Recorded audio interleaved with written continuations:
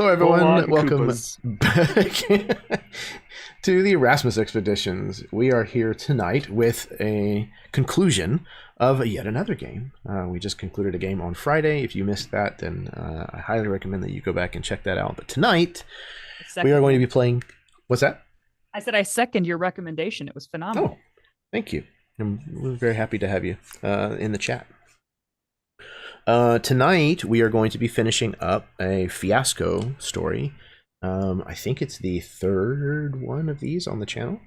It's been a ton of fun so far. These games are always wacky and a little violent. But that's why we like them. Tonight, we are playing a Dragon Slayers playset, which is very much kind of D&D coded. This one is called The Den of Thieves.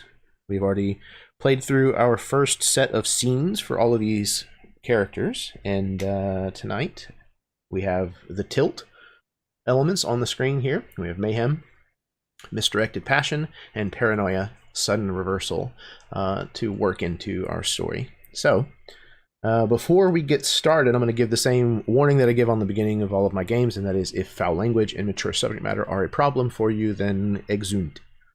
Goodbye. Farewell. But if those things don't bother you, then welcome. You are amongst like company. I'm going to pass things over to my players so that they can introduce themselves, plug anything that they might have going on, tell you where you may be able to find them on the internet or not. And yeah, then I think we can get started.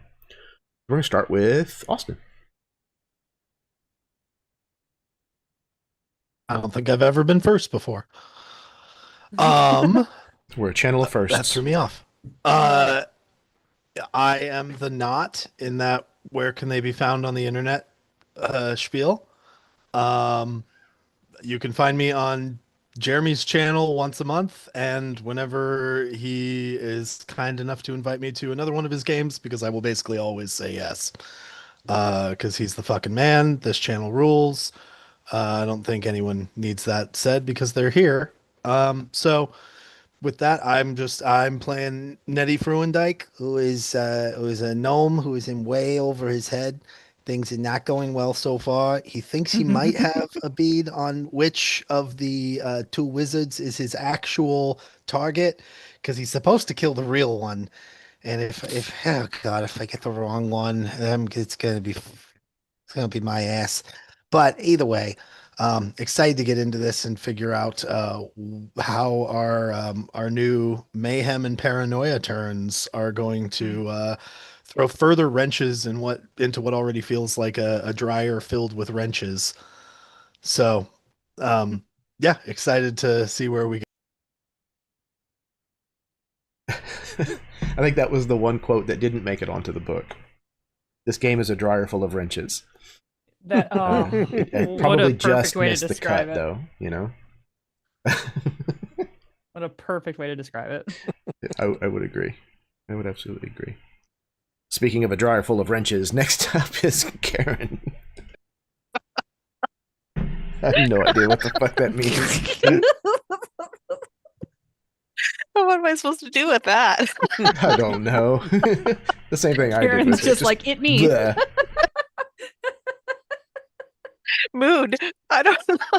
Wow. Hashtag vibe. Well, as you all know, I'm Karen. And find me here on this channel and on Mini Train Domain every Monday and every other Tuesday, because we loves it there too. I get to play Ella, the sweet little peasant girl. You know, just nothing going on here. You know, you gotta love me. I really this is gonna be so much fun. I can't wait for the chaos to start. I'm gonna pass it on. Absolutely. Always a pleasure to have you, Karen. Thanks for making all of us cry on Friday, as usual. You're very welcome. Mhm. You're very welcome. It's appreciated. I'll send you my therapy bill. All right. Next up, speaking of my therapy bill, Carrie. Hey, hello. I'm super glad to be here. I'm Carrie. I'm playing Kayadani, and I'm probably who Karen's gonna kill first. So, in her inevitable killing spree rampage. I am super excited to continue the story tonight.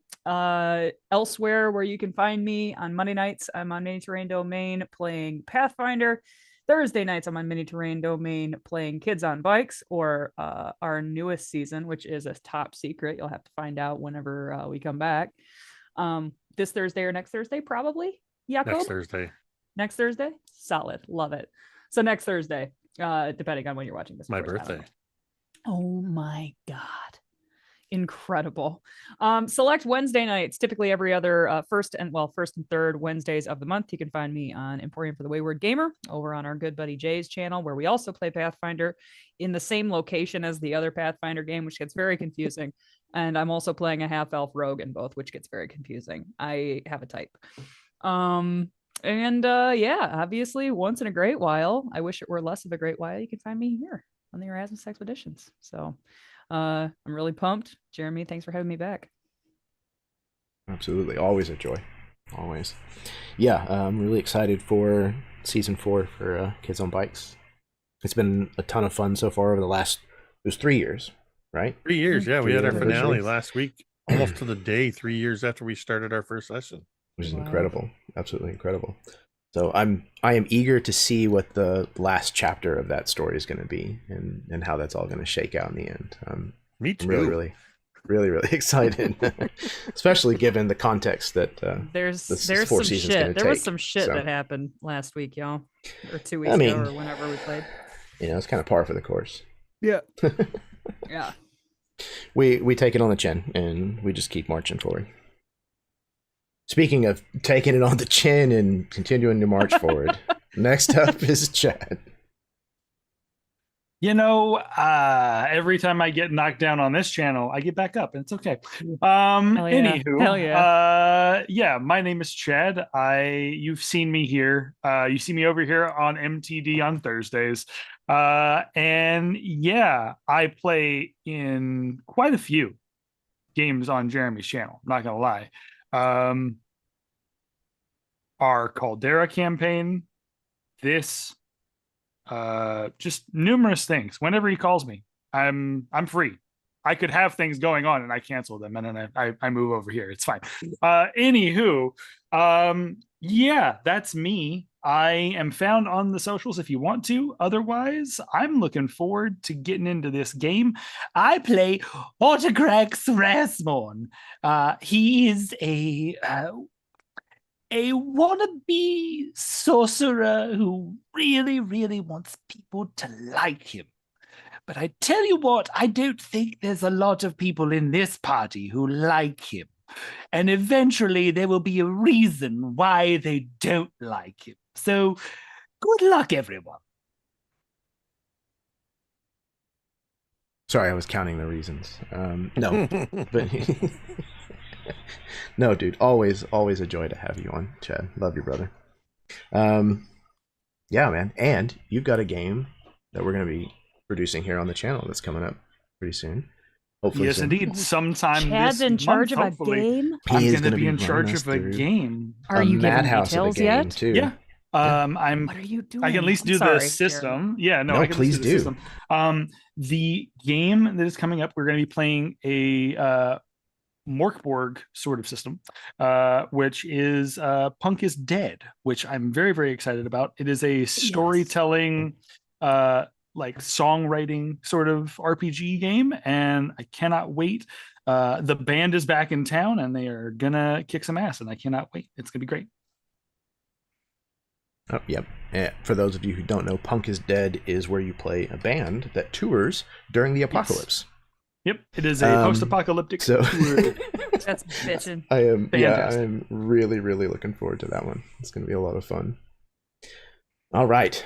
Speaking of looking forward to a lot of fun, last up, certainly not the least, Jake. Hey, internets. It's Jake.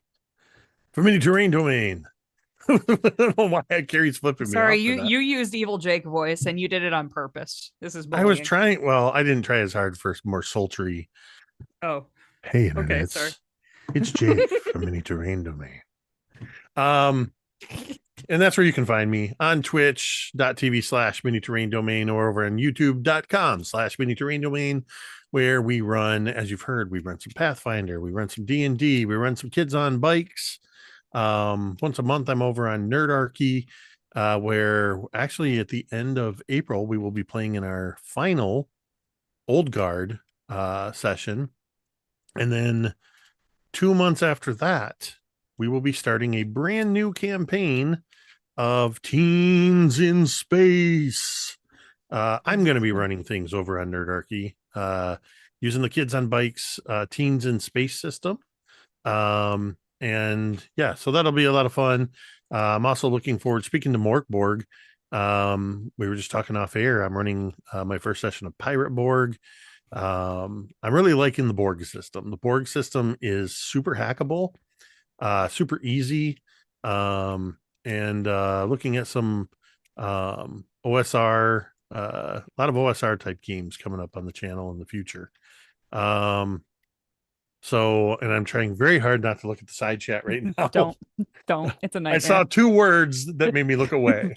I am playing Arcanathor Kadarabond, You one did this of to 2 yourself. total wizards. I do not remember what accent we did because I let Jeremy go first. Yeah, We'll find it. mad scientist kind of voice. Yes, yeah. he was So the we'll find it golden again. wizard, But yeah, one of us is the real one of us, and one of us is a facsimile of sorts, and we'll just have to see how that shakes out. But yeah, super stoked for this. Can't wait to see how this all ends up. Who lives, who dies, who goes on to glory and riches and whatever else, and our characters. I want to see what happens with them. Dude, absolutely. Oh man. So as you can tell, the chicanery has already started. Love that As word. What a great word. That's an SAT prep word, but Oh, there you go. well See, you come here to learn something done. Yes. and The word listen of the to day is dirty jokes. So if you're unfamiliar with Fiasco, I don't know why you're starting here, but buckle your safety belt because you're going to be in for a ride. Okay, so this works. I don't know what this music is, but it has to change. So the way that this works is exactly like Act 1, except we have the tilt elements that we're supposed to kind of like make sure that we work in throughout the course of the play this evening. And then also, whenever you earn a die with your scene this time around, you keep that. You don't give that to someone else. So those are the 2 big changes. Everybody is still going to get 2 scenes where your character is the focus as we go around the circle. And then at the end, you're going to take all of the dice that you earned throughout playing, roll them similar to the way that we did leading up to the tilt, and then there will be an aftermath that we use those dice to kind of interpret for your character.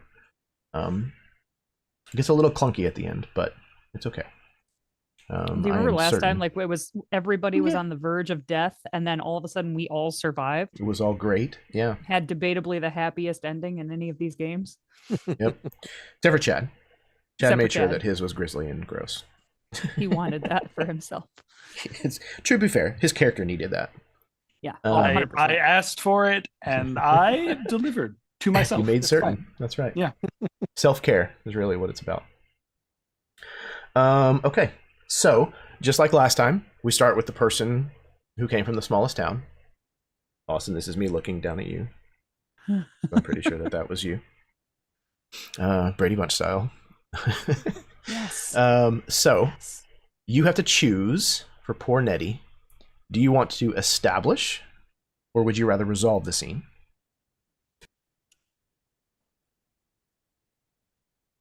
I've been racking my brain with what to establish, and since I have come up short, like the uncreative person I can be at the very beginning of a game, I'm gonna put the work on all of you guys, and I'm going to choose to resolve. Okay. Okay. I think I would like to see a scene where Arthur is telling Nettie what he overheard. Oh, yeah. I agree. I like that. That's great. Okay. Where are we at? Where's this taking place? Let's see. How about we were like camped out, right? Or were we not? We are Remind me, like, currently unloading the cave of that the was it. horde. So we have like a camp that's kind of established outside, and then we're also Okay. inside the cave. So I imagine people are like, I would say we're still inside the cave, maybe in an alcove that you think is private. What if it's that trapped corridor that seems to, it was a location that came up for us, but it seems to be where all the secret conversations are happening. That's Yes. perfect. It's like you have to I wait love your it. turn. This is the only isolated place. Excuse me, we need the trapped corridor, please. Did you sign up for the trapped corridor? It's none of my business then. Wait, I booked the trap corridor for 1:30. You did not. 1:30 Booked it a.m. 3 months in advance. How did you get here? Oops. You actually have it for Monday. Oh no! We I will actually- come back and have a conversation later. So Save sorry. it. Save it. Amazing. So, Nettie, sounds like maybe you are in this trapped corridor. Yeah, the I dungeon think he's just with Arthur. retrieved Arthur from where he kind of inconspicuously left him, with the pretty express purpose of eavesdropping. And I think as soon as he thinks he has reached an area where he's alone, he takes a deep breath. Okay, please tell me you got something, because I've just been staring at the two of them and they look the same. They look the same. I don't know what to tell you. I know you can't see them, but they look the same. Okay. Did you hear something? So, gang, I'm gonna be completely honest with you. I have not had a chance to go back and rewatch our last session, so I'm gonna need a refresher on what Let's was make said. it up. Okay. I think That's- what you heard, I think, Uh, was essentially like a confirmation of which one was real, right? Or like a pretty major clue. I A thought. good idea as to a good it, I think. idea. But the other thing that I think would be pertinent information that Arthur would share, and is that I believe he overheard Kaderabond and Arcanathor basically talking about how everyone in this group is like expendable and Oh, to yeah. be Yes. taken care That he of. will Yes. ultimately At end the up end of killing this. everyone. That's right? the thing. Yes. Yeah. That's the big thing. That's the and- one I know for certain Okay. was revealed.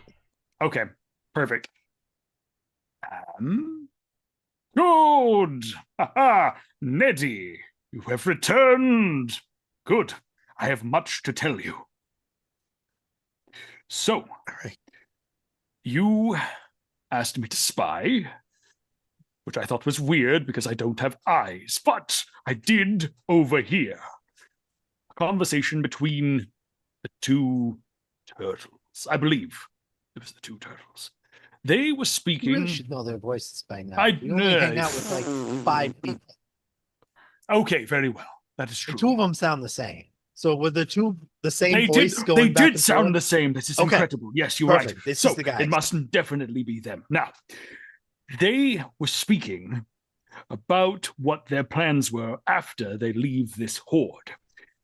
The idea is that once they acquire this this amulet, this some sort of this amulet of Zon, I believe that they are is what they were looking for, or something. Yeah, you see Nettie's eyes just like, oh god. Did they describe it? Yes. They did. A golden amulet with a large ruby in the center. Is that what I believe is correct? Yeah. Yes. I Aha. may have just handed that to one of them. You know, it's been Ah. Well, that could be useful. That could be a way to tell the difference between the two of them. Congratulations. You actually did something right, Ned. I'm proud of you. Congratulations. thank you. Um, So what are they going to do? anywho- They're going to pay out the group and go their separate ways. No. I'm They assuming, are so- absolutely 100% going to kill you. They find that you are expendable and that you are not necessary. Because the idea is ultimately that the amulet will raise the dead. So why keep you living when they could just kill you and then add you to their horde?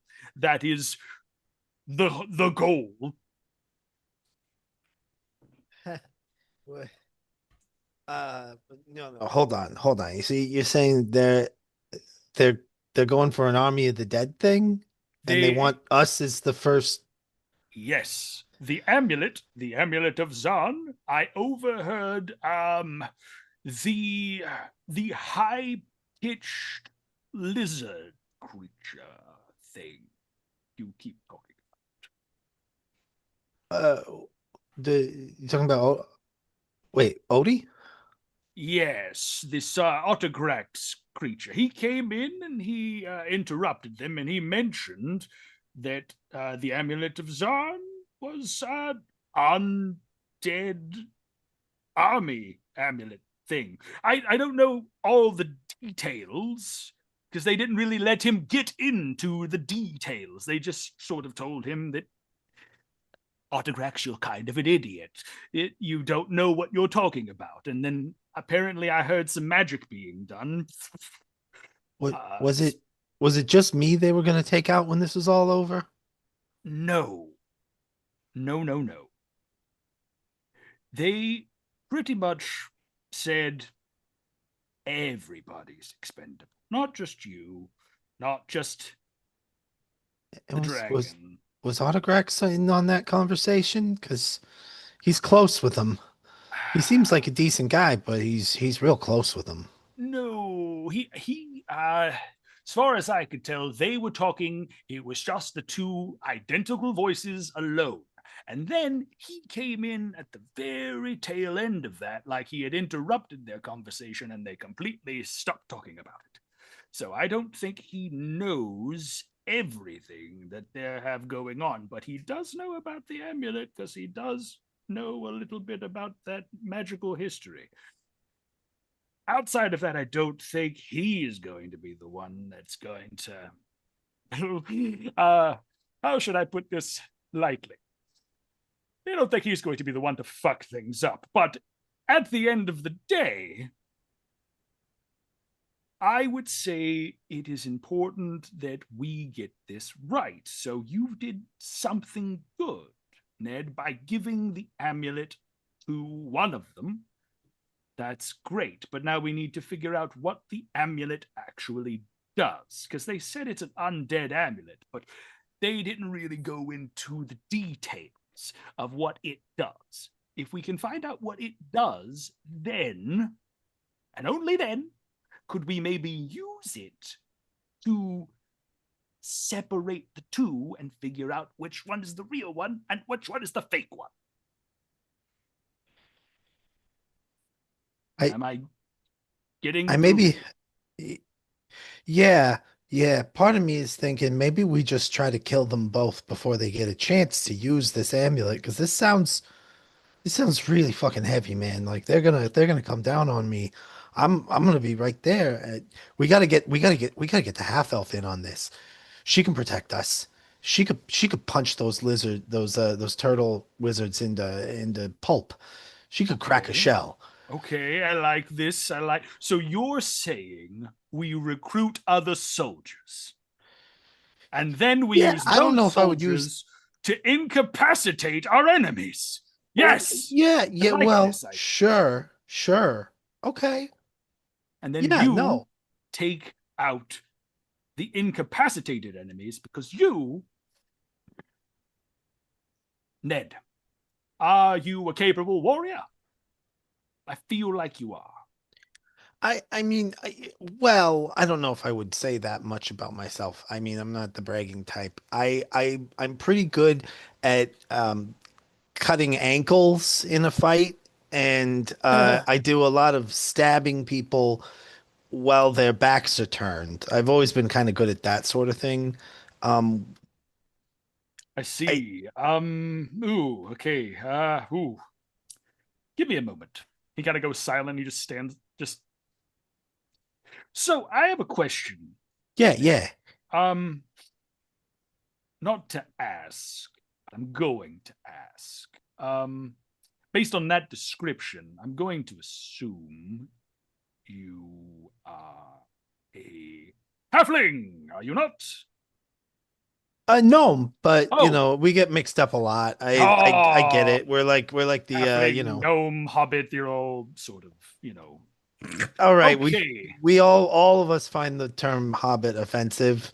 Oh, I'm sorry. I know am an you're from an ancient- older time. I know I- you're from an older time, I but am an ancient weapon of magical we means. don't use that word anymore. I did not know it was derogatory. My apologies. It's all right. It's all right. You don't keep up on lawsuits and things, but Indeed. it's been a real issue in the past. Okay, very well. Well, you seem like a capable warrior. Otherwise, I would not have chosen you for this task. But if you feel as though you are not capable of doing it yourself, then by all means, you are fully deputized by me to go forth and find yourself an army to fight the undead brigands that shall I think be this would coming. be more of like a cat's paw situation. I don't know if I'm really looking to recruit an entire army around me.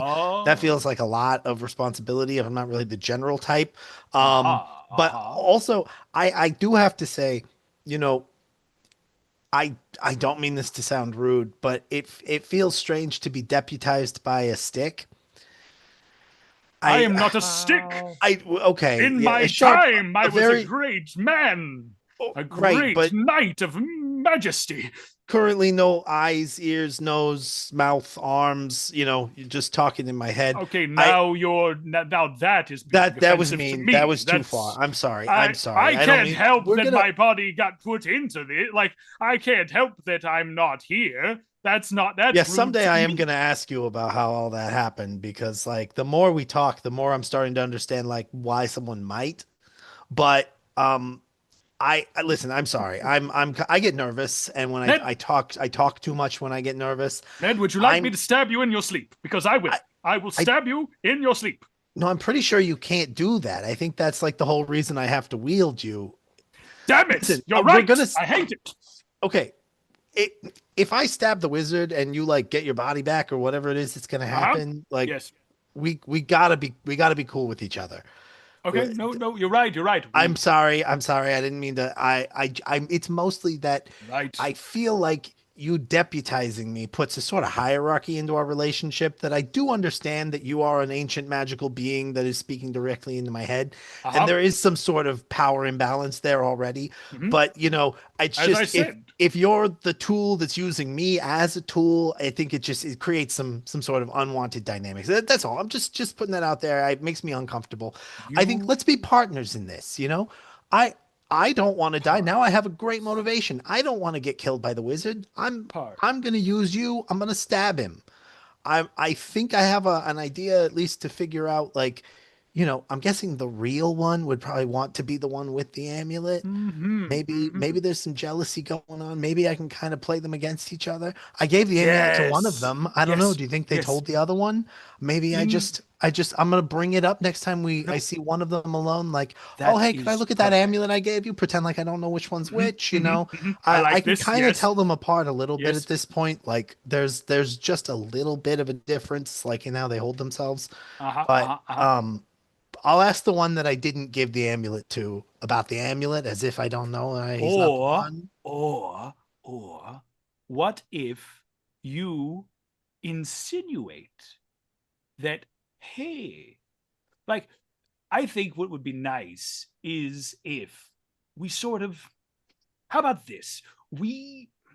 You, because I can't, I can't, you can. So what if you insinuate to one of them, the one you know or suppose doesn't have the amulet. You just bring it up in casual conversation about, gee, did you like the amulet? Did it work? Or something like that. Like, maybe have they used it? You don't know. Yeah. But the No, fact exactly. that That's it could possibly be the thing, that would right be... along with you. I think if we Oh, can good, throw a little good, good, good. division, maybe one of them might be a little more willing to be like, I want to take care of that simulacrum. I never should have You- created him, or something like that. You You had know? it all Or along. like, Yes. yes. That's. Yeah, I think we got it. I think we got it. we got it. But if I am had gonna. hands, I would high five you. I am going to go look for Kayadani because I do want to tell her about the whole we're going to be murdered thing. Probably Ella too. She scares me a little bit, but that probably means she scares the wizard too. Yes, There's something off about her. She's like super sweet, real nice girl. But there's something that like shark eyes. Have you noticed that there's like a deadness to the eyes? Again, Ned, we talked about this. Nope. I'm sorry. I'm sorry. Yep. You're right. That was None. rude of me to even. None there. Ears, yes. Eyes, no. Yeah. I'm sorry. That was some sort of ableist language that I was using there. I don't mean to be like that. No. Don't talk to a blind stick. That's horrible. Yeah, that's great. Okay, man. I'm sorry. We're on the same team here. We're on the same team. I would like to be on the same team. I feel I'm glad very we put are. upon by all of this, and it does feel like you've put an immense amount of danger on my back. But at this point, I'm in. I mean, we're here. You know, Okay. I'm sneaking off doesn't feel like an option. I think we just gotta like figure out which one of these guys to stab. But let's If get the rest of them in on it. to stab both of them, I'm in on that too. But just make sure that if we do it, we hit them in like the heart or the head or somewhere squishy. You don't want to hit them in the shell, right? Because if you hit them in the shell, that's not going to work. Sure. No, that makes sense. Yeah. All right. I'll go for the neck area. I think. Yeah, probably... that's right. Good. Yeah. Neck Okay. sounds great. Get them in one. Get them in one. Yeah. I'm gonna let's find the others. Let's have a quiet conversation. Maybe we can bring them back here. This feels like a nice place for a quiet conversation. Where did you put me in a closet? No, we're in an alcove. Oh, Totally different. There's no door. Oh, no door. Ah, The nice. walk-in. Yeah. All right. Let's do this. We're gonna get them. Team, I don't know what to call us yet, but we'll workshop it. It'll be all right. We'll figure it out. Yeah, I got nothing. Not but Nartha? we'll figure No, it out. Nartha doesn't work. Nartha does not work. I don't like it. That's No. Yeah. No. No. Yeah. Stick and stab. It's something. I don't know. stick and stay. Make them pay. Ha ha! Yes. I like it. We'll workshop it. Okay. Nope. You're right. Okay. Take me with you. Onward. Yeah, I think that is. I'm gonna say that Perfect. that felt like it went pretty well. all Yeah, things Nettie's considered. getting. Yeah. I got some information agree. that is incredibly useful. I now have a plan as to how to deal with recruiting allies and killing somebody. So I'll take a white on that one. And you're workshopping a team name. Yes, indeed. I love how absolutely make a room. stupid, like not completely like unintelligible, but like how absolutely just completely blind Arthur is to everything. He's like, Yeah. I've been in a cave for so long, and then someone found me, and then someone handed me to this kid, this person. Great. What do I He's do a with it? grown man. He's just a halfling. That's why He's he's just a freaking. halfling. He's a gnome. Sorry, a gnome. He's a gnome. He's a gnome. He's fine. No, I love it. I love their dynamic. I'm It's here so for it. Fun. Okay. It is my turn next. I think. Okay. I think I want to establish. I think the scene that I want to play through is Arcanathor bringing Kadarabond the written mention of the Amulet of Zarn and what it's capable of. Like when this was discovered and shared. So I imagine we're probably somewhere flashback style in our tower. In some form of study with, musty, dusty tombs and large tables stacked with all kinds of different fetishes and arcane devices, vials.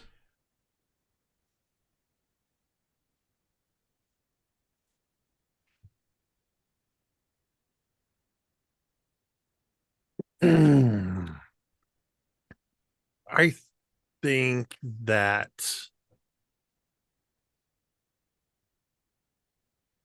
with everything else, I think that just about every book and scroll, random scrap of parchment, untold journals and notebooks, spell books, everything we own that's been written upon or published is no longer on its shelf. Most of them there's several tomes that are opened to specific passageways, several that have been overturned or set into stacks of don't put them back where they came from because we might look at them again, but basically everything has been poured over, probably if not for months, possibly even years. And there's probably this, I'm picturing Arcanathor sitting behind a stack of said open books, several candles burning,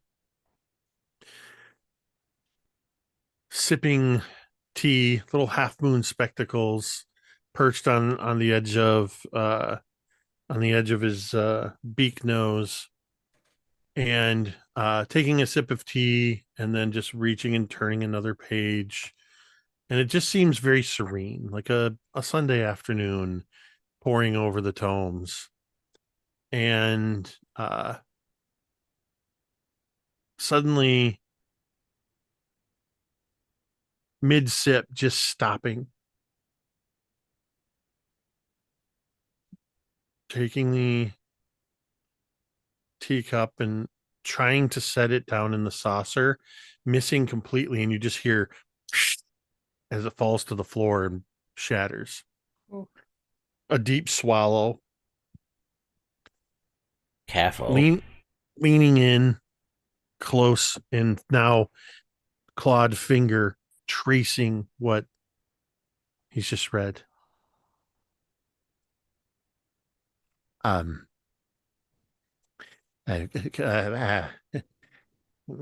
Kidarabond. Yes. The mop is in the closet. We're past the point of needing mops. I need your eyes. Come over my shoulder and tell me what does this passage say? I need to make sure that I'm reading it correctly. He grumbles as he kind of like rises from where he is seated at a desk that looks identical over another tome that he was looking at.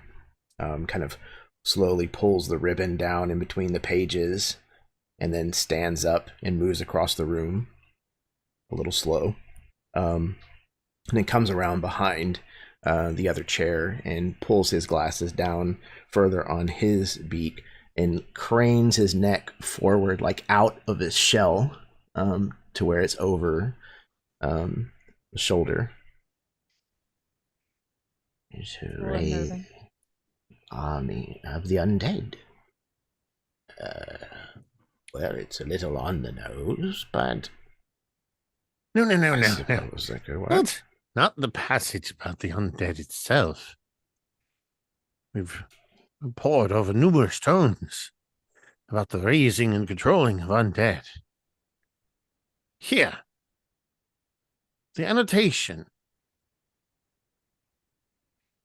It was... This information was provided by Xanathor. It cannot be. It is impossible. And yet there it is, penned. His own words penned in this tome. Well, I that do certainly believe- does lend a certain degree of legitimacy. I asked you over here to validate my discovery, not to lay question to it. It is our job to question one another. That's why there are two. Do you have to be so pretentious when you do it?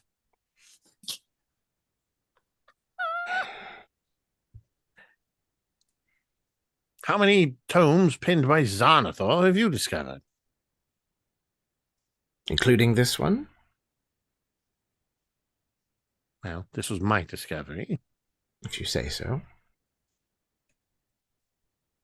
I'm certain I've seen this passage before.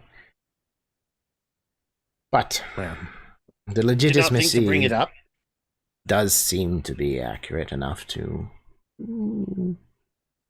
maybe warrant some tests, some further investigation, some Well, experiments. it seems to me, looking over these additional passages, and kind of flick through a couple pages, there's a couple of probably one of them has an illustration, not of an amulet per se, but of a gemstone, and I imagine it's diagrams and theories about the enchantment of such devices, and their possible uses.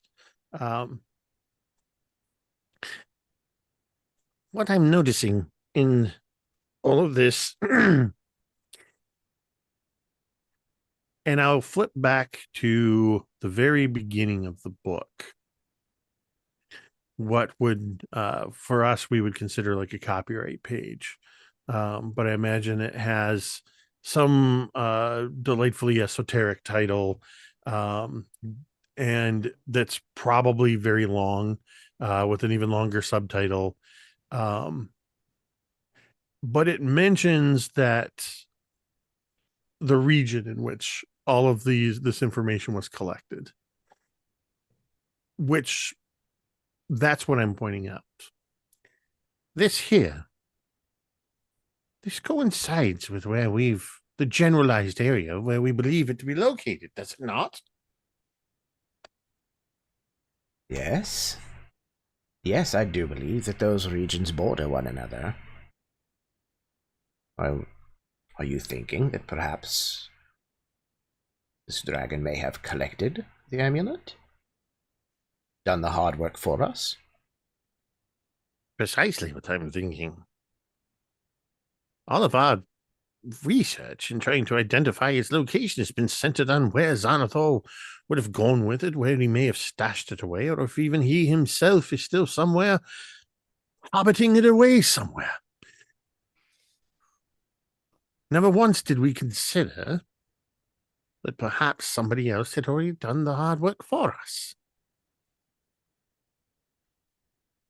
Yet here it is.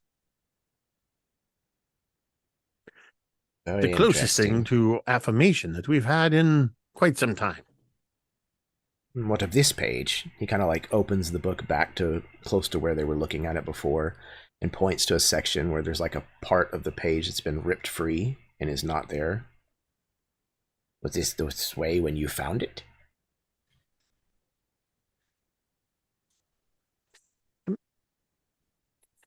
Surely this is in all of our rugged research and the way we've been indicating the vast piles and things around it.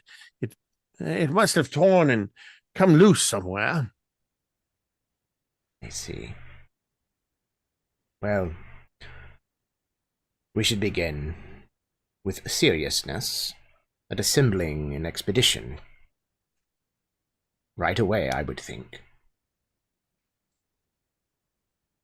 Yes, I think it's time to put that plan into action. And I think he parts, and we cut to some time later where either Arcanathor or maybe Kadarabon goes and pulls that book off the shelf and opens it back up, and a piece of torn paper falls out of the back part of the book where it's folded up, and this turtle bends down to pick it up and reads a passage that mentions the power that the Amulet of Zarin has to give an inanimate vessel real life from necrotic energy. I agree. I think that whichever portal it was, we only ever see them from behind. We only see their shell. Oh, yeah. And scene. Nice. Thank you, Jake. That was fantastic. What do y'all think? Oh, well, you guys weren't really opposed. So I think that looks good for both of you. I think because you have a lead on this great artifact. I think. So let me just say something. This will be a white die if Kadarabond is the simulacrum. It's a black die if he's not. Well, My how are we going to determine that? Clever. my gut said black die because it was sowing the seeds of discord between what is supposed to be an incredibly like tight duo. Tight duo. And now we know that there's, even since before this quest, there's been some trouble in paradise with a little bit of like they both are kind of on the other one a little bit with like they're not telling each other everything, and maybe some resentment from one to the other, and some sort of I feel like that reinforced my belief in who's real and who gets treated more like a servant.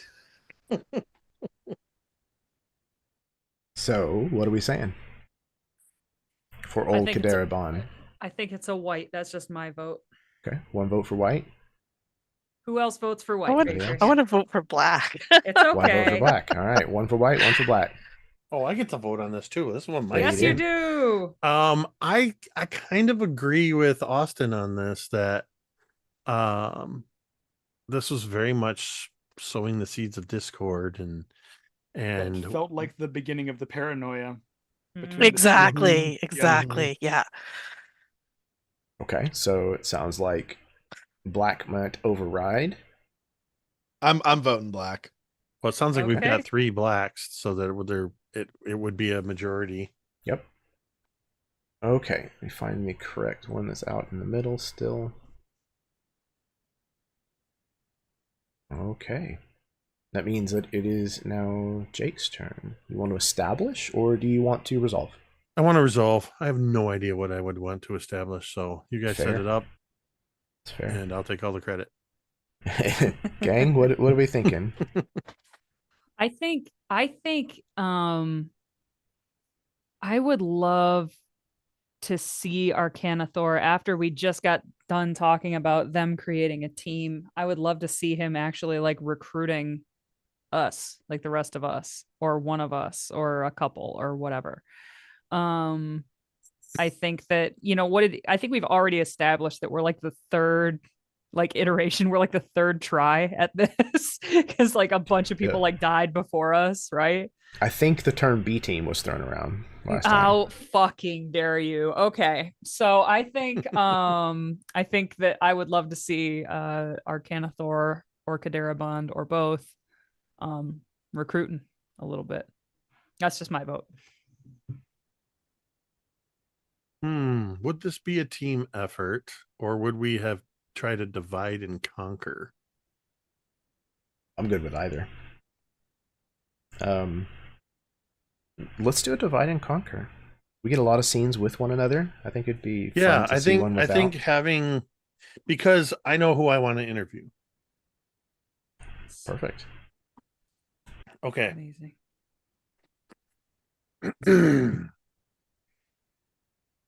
Where are we at? Anybody? Let's throw something out You there. guys are establishing it. Where's We have where's to this? establish the place. I would like to establish who it is with cinematics, but where are we?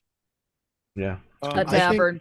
my thought is like a little shit town in the middle of nowhere that is like a place where nobody thinks that someone worth recruiting is going to hang out. And are we recruiting us currently, or are we recruiting Yes. the A team that came before us? I just want to make sure that I'm on the same page. I would Jake's be more gonna like, establish, yeah. which who it is that he's actually interviewing. Okay. It sounds I think like. it's one of you. Okay. Okay, so like this is like a 3 or 4 family like pig farming village. Oh, God. Mhm. It's Like it's a one of those little places hamlet. that just has the name Mudtown Right, or exactly. something like it. Like- Population 8, and then you see somebody out there crossing the 8 off and going 7. 7. Yep. and the tavern is called the Mud Hole.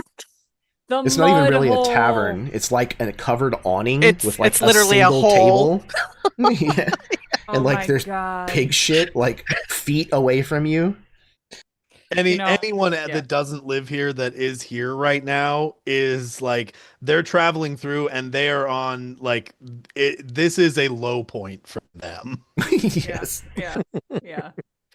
I picture the mud hole as it was a like a wagon that was like one of those snake oil salesman type wagons that broke down at a crossroads, never got repaired, and just got repurposed, and probably most of what they serve is whatever was in his inventory. Whatever was in his, and they've been making it last for like a year. They've just been And- watering down snake oil stuff, Yes. so people they think they're getting drunk, but they're having mild hallucinations. And I like to believe that these people Fucking also PA are parody. like, these people are also like super proud of their town. Like and- they are like, they love being from Mudtown, and there's a festival every fall. It's like a big thing. And there's literally just pigs everywhere. Yes. More pigs than Amazing. people. Remarkable. Cool.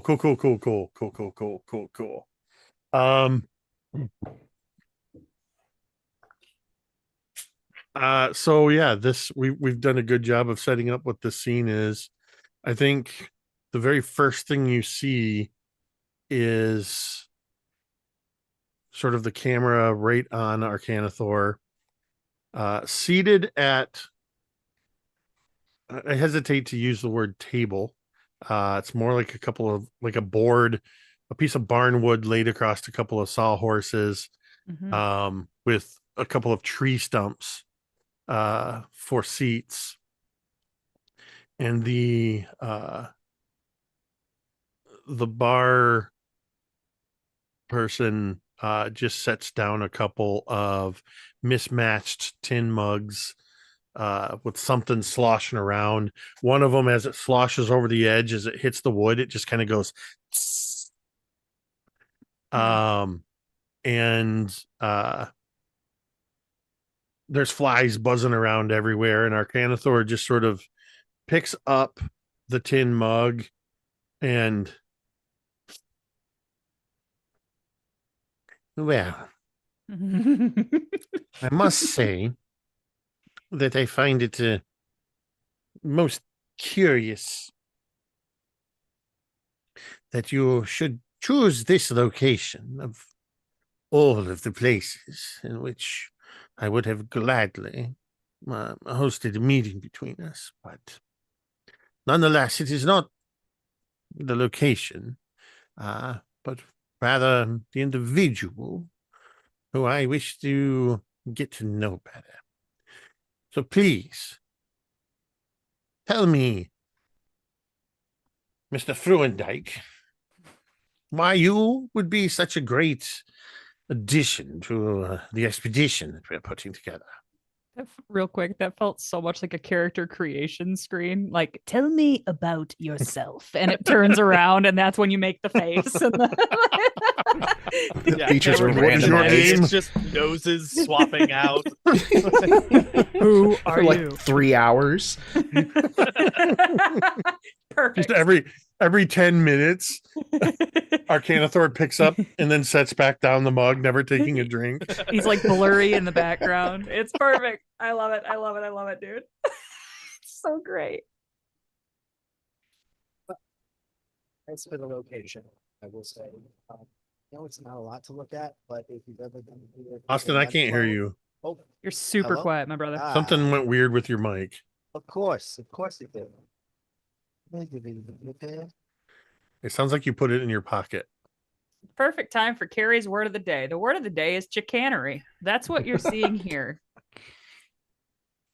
Chicanery. 100% unadulterated chicanery.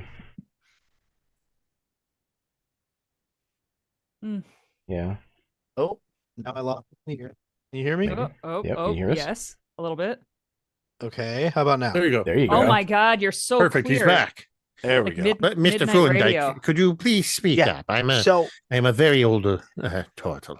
yeah, so as for the location, I will say I understand this is not everybody's cup of tea, but if you've ever been here during the mud flower carving competition, they do it every year. It's incredible. You would think that with how wet and shit-filled the mud is here, it wouldn't really do a good job of holding up, but they do something.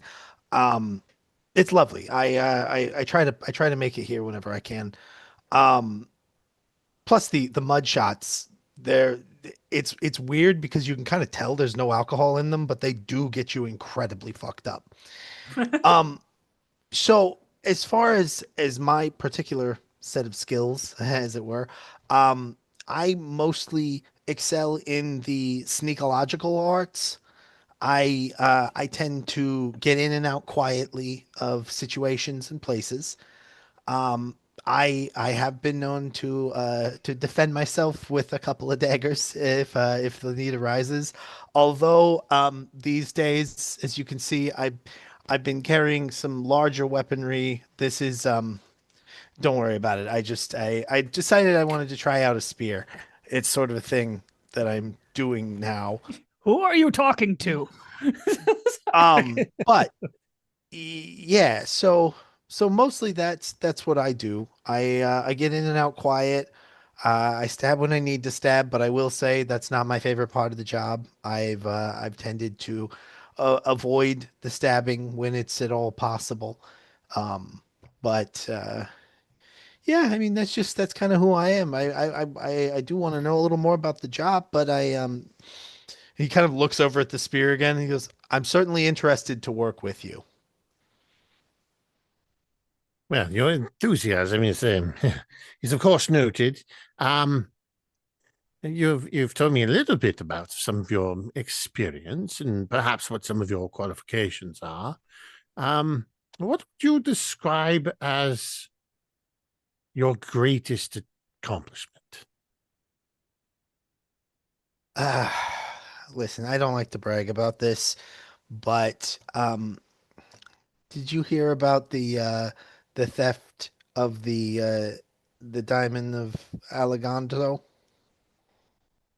The Diamond of Elegantra is, well, that was quite a daring heist that was pulled off in broad daylight. Yes. Well, I wrote up the plans. I wasn't actually there for the specific the pickup, but I did consult with the crew that pulled that off, and it was my plan, that, not to brag again, but that did get them out of the city unnoticed.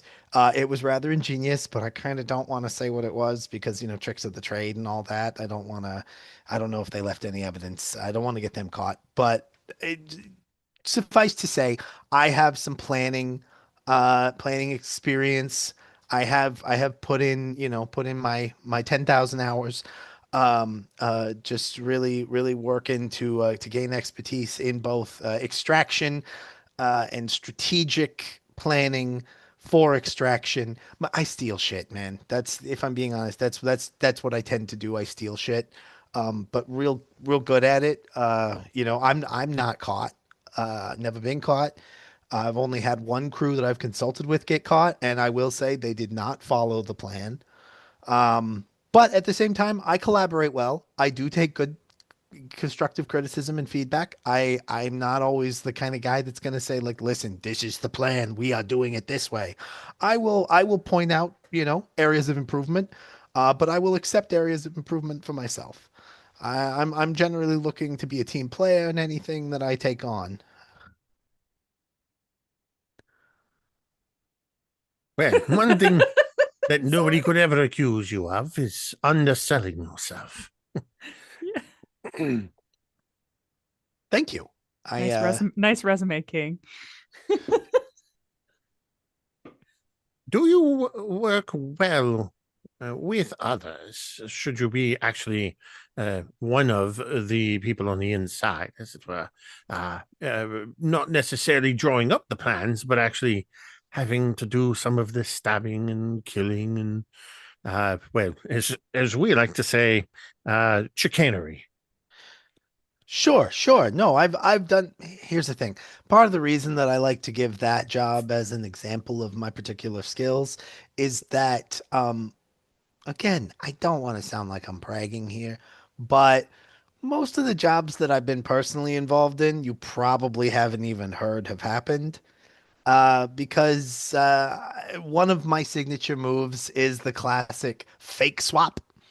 That's where you have a real artifact and a perfect replica, and you do the swap in such a way that you are not actually discovered as having done it. So there are a number of forgeries that I have had a hand in that are out there in the world right now. Um, Quite impressive. Duly noted. Now,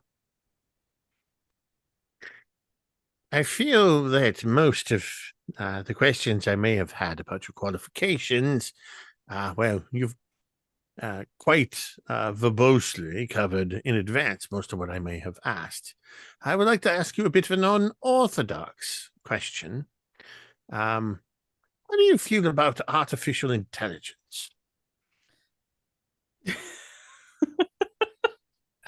well, fortunately, I'm in one of the lines of work that I don't think is likely to be replaced. In general, I have a pretty neutral feeling about it, if I'm being honest. It's not something I've spent a lot of time thinking about.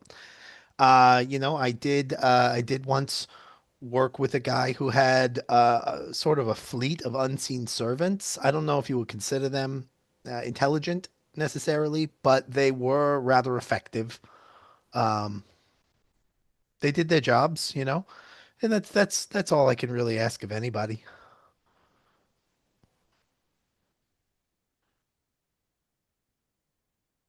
Can I ask why you ask? You are certainly at liberty to ask any questions that come to your mind about why I may be recruiting you or asking the questions that I'm asking you. Well, sure, sure. But I have been told, I've heard many times that it's good to have questions for your interviewer, to show your level of commitment and your level of Absolutely. buy-in to the job that you are signing up for. Of Um, course. You may ask any questions. okay, how about that one that I just asked? Yes, you can ask that question. Okay, I'm Now. I'm asking it now. Yes. I see. That was a test. It was seeing how quickly you will pick up on attempts at subterfuge and misdirection. But you are to forgive an amateur such as myself. This is, of course, why we are seeking to hire somebody of your expertise, because you are so skilled in this area. I, as you may or may not know, am a wizard. I am one of the two greatest wizards of our age.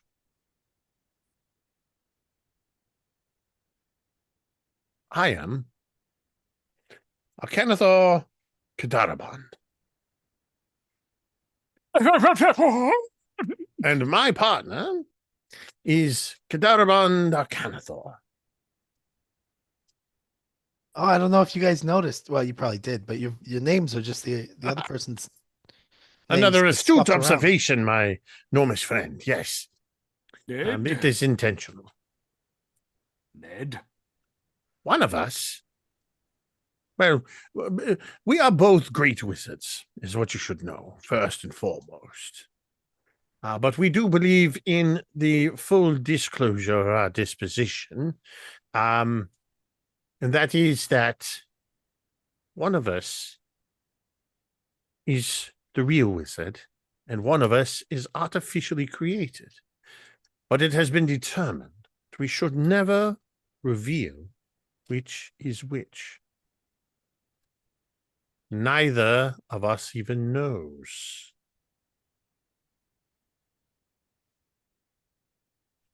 And I lean forward very closely to gauge your response to this. I think you get the slightest hint that is immediately covered up by there's a flash on his face of like when someone smells bullshit, but he immediately covers that up like, oh, that's a great way to do that. I see that would be a smart move to make sure that there's no jealousy or sort of resentment from either the artificial construct or the originator. That's Yes, fascinating. that is not a reason for any of this. It's because in order to ensure that those we are working with don't show any preferential treatment to one or the other. It's more our concern for others. Now, there are some that would question, other wizards, in fact, would question the, how good of a decision it would be to reveal such a piece of information to even a potential applicant such as yourself. But when you've been around for as long as we have, you realize that there's no point in keeping aces up your sleeve. It's best to place all of your cards on the table. And if it just so happens that two of those aces are spades, well, just know that one of them is, well, as you said, a forgery. So perhaps, with your distinguished abilities at creating duplicates of the real thing, perhaps one day your eyes will discern the truth, or what you believe to be the truth.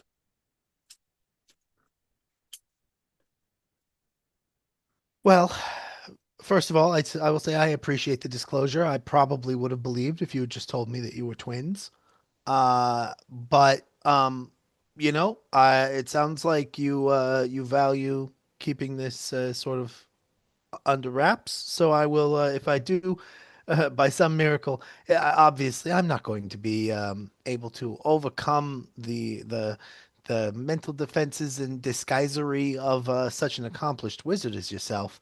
But if I were to, by some stroke of luck, happen upon an answer, I can keep that to myself because it does sound like you are saying you prefer it not to be known which of you is which. I'm saying that it is nearly impossible for anybody other than ourselves, and perhaps even ourselves, to discern the truth. That is why I'm not concerned about keeping it so secret. Nor am I concerned that you're going to go running off blabbing it to anybody, because welcome aboard, my friend. Ah, thank you, sir. I do appreciate the opportunity. When you shake Arcanathor's hand, there is a slight electrical jolt and a tingling that travels up your arm. I don't know what Nettie Fruendijk's experience with the arcane arts are, but there has been some sort of spell cast in the shaking of the hands.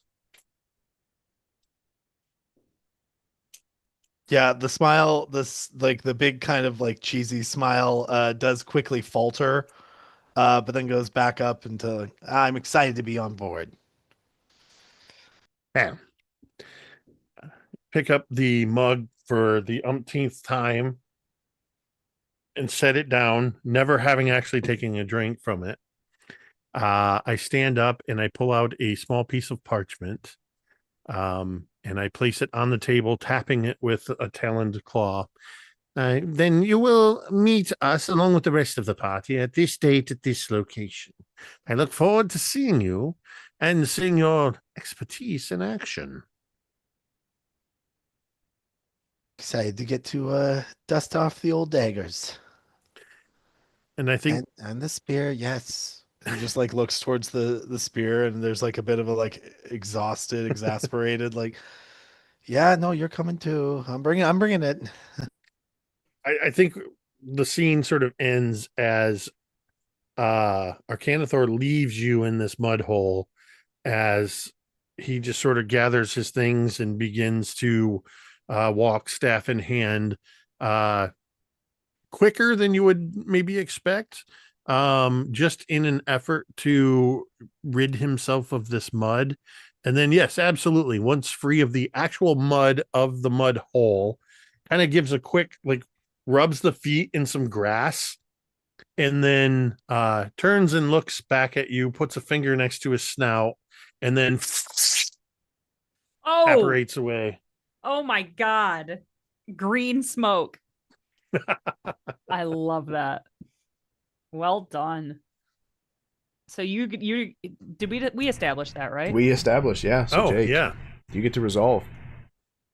Oh man, I forgot that I have to resolve this. You get to decide if you win or lose. That's the trade-off. So I'm going to say two things. One, I have no idea if and or what spell Arcanathor may have cast. I threw that out there as a sort of narrative piece that could be picked up by somebody in another scene. But two, because of that, I feel like everything went pretty well and ultimately felt confident enough to hire Nettie. I think that's a white. Yep. Yeah. That works for me. Makes a lot of sense.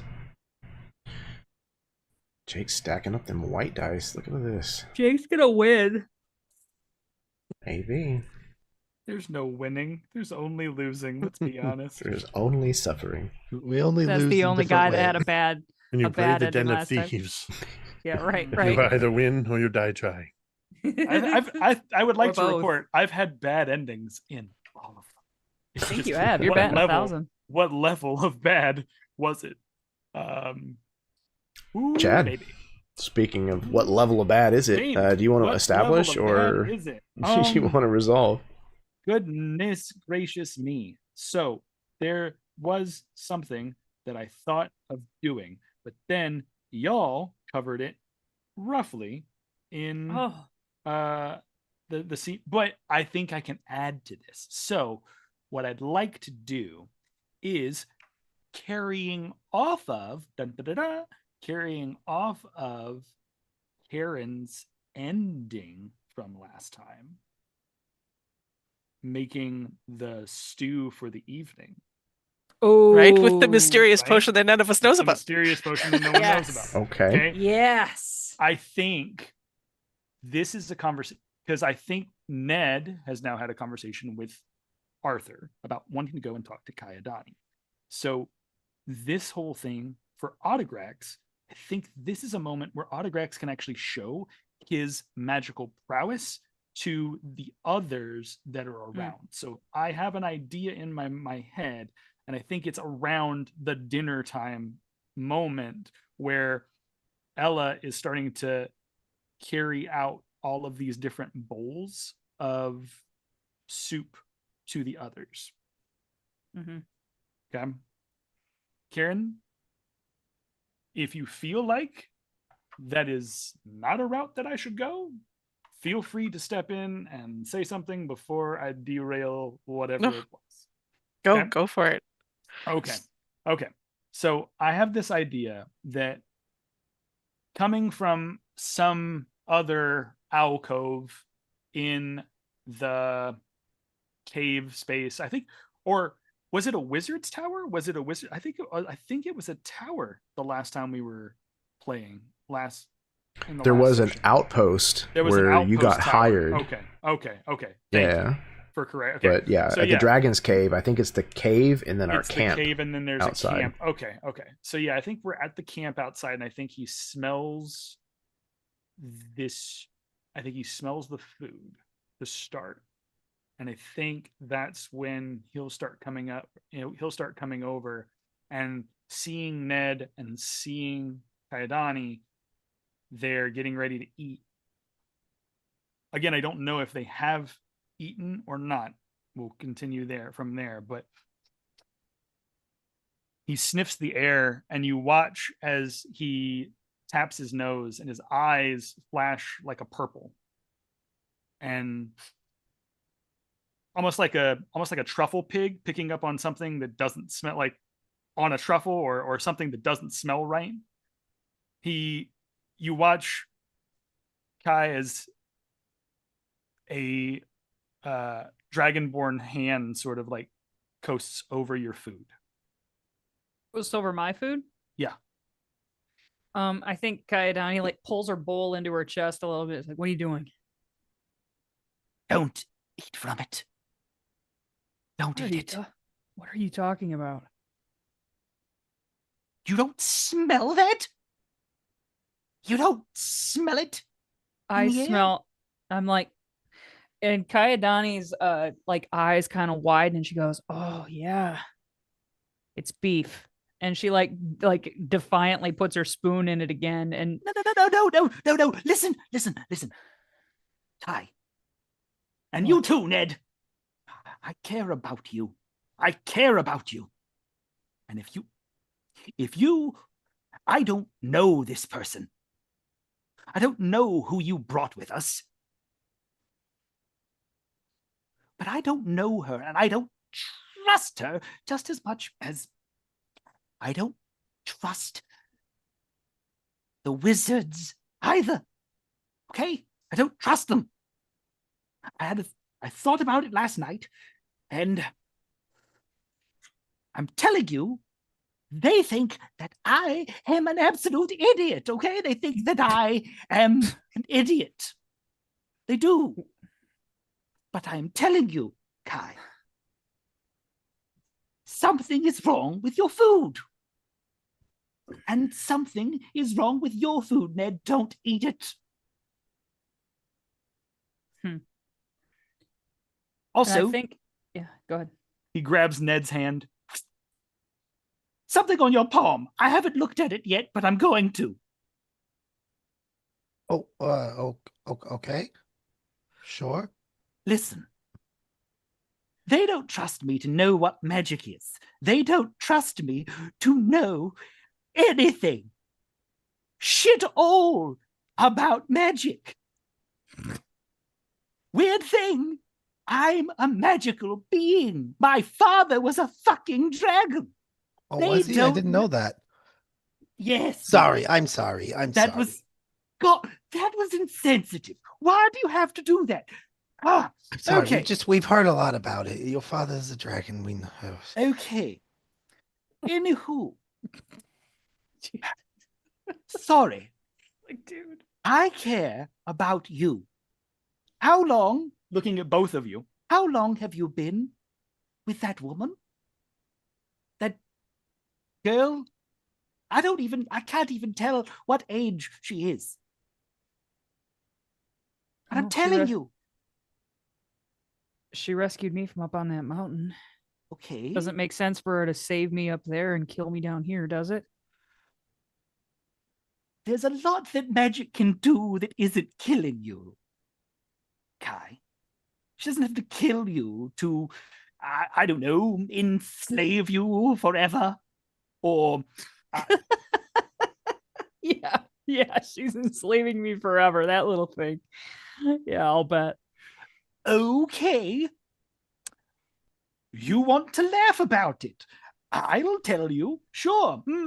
Everyone wants to laugh when the magic man comes over and says, hey, there's a historical relevance to the fact that if you eat something that has magic in it, maybe there might be a reason for you to forget things and completely lose your mind entirely. Okay.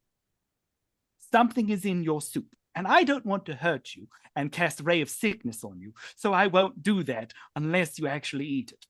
You as well, Ned. I think Kayadani stands up and she's like, and she just like, I think her bowl, like it's a bowl, like it's a normal size bowl, but her hands are so big that she's like holding it like a cup. And she just kind of like looks at it and like smells it one more time, and she doesn't smell anything weird.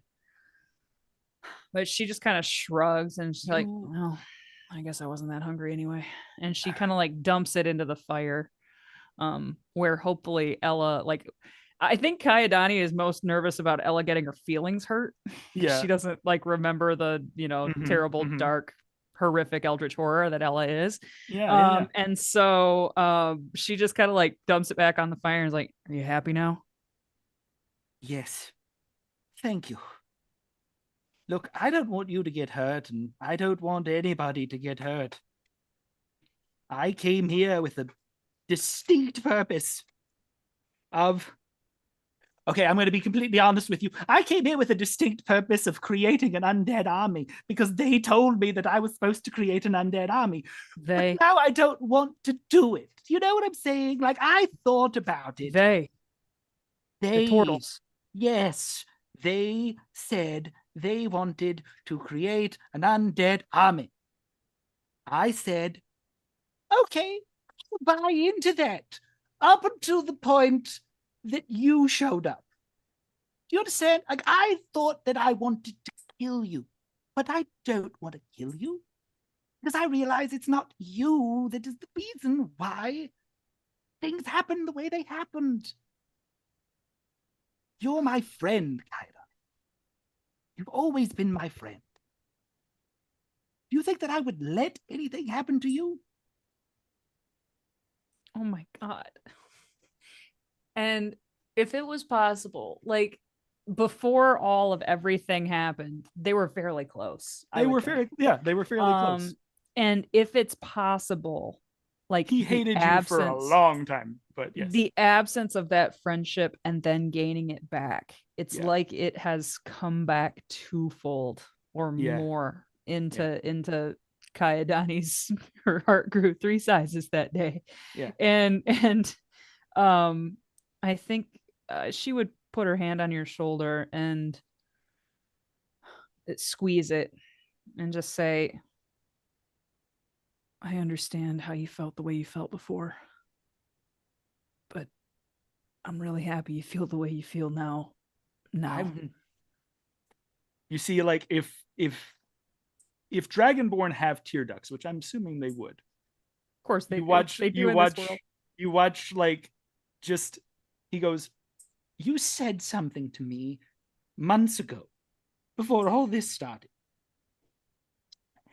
You said that I didn't have to be my father. And you're right, I don't have to be my father. My father was an asshole. I know that. But I looked up to him. And I thought that that was the thing. The thing you were supposed to do was to look up to your family. But when your family hates you, and they leave you alone in a swamp,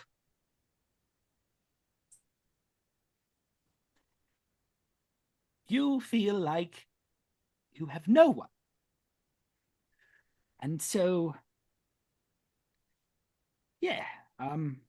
I woke up this morning and I said to myself, they don't think very highly of me. The turtles don't think very highly of me. I'm going to show them. I am. I'm going to show them. I am. That's right. Autograx Rasmorn. My father was Rasmorn the Ruinous. And I shall be Autograx something to be determined at a later date because I can't figure it out right now, but I know that I will be something special. She puts her hand on your chest and just says, "How about Autograx the Brave?" Autograx the Brave. Yes, I could be Autograx the Brave. Break my familial bonds. And yes, I think that will be nice. And then immediately he kind of wraps you in a hug. Oh yeah. And then from that, like he lingers on that for a second. You hear a very, very tiny sniffle in your left ear. Yeah. And then immediately he snatches Ned's hand and turns on he turns onto Ned. Ned. Yeah. I don't know much about you. I don't. Yeah, I didn't want to cut into that moment. No, You guys no, seemed no, like no, you were that's having fine. a real moment. But I there. like this. I like this little group here. The three of us, the little triangle of whatever this is. I like this. So, here's the thing. Okay? On your palm, who touched it? Who? Not everyone who's ever touched your palm. I'm just asking. There's specifically a magic person who touched your palm. I need to know who did. I think I shook hands when I was recruited. Okay, good. Well, unfortunately for you, magic doesn't wash off. So you have Yeah, I'm pretty sure I've washed my hands since then. Yes, well, again, magic doesn't wash off. You have a suggestion spell placed upon your hand. At some point, whoever placed it on your hand will suggest to you to do something. And it is imperative that you do it. And if your mind isn't strong enough, you will do it. And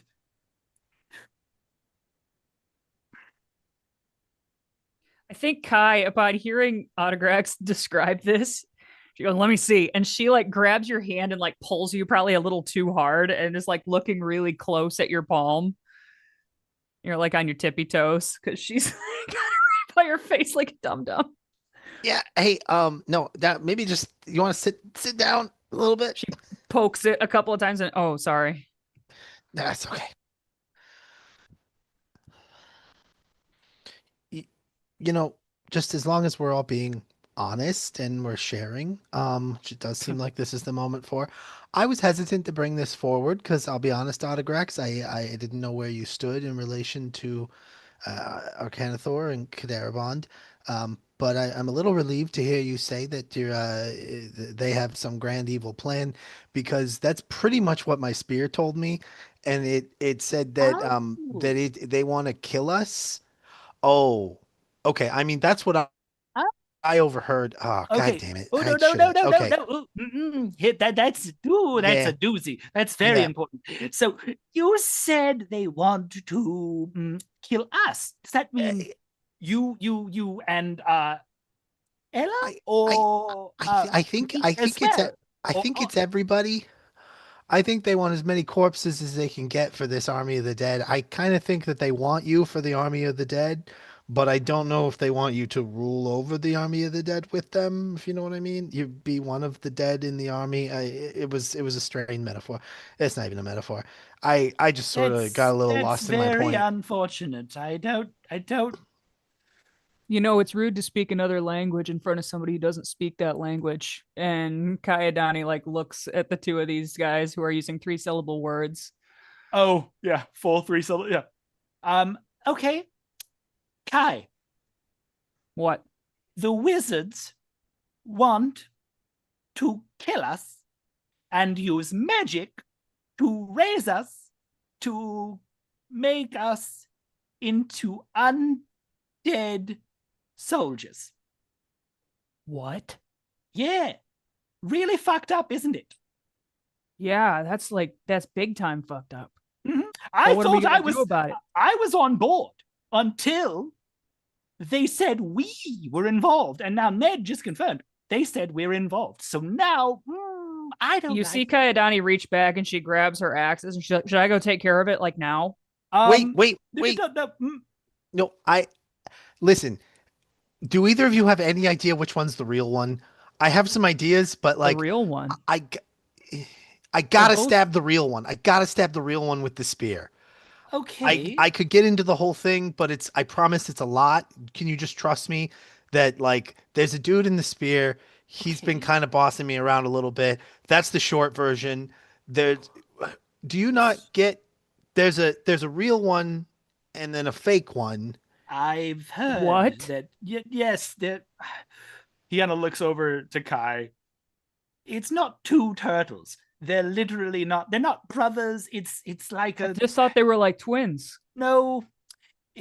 That's what I would have thought if they hadn't told me. I'm surprised they didn't tell you. Jesus Christ. I'm the timing of that. Real quick, I said I just thought they were twins. Not a second. Not one Mississippi second later. Jeremy goes, I thought they were twins. You fucker. It's wild. Predicting your next line. Well, you just pulled it from our script. Yeah, sure. Right. Of course, we have the script. And I think Kai is kind of like, it is very slowly dawning on her what's going on. And she's like, well, no, I mean, they both looked real to me, so I couldn't tell you. No, they are real. Like, it's real. Well, you said one was fake. Now I'm lost right. again. No, okay. But like a forgery. Like a forgery. Like, imagine you have an amulet, and then you have a fake amulet. And then it starts to kind of dawn on him, like, I need to collect some materials when I get a moment. But, yeah, imagine you have like the real one and the fake one that's a copy of it. It's like still there. You can touch it. You can feel it. It's real. It can do amulet things, but it's not like the same. Mm-hmm. It's like that, but like with a person, a turtle person. Wow. Okay, well, like, so you say we should kill one of them, but not now. Yeah. Well, I think we should probably kill both of them just to be safe. Okay. Well, no, wait. I just really need to be the one to stab the real one. If we can figure out who that is. Autograx, you spend the most time with them. I thought you might know something, but... Okay. Kaidani's eyes light up. There is a frame of reference now when you say, I need to be the one to stab. I'm like, a blood debt then. Yeah, the blood debt. Okay. Yes. I see. Okay, I understand. What do I guess I'm a little out of sorts. So, what do you, Ned, know so far? I know about the Army of the Dead thing. I know they were looking for some amulet. Uh-huh. I know there's a chance that it's the amulet I gave Arcanathor earlier. You gave Arcanathor the amulet. Okay, good. Is that why they have backwards names to each other? Oh. Mirrors. And like Kai is just sitting over making small realizations to herself. Mirrors of one another. Okay. So, here's the plan. I say you need to kill the one, right? Yeah, I'm really like, listen, I don't want to be the one to have to do this, but like I said, it's not me. It's the whole spear thing. It's a whole thing with him. He seems to really want to like be in there himself. It's like a very particular, it's some sort of magic thing. I think he wants the body. You owe blood to your ancestors. You don't need to say any more about this, brother. No, it's really not like that. It's literally like, I don't know if maybe I haven't explained this well enough. The spear has an old guy in it and he talks to me. I know this sounds crazy. I promise I'm not crazy. I went to like 6 therapists when this started happening, and they all said like, "Oh, fuck off, man! Like, come on, we're in the end game now. We gotta be able to." Kai was about ready to put her other axe away, and then as you start talking, she just sort of like doesn't put it away, but like has it on the log next to her where she's sitting, and it's just kind of like eyeing you. Okay, well, here's the thing. they think that I don't know what that amulet is. But I do know what that amulet. I tried to tell them that I know what the amulet is, but then they were like, "Oh, you only know that it's an undead raising amulet. You don't know jack shit." Pricks. Exactly, pricks, all of them. Now, the goal is the goal. I think. You think that you can make? Do you think you can make a? Can you make a copy or a forgery of this amulet, Ned? Yeah, I think I should be able to. It shouldn't be All that right. hard. Good, good, good. Now, you create that. Then what I can do is I can go with you. And then what we'll do is I'll use. Looking around, being like, "Oh, no one else in this room is a spellcaster except for me." And then maybe Ella. I don't know if she's around, but I think it's just the three of us in this little space right now. Ella just like slowly rises But- from behind your but- shoulder. It's like, I've been here the whole time. But God damn it. I think the goal here is you present the amulet, the fake amulet, to them. Now I'll use my eyes. Okay? I'll use my detect magic. Then to look and find the amulet on their person. And whoever has the actual amulet on their person, most likely could be, might be, should be the real one. Now, what you could do is then we could start discourse and make them fight over each other. And one of them will fight the other to gain the real amulet. Sure, I was already kind of thinking some sort of divide and conquer thing. I was planning on just asking Kadarabond if that amulet was what he was looking for, and kind of plant the seed that I already gave it to Arcanathor, and maybe that'll sort of set them off against each other. Maybe the real one might get rid of the fake one. If that happens, then we just got Kai one is to deal nodding, with. but she does not understand at all. Okay, so we, all three of us, in this moment, we are in agreement. We take out the turtles together. Divide and conquer. We take them out, and at the end of the day, Kai, I'm so sorry. I don't know what Ella's deal is. I don't know. Let's revive. What's her deal? Well, Because I don't, she's an odd. Now, did we establish that I think Ella is like a kid, like a teenager? Karen? It's been established that she's a young woman. Okay, a young. That's all. Okay, so just young. I would just say, yeah, I don't know. She's a little odd, but I think she'll do whatever I do. I'll talk to her in the Okay. morning. Okay, so I'll let her in on it. All right. I'll talk to her in the morning. I'll tell her everything. I understand perfectly. Yeah. He's under the impression that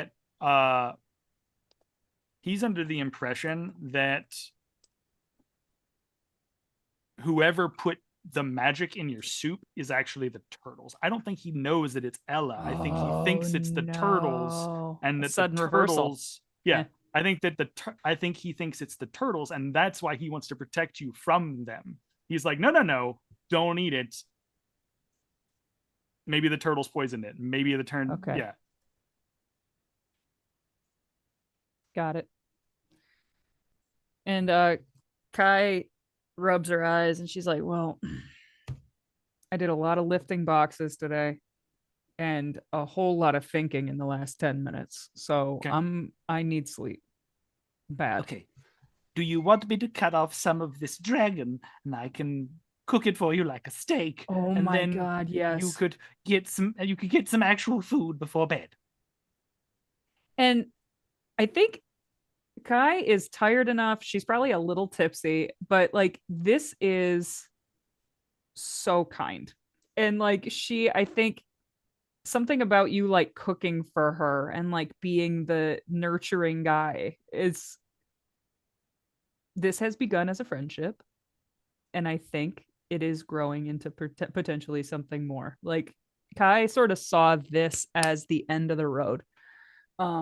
She's seen every adventure she's been on as the end of the road. Kind of a like a passive suicide, sort of, like, you know. And so I think all of a sudden, when you're like being so nurturing and like this friendship has been rebuilt and we have a plan to fight those that are doing wrong and all of that stuff, I think this is the first time in this moment Kai has kind of seen a way forward for herself. And she just kind of like nods and is like, that would be nice. I'll make you something. I'll be back. And you watch as he goes off, and he, like, I don't know if he takes it directly from the dragon, but maybe from the horde or something like that. But like, you watch as he actually like makes you a meal, because he knows that he cost you eating, and to cost a barbarian the meal of, I need my like, protein. yeah, to cost a barbarian a meal is to basically make them exhausted before a fight. So yeah, not happening. That's awesome.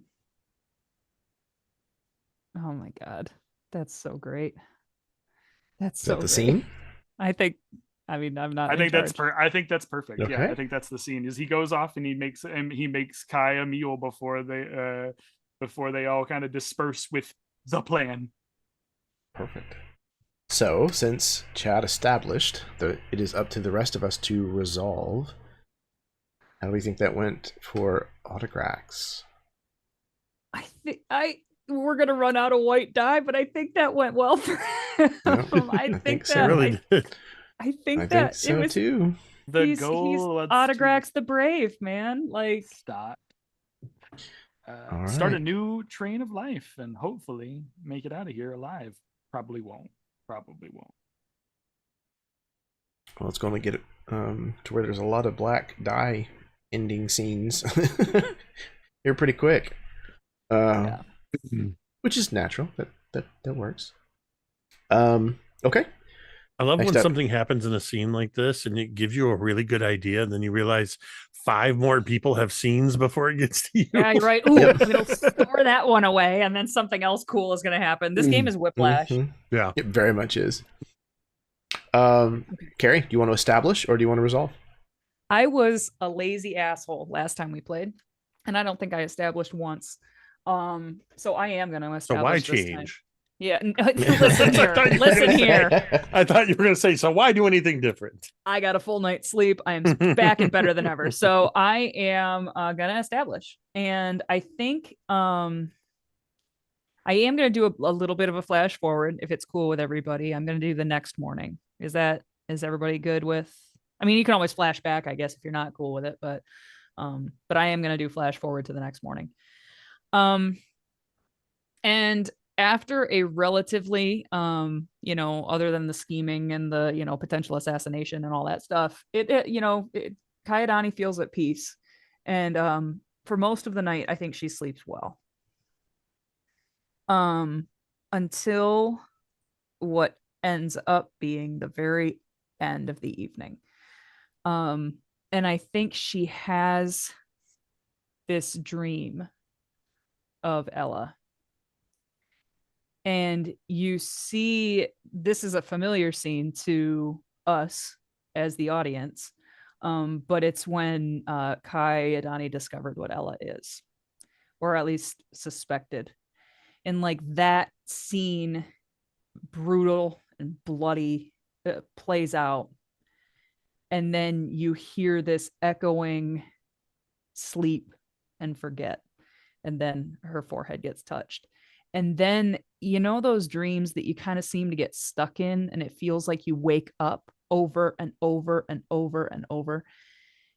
It's maybe I'm the only one. Maybe I should see somebody. But anyway, so, but that, you see different scenarios that are similar. Kayadani discovering, and then Ella sleep and forget. boof, over and over and over in like slightly different iterations. And you don't know if these are real or imagined, but you do get the idea now that Kaidani has maybe discovered what Ella is several times. And each time Ella has kind of men in blacked her. But this feels, it's a dream, but it feels too real. It feels visceral. And I think after many Groundhog Day style dreams of this event happening over and over and over, Kai does kind of like and like wake up for real. And she's beside a now smoldering low fire, and it smells like burned beef, and it smells like, you know, the way a fire smells in the morning. And then you feel like she feels dew on her body, and Jeremy, and she just kind of like rubs her eyes, and she can feel that she fell asleep too close to the fire and they're bloodshot. And then she looks over somewhere and she sees Autograx sleeping, and she sees Nettie sleeping, and she kind of like looks again at Autograx and smiles, and kind of gets up and cracks her back and cracks her neck, and would go to where Ella is sleeping, hopefully nearby. Ella, would you be outside, or would you be in a tent, or what's your deal? As the boys say. Oh, I'm probably not very far away from you, honestly, right? You're my protector. So right. it's probably be established that I sleep very close to you. Sure. And there is so Kai remembers the plan from the night before that she was gonna let Ella in on the deal. And she's reaching down to wake you up, and she hesitates for a second as this dream returns to her in a flash. And she second guesses for just a half a second, and she hears in the back of her head Autograx going, "What's her deal?" And then like she kind of looks at you for a half a second sleeping there, and then just kind of shakes it off and rubs your shoulder like, "Ella, wake up." She's very groggy, and then she hears your voice and wakes up, and she just kind of sits up, and she rubs her eyes. Oh, what is it, Kai? Is it time to go? Not yet, but come over here. I got to talk to you about something. Away from the cave. Oh. And she looks at you all worried. It sounds serious. And I think Kai doesn't say anything, but she just sort of nods. And as we're like walking a little distance into the woods, Kai is putting on her armor and like getting it all strapped up and all that like stuff. Oh, and I think Ella's would help you, as she's Yeah. done probably every other morning. Yeah. Tie them up. And so she's like, "Yeah. So I don't know exactly how to say this, so I'm just gonna say it. It looks like the turtles are turncoats. It looks like they're gonna try to kill us when all this is over."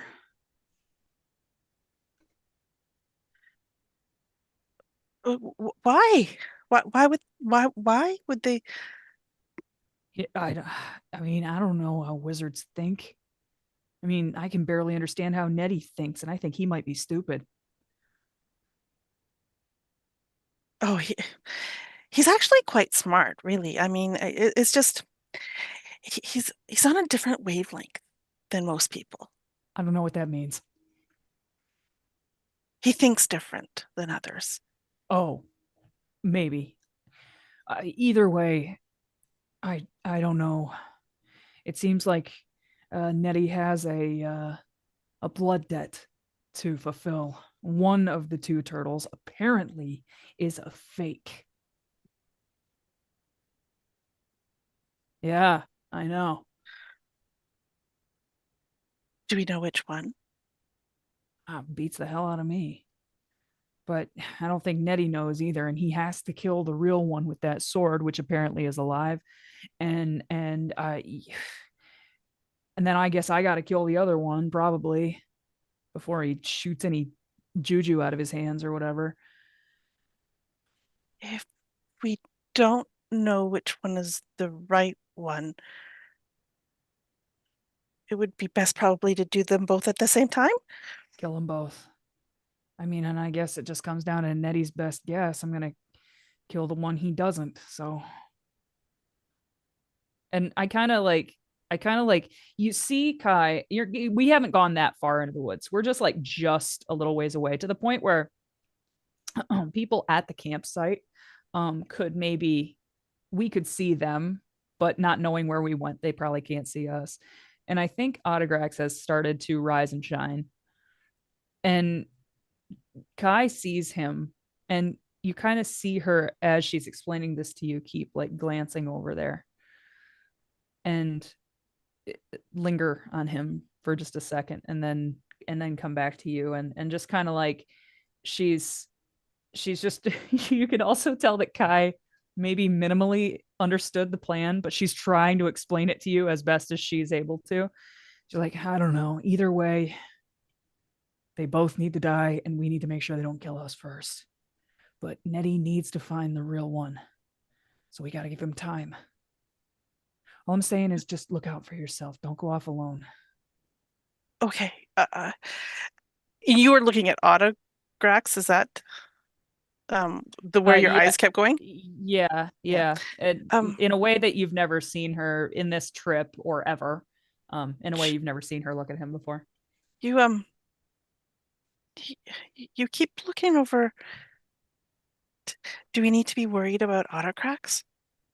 No. No. Autograx is fine. Yeah, he and I, he and I had a good talk last night, and I think we're in a good place, like with our friendship and everything. And you're friends again. Yeah. I didn't know you were friends before. Oh yeah, he was my best friend. We traveled everywhere together, and I think she does not pick up the social cue that this is that you're putting down. Not that like it's not working, fuck you, but she is genuinely like, you see a lightness in Kayadani that you haven't ever seen, and you do get this same sense that she had felt the night before, that for the first time ever there's a way forward, and maybe that way forward does not include you. That's the vibe you get. And you're happy about this? Well, yeah, why wouldn't I be? Oh, what? My best friend. He's my best friend. I don't want to be too bold, or maybe this is not even my place to say, but why did you fall out in the first place? Well,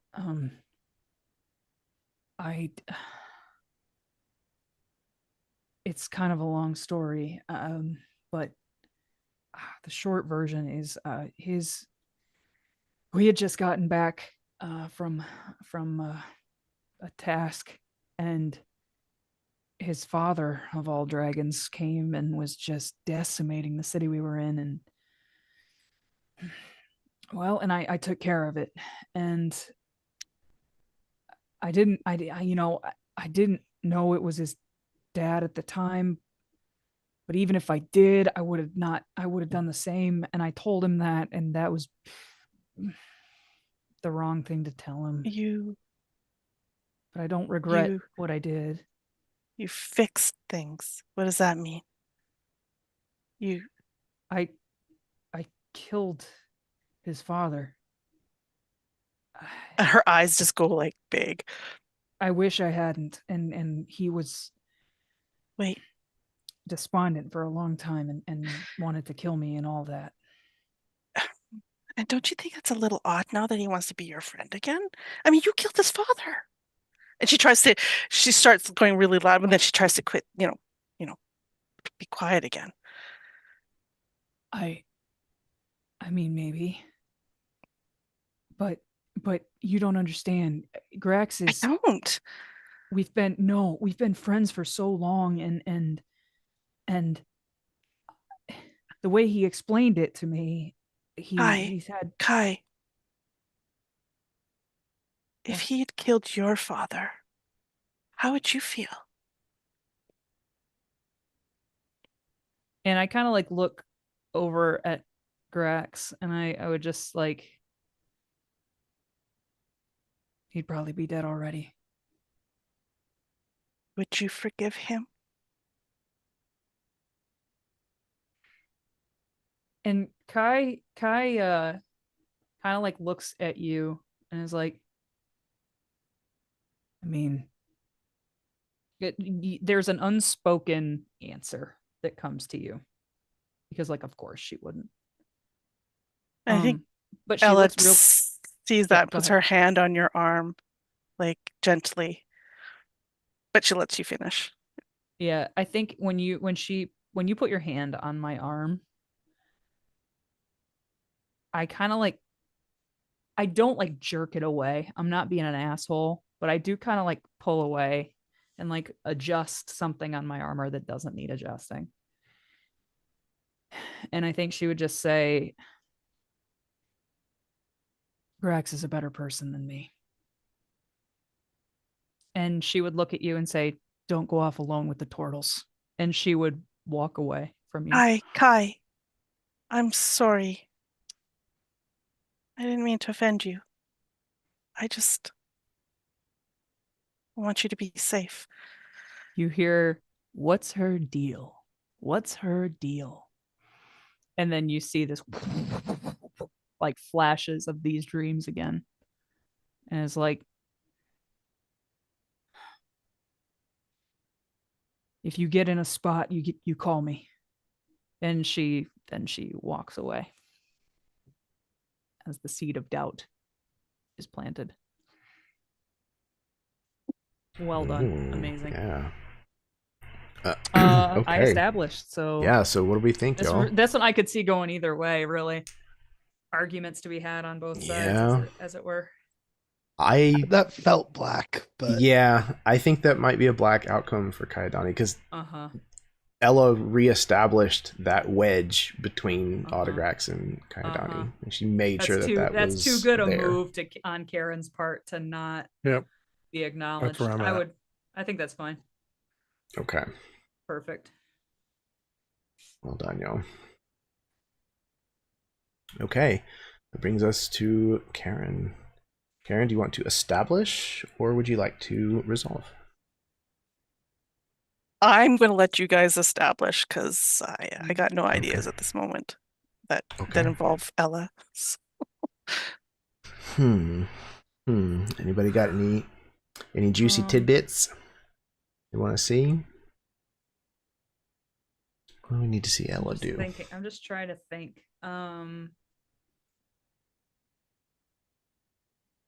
You know who we haven't seen Ella really do a whole lot of interacting with? It's fucking Nettie. Or the wizards. The wizards. Or the turtles. Oh, that is true. That what is if true. you're in packing your shit and the turtles are like, hello, behind you? It's like, hello, hello. Hello, Okay. hello, hello. Oh man, we missed an opportunity to have a third one of us. God damn it. Hello. Hey. If somebody had rolled that a second time, it would have been 3. It would have been great. An entire party of just turtles. identical characters. The same voice. 5 of them are simulacra, but no one knows. My who's middle who. name is Arcanathor. That would be Dude. so much fun though, because that would be like basically playing like werewolf. Like you'd be like, oh my god, you're right. Who is the murderer? One of them becomes the murderer. There is a scene in Noises Off where one of the actors is late coming on, so his understudy goes on in his place, and then the actor comes on, and then someone else comes in to understudy because he didn't know the first understudy was on, and then you have 3 people that are doing the same blocking and delivering the same dialogue with each other, but they are trying to pretend they don't see the other. It's fucking hilarious. Killed me. That's Anyways, amazing. way off base. All right, so where do we see this confrontation question mark taking place? Is it a confrontation? And when? Is it right after your conversation with Kai where she said, don't go off alone with the turtles? Sorry. Turtles. I mean, that does make for an awesome yeah. scene transition of don't go off along with the turtles, and then we see Cut to oh my God, you Ella guys. absolutely intentionally showing up to the one or both of them. I'm for it. Do it. Okay. Yeah. So let's do that. Is it in the alcove? Is it in the trapped alcove? The trapped tunnel or whatever it is? What if it's right there where you left me? Because you left me. Oh yeah, I walked away. You walked away. I'm packing so my I'm shit. coming back, maybe. Sure. Perfect. Oh my God, dude. Incredible. Awesome. And is it one or both? Yeah. Anybody have a weigh in on that? I would Are- say Are I the think wizards it's- hanging out together right now, or there does seem to be like So are we it's hard to establish in this game. Uh-huh. Are we present tense? This is present tense then. Yeah, I would say this is currently Mhm. present tense. Because if it is established that I had a conversation with Ned and Kai, and then immediately the morning after Kai had the conversation with Ella, this is current present of, okay, cool, had that conversation. Now I'm going to go talk to the turtles, and whether or not I talk to one turtle or both, that's, I Yeah. think, imperative of figuring it out. We suspect that she's dangerous, right? You both, That- I think that she you has, both like, a suspect power that she has of her some own. sort of power of her own, but I don't know if you guys Because we kind of recruited her based on her knowledge of necromancy, kind of thing. Mhm. Was the You established? recruited me because of the story about the Minotaur and his lost That's the, right. package. Minotaur, That's right. Okay. Valeros. Mountain oysters. Okay. So, yeah, I guess we'll kind of like come walking out of the cave maybe and see you kind of standing off by yourself after this conversation with Kayadani. Ella, we need to speak with you. Oh Jesus. And she just kind of looks where Kayadani has walked away, and then she turns back to the other two like, okay, yeah. What can I help you with?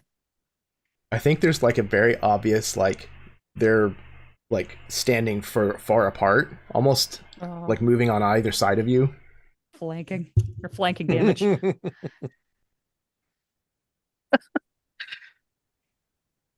Should look from one to the other. Yeah, it feels very deliberate so that you can't keep both of us in your Mm-hmm. field of view at the same time. You're Was it you? very elusive. Elusive. What does that mean? We've Was it not you? seen much or heard much of you. Rather withdrawn. Being a part of a company. I don't have much to offer. I mean, I know how to cook.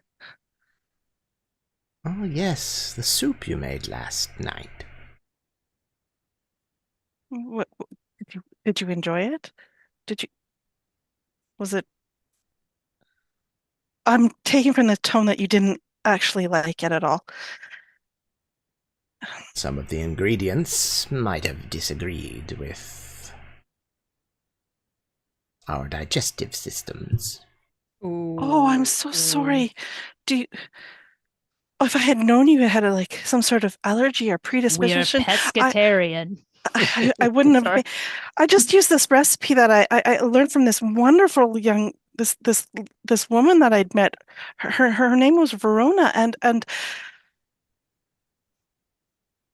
I'm sorry. What can I do to make it better? Did this soup also not have such an effect on the rest?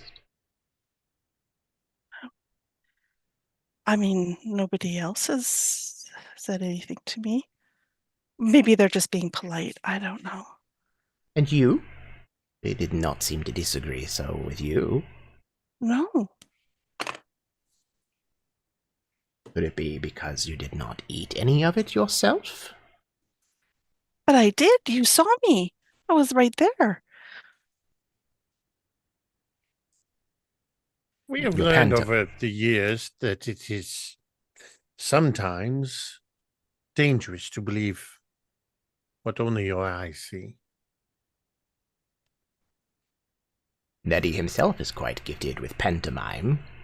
More so, I might argue, than you, Ella.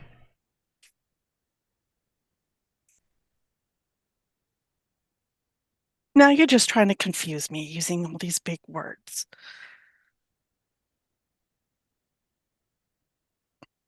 Pantomime. What does that got to do with cooking and soup?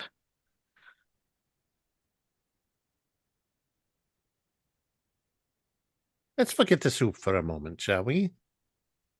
Please. If it didn't agree with you, I'll never make it again.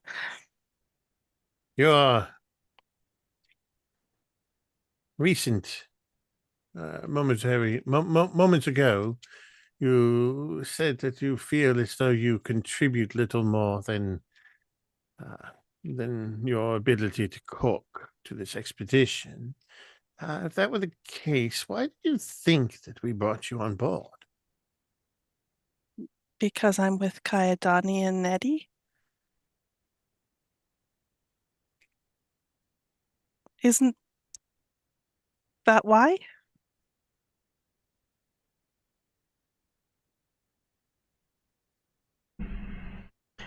When Well, you say that you are with these individuals, in what context do you infer? I just mean that they're my friends and they were recruited by you guys and I had no place else to go and I just came along. And she's trying to look to both of you at the same time, right?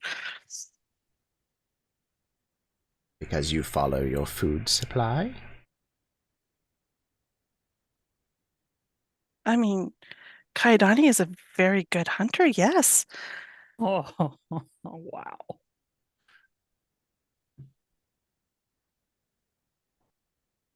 I think we are past the point of pretense, Ella. Mm. And I'm going to withdraw. Sense motive. Oh, I'm going to withdraw from my robes ooh. a small dagger. Oh, I just thought you meant you were withdrawing from your robes. going I'm like, oh, I'm going to goddamn, okay. remove my robes. Ah!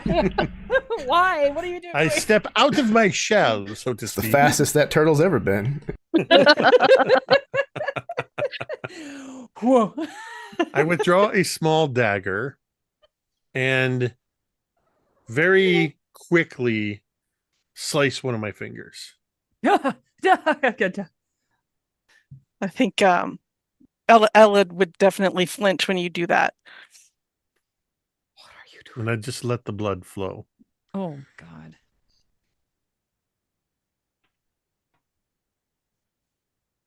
I look from you to Kataraband and back to you, waiting to see if there's any reaction.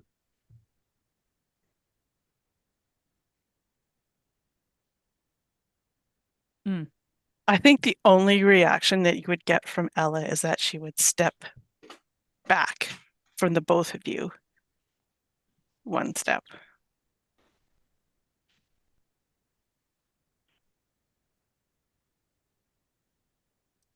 I'm going to then, with this, holding up this finger that the blood's now dripping down, and I'm going to reach inside the sort of upper part of my robes, and I'm going to withdraw the amulet that Nettie gave. And I'm going to touch the blood to the stone of the amulet. And as I do so, I feel like I might be misremembering, but I felt like Nettie gave the amulet to me and that I tucked it into my robes. Yep. Yeah, you were correct. I don't remember we if haven't- Kadarabon knows. It hasn't been established. Oh, no, if no. Arcanathor told you. In my mind, okay, I just wanted to make sure I was not Perfect. misremembering. I believe that this is a revelation to Kadarabon as well. Oh. And so I'm withdrawing the amulet and I'm deliberately running the blood across the stone of the amulet.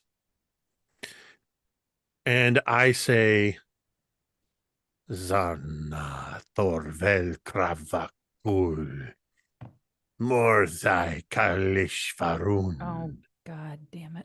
By your crystal, O deathless flame. And the next line would complete the incantation.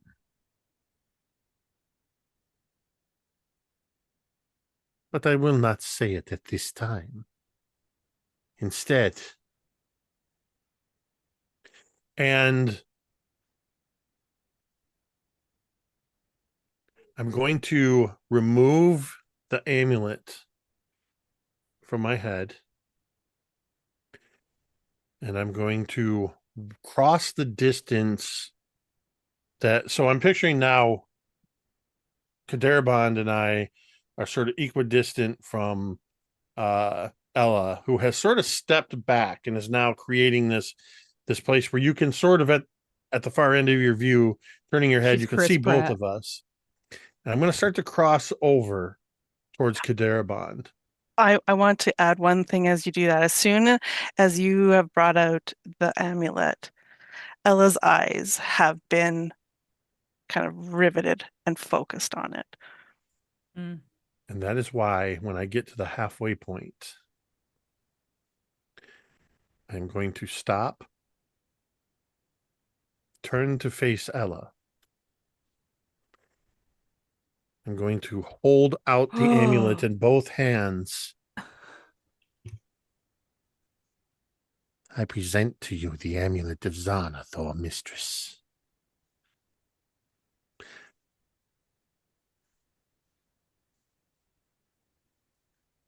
There's a hesitation. Kadarabon moves forward. What are you doing? What was always intended. You did not let me know that you had found the amulet of Zan. Oh, let's not pretend that this is the first time that we are keeping secrets from one another. You don't think that perhaps that this might put a small kink in our plans? Our plans? Yes, our plans. Who was there in the beginning? It was us. You and I. Until it wasn't.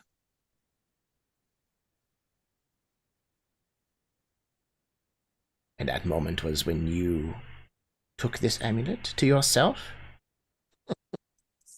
It found its way to me. Just as it's found its way to you. As I look back at Ella, still holding it out to you. I think that before Kadarabon had kind of completed and started this, there was a hesitation with Ella, and she was, maybe getting ready to take it from Arcanathor when you started this conversation. Now she's just looking at the two of you back and forth and back and forth. What? What? And then she'll tentatively, reach out for it. What? Why me? And now it's Arcanathor who looks slightly confused, and for just a little fraction withdraws it away from your hand. Was it not you coming to me in my dreams, telling me so long ago that this is what we were to look for? That upon finding it, we should present it to you. You cannot have dreams that I have. It is not possible.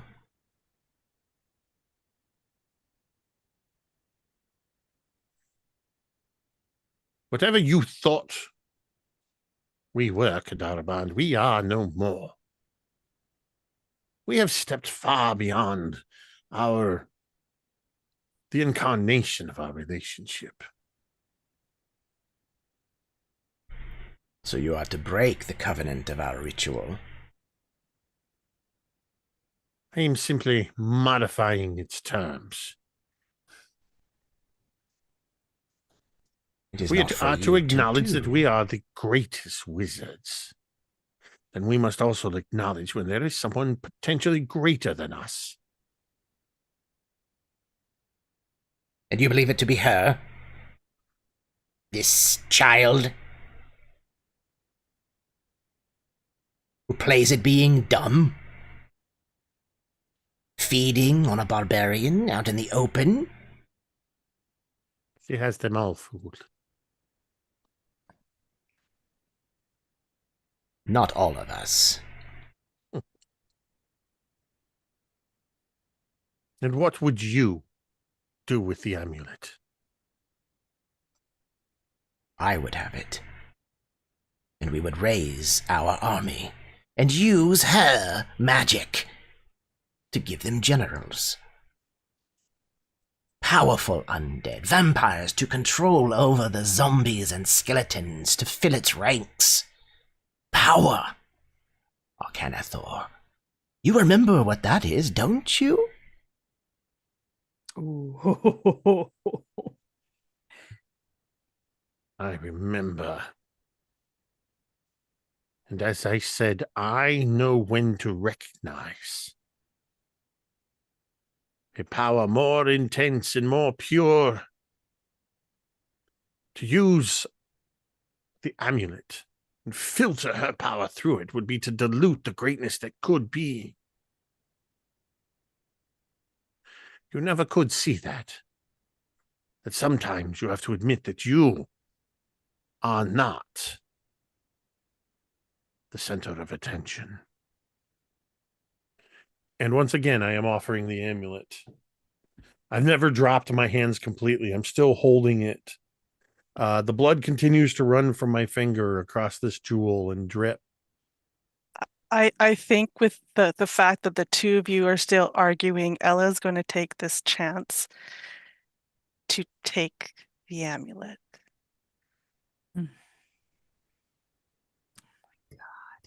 And you remove it from my hand without any problem.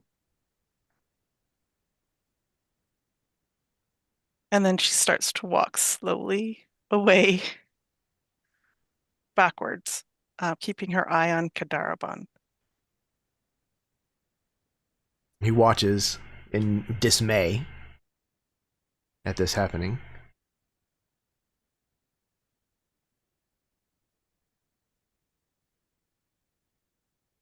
Is that the scene? I'm just picturing Ella just Just keep Pulling Yeah, a right. Homer Like, Simpson, by the ti- just like By straight the into time the they're like, bushes. "What?" And she's like, what? She's like 30 feet away. Nothing. so Time to go. I was kind of trying to feed into actually both parts of the tilt, sudden reversal and misdirected passion, because I don't know if it's a real amulet. I don't know. There's a lot I don't know. I'm leaving kind of throwing out there with that. Mm-hmm. Mm-hmm. Yes. Yeah, there's a lot I don't know either. Same. Wow. That's the What a joy. perfect Beauty of this setup. game. We just throw stuff out there and we're like, all right, let's see what All this right. means. Just keep walking out further on that branch, just a little Yeah. further until it snaps. Oh dear. Ideal. Ideal. All right, Karen, you get to resolve that. Oh, I How have did no that work out idea. for Ella? I have no idea. I feel like I've fallen into a trap, but I also Yes. feel like I might have been given the best prize ever. I don't know. Oh my gosh. Uh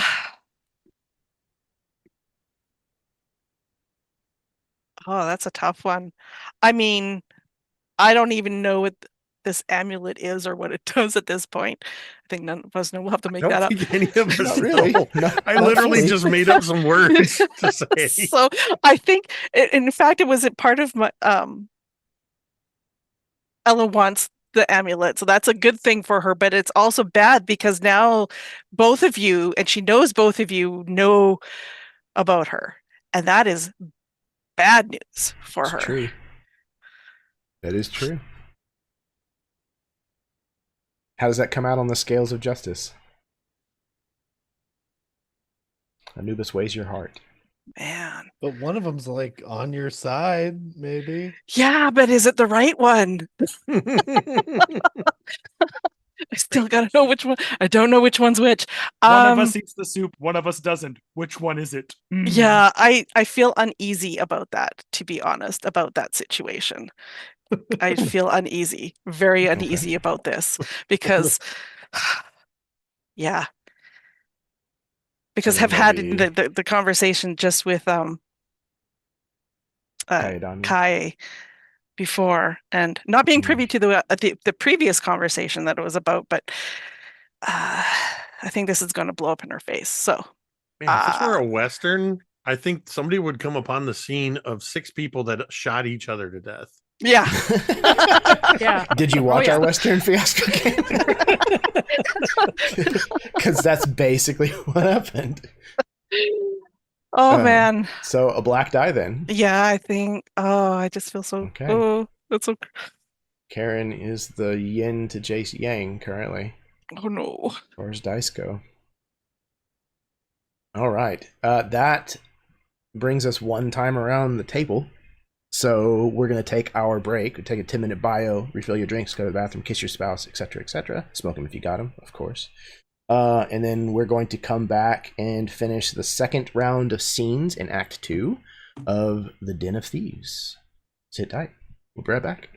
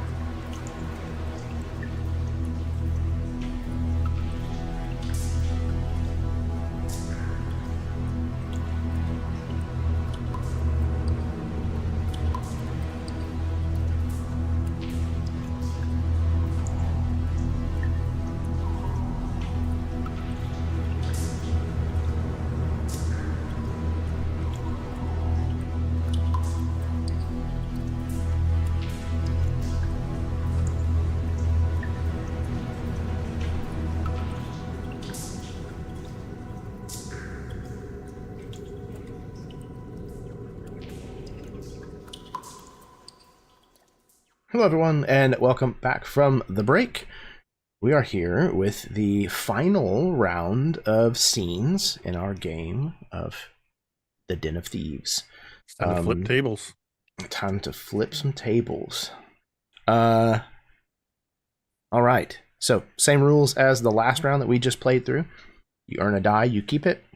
And at the end of our turn around the table, we will roll dice, figure out the aftermath and the epilogue for each of these characters. So, we're going to start with a very blurry Austin. Oh God! Austin. Ah, what It's like happened? Like I a don't soap know. opera. Nope. No. Nope. Well, I would unplug and replug because no, that no. always fixes it, but then it would screw up your whole overlay thing. So All I'll good, just be all good. blurry. I'll just talk like this. Like you're underwater. Do you want to establish your underwater scene, or would you like to resolve it? I think I Oh. will establish. Oh, hey, I came back. Like I just You're put back. on my glasses. I think because we are at the last round, I think this is going to be Nettie is going to try to get Kadarabond on his own to talk. But I'm going to start with actually, I reserve the right for a mini flashback midway. But yeah, so I think it'll be probably by the entrance where we're still like, I'm guessing we're still kind of stacking our things. Like, we've gotten most of it out, but there's organizing still to do. Not everything is fully accounted for yet.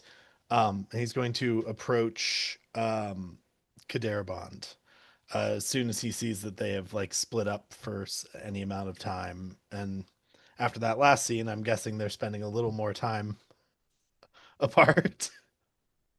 Indeed. Kadarabond, right? I always get mixed up with which one of you is which, but you're Kadarabond?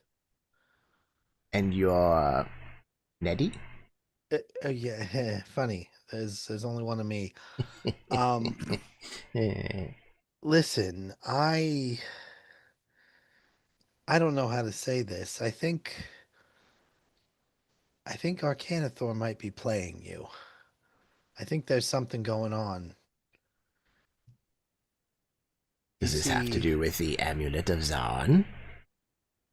It does, actually. Yes. It does. I think I gave it to him, and he asked me to keep it between us at the time, and I thought he was just waiting to let you know, because he made it sound like it was something you'd both been searching for a while. Indeed. It is an artifact with a great amount of power. One that would be very useful for our ends. It should have been shared information between us. I think it should have. Listen, I don't want to presume, but I've been paying attention, and I think it's clear what's going on. Arcanathor, he's jealous. He knows that he is the forgery. And I think maybe he's been conspiring against you. There were words exchanged between him and much of the rest of our group about cutting you out. But listen, I know forgeries. I don't mean any disrespect to him, but I'd rather work with the real deal. And so I did something that well, I would say I'm not too proud of, but obviously it's kind of in my skill set and I am a little proud of it. And he'll hold out an amulet with a ruby in the center. Sneaky little shit. How did you get this from that woman? His eyes go wide for a second. It's easy when you're as practiced as I am. When exactly did he give it to her? Not an hour ago.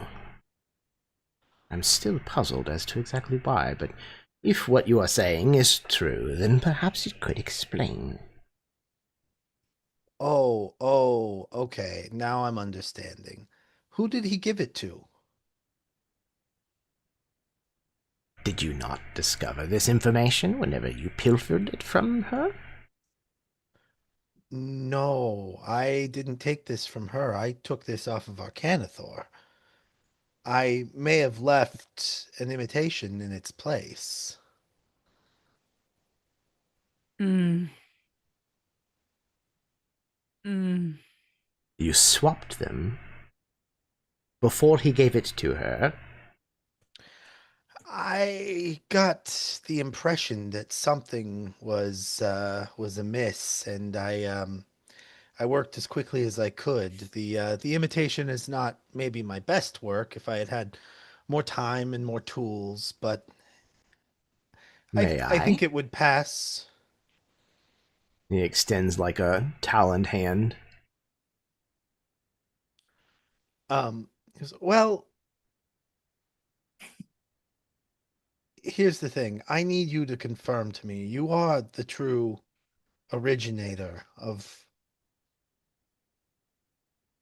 Arcanathor. Is that He stops, like just shy of grabbing it, and starts to kind of like pull his hand somewhat away. I thought you were an expert in forgeries. Of course I am, but there are times when the forgery is well made enough that even with the most confidence that one may have, you can never be 100% certain.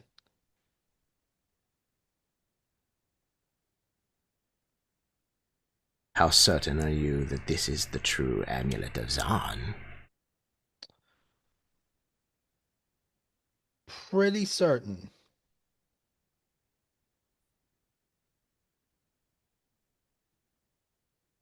Very well. Of course, I am the original. With that, Nettie will give a to Kayadani, who he has enlisted to be around the corner. Sorry. And hoping that she will Peekaboo, motherfucker! distract Kadarabond just long enough for him to plant his spear in the wizard's back. Oh. Yeah, you hear like a Xena yell, and hopefully Kadarabon turns around. Roll for initiative. Yeah, I absolutely think he turns around to look at this noise that Kaidani is causing. Right in the shell. I honestly keep forgetting that they're turtles. Get him in a weak point. Get him in the Perfectly neck. fine. Get him in the neck. Yeah, the high back. Yeah, you know. The gnome? The trap. In the trap. Oh yeah, I guess start with the Maybe knee. the low back shell. of the knee. I'm gonna go with the classic ankle stab. Do what you know Bring him- best.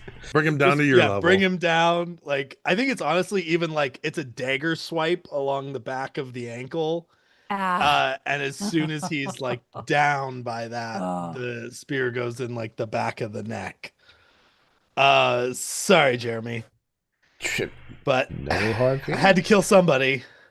Remember me? Ha-ha! What does Ned have to say about this? Did he kill the right one?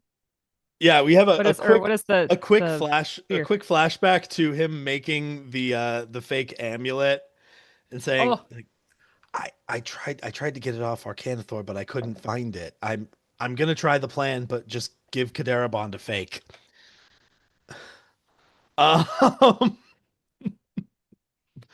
and I think that is probably about the scene. Like, I don't think it needs to be much longer. I shot my Yeah, shot. agreed. I'm hoping that Arthur gets what he needs out of this. And if he Sure. doesn't, I'm hoping Arcanathor doesn't find out about it until I have a chance to stab him too. Yes. Perfect. Okay, so we established. No, I established that. No, You he established. established. So we I need think- to resolve. I think that's a white. Yeah, He- I think so. Presumably he killed, well, and if he didn't thinks kill the he- right one, he's about Yeah, to. he at least thinks he did. Yeah. I think he would feel good about what just happened. He laid a trap and it went off. Yes. Yes, indeed. Okay. Oh, that kind of There is one hamstrings white die Jeremy. that remains. Also No, not in makes this game with all of its so flashbacks. many you're right. bad die on the way. True. So many Um, bad die on the way. Okay, so with this being the case, I am going to choose to resolve. So, y'all tell me how you want this scene established. Okay, personally, you guys can veto this if you want to. I think we've reached the point where the dramatic reveal of which one is real would be incredibly appropriate, and I would like to see the creation of either Kadarabond or Arcanathor and their first moment together and what they actual set up their inception. relationship Yeah. to Mhm. be. Yeah, I like that. I like that a lot. I think right after killing one of them, finding out if it was the right one. The like inner monologue of, so this is how it ends. This is how it ends. I agree with that. Okay. Yeah, Kadarabond's dying flashback to his first moment with Arcanathor. All right, so where are we? It's my scene, so I can't establish that. So Jake, where are we? What do you think? Or yeah, anybody.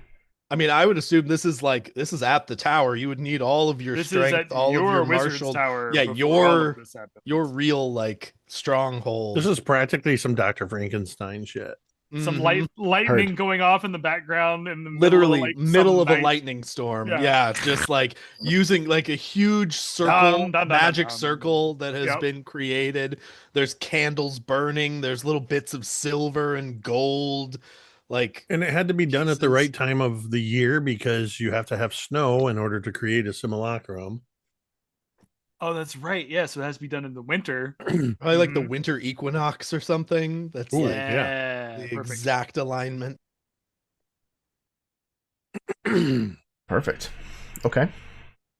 Where So- in the process then would this scene be to set up for the reveal? I don't know. Is it the moment of Yeah, I would No. say like the moment Sentience? of creation, like the spell has been cast. They are both like cut in. We are staring at two Kadarabon Arcanathors staring at each other.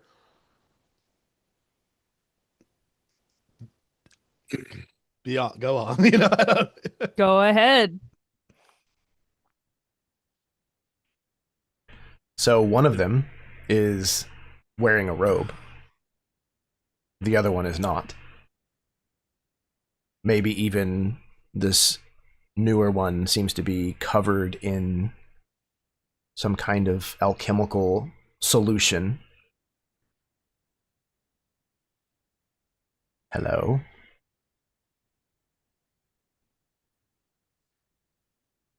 Hello. This ritual took much longer than I thought it would.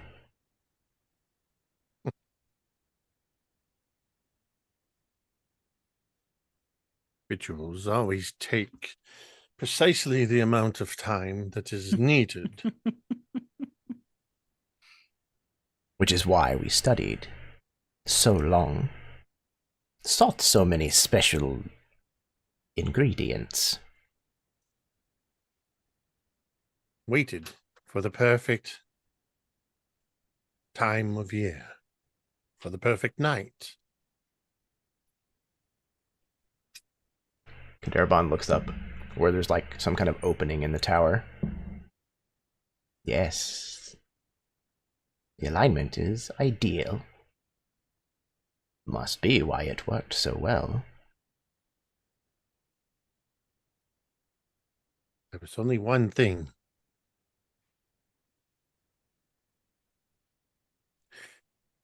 That is not quite right.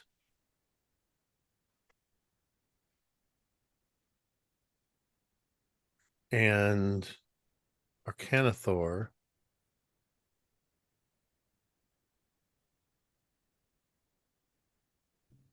will hand Kadarabond a set of robes Ah. and say, Oh. every stitch of this fabric Oh. Wow. has been woven to be a mirror image of the fabric in my own robes and my own clothes. The only thing that will not be a reflection will be our identification. I will be Kadarabond Arcanathor. Because I am Arcanathor Kadarabond. I see. Our modesty has always impressed us. It has. Now,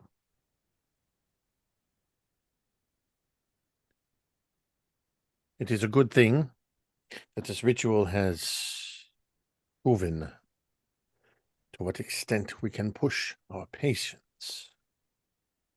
Because I feel to achieve the goals for that which we have deemed it necessary to double ourselves, we require years of preparation. Well, if the study of this ritual was any indication, our focus and dedication is not something we should be questioning.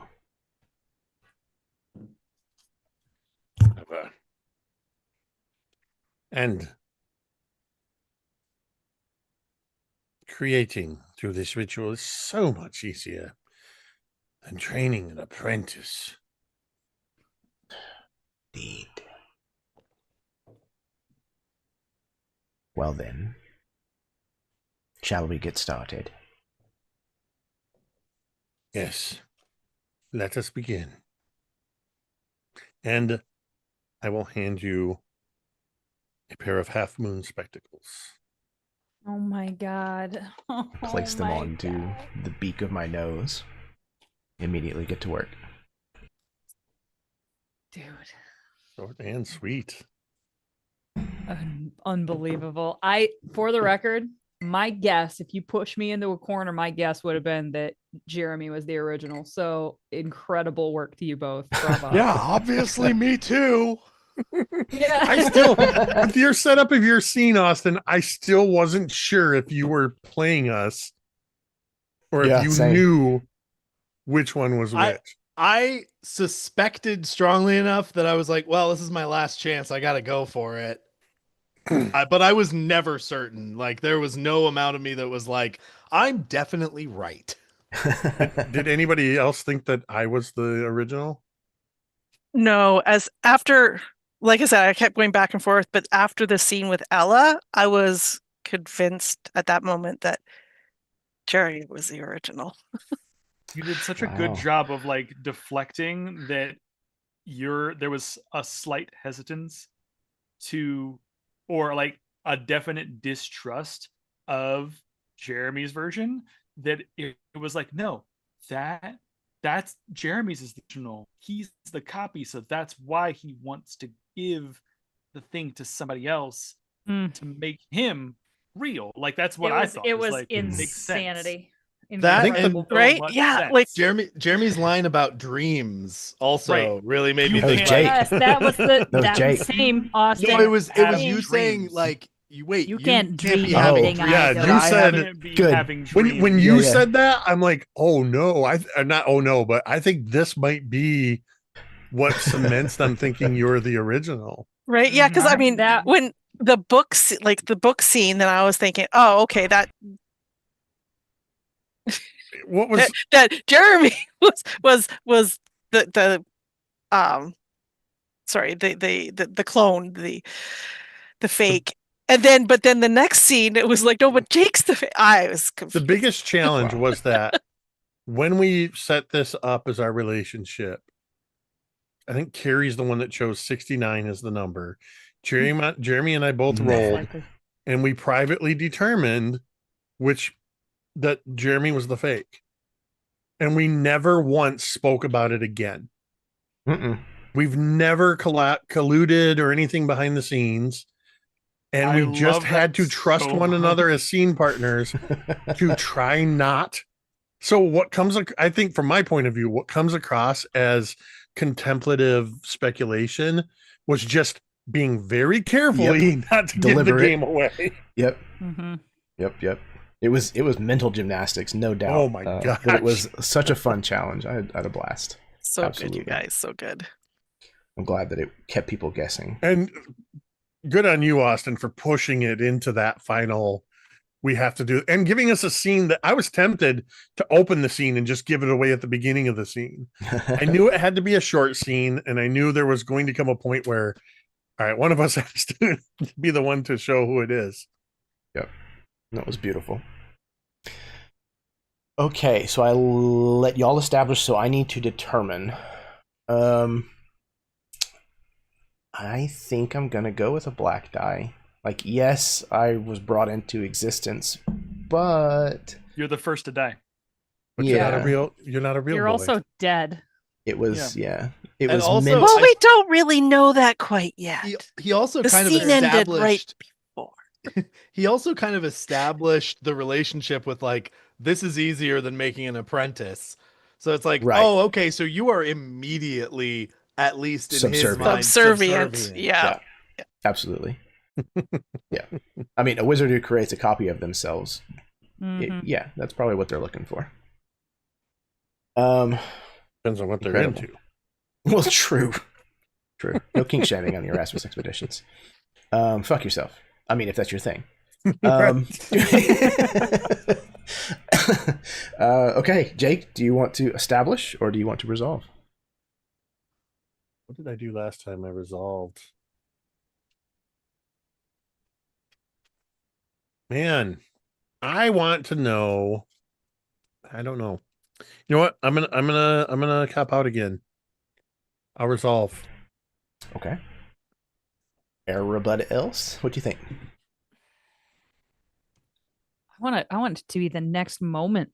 I want to know what you feel when your creation gets killed, or if you feel anything, Oh. or if you realize. Oh yeah, like if there's a Start with the trigger, death of that's- Kaderabond Yeah. Yeah. and like what that What do you means what do you for do? Arcanathor. Yeah, How do you that's field this one?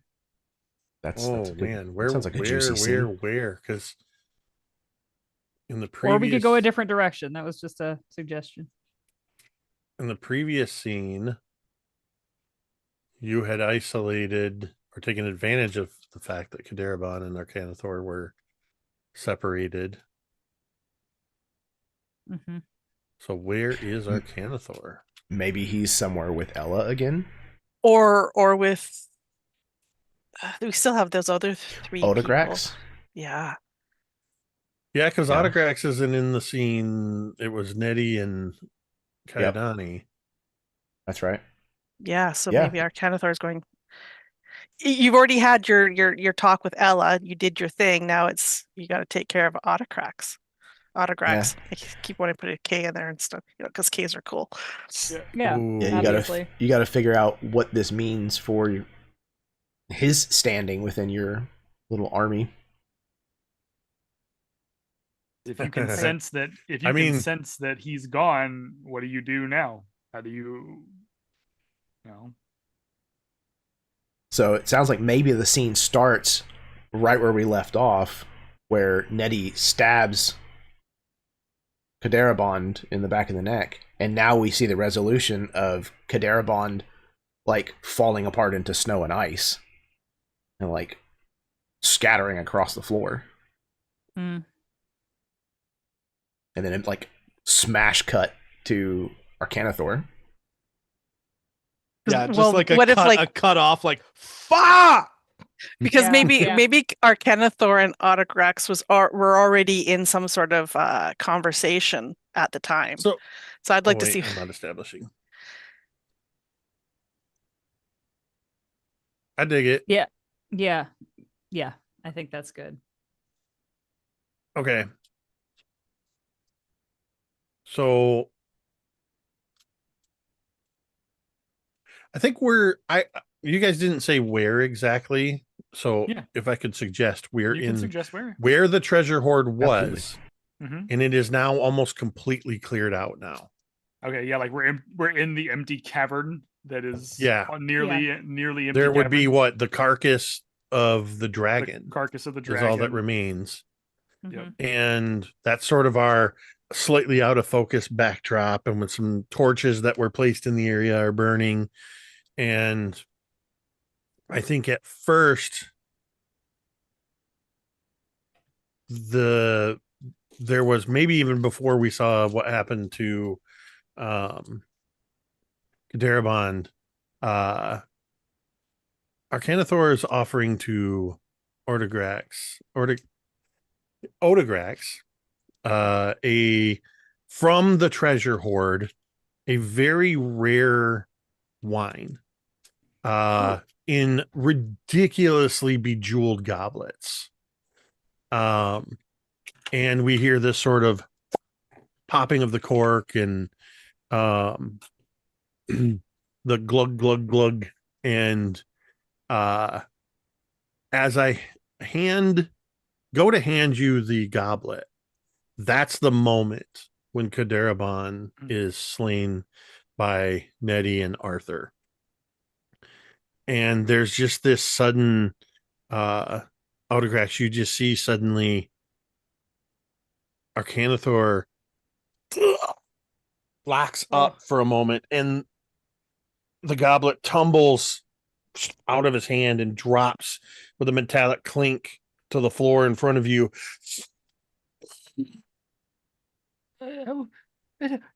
What happened?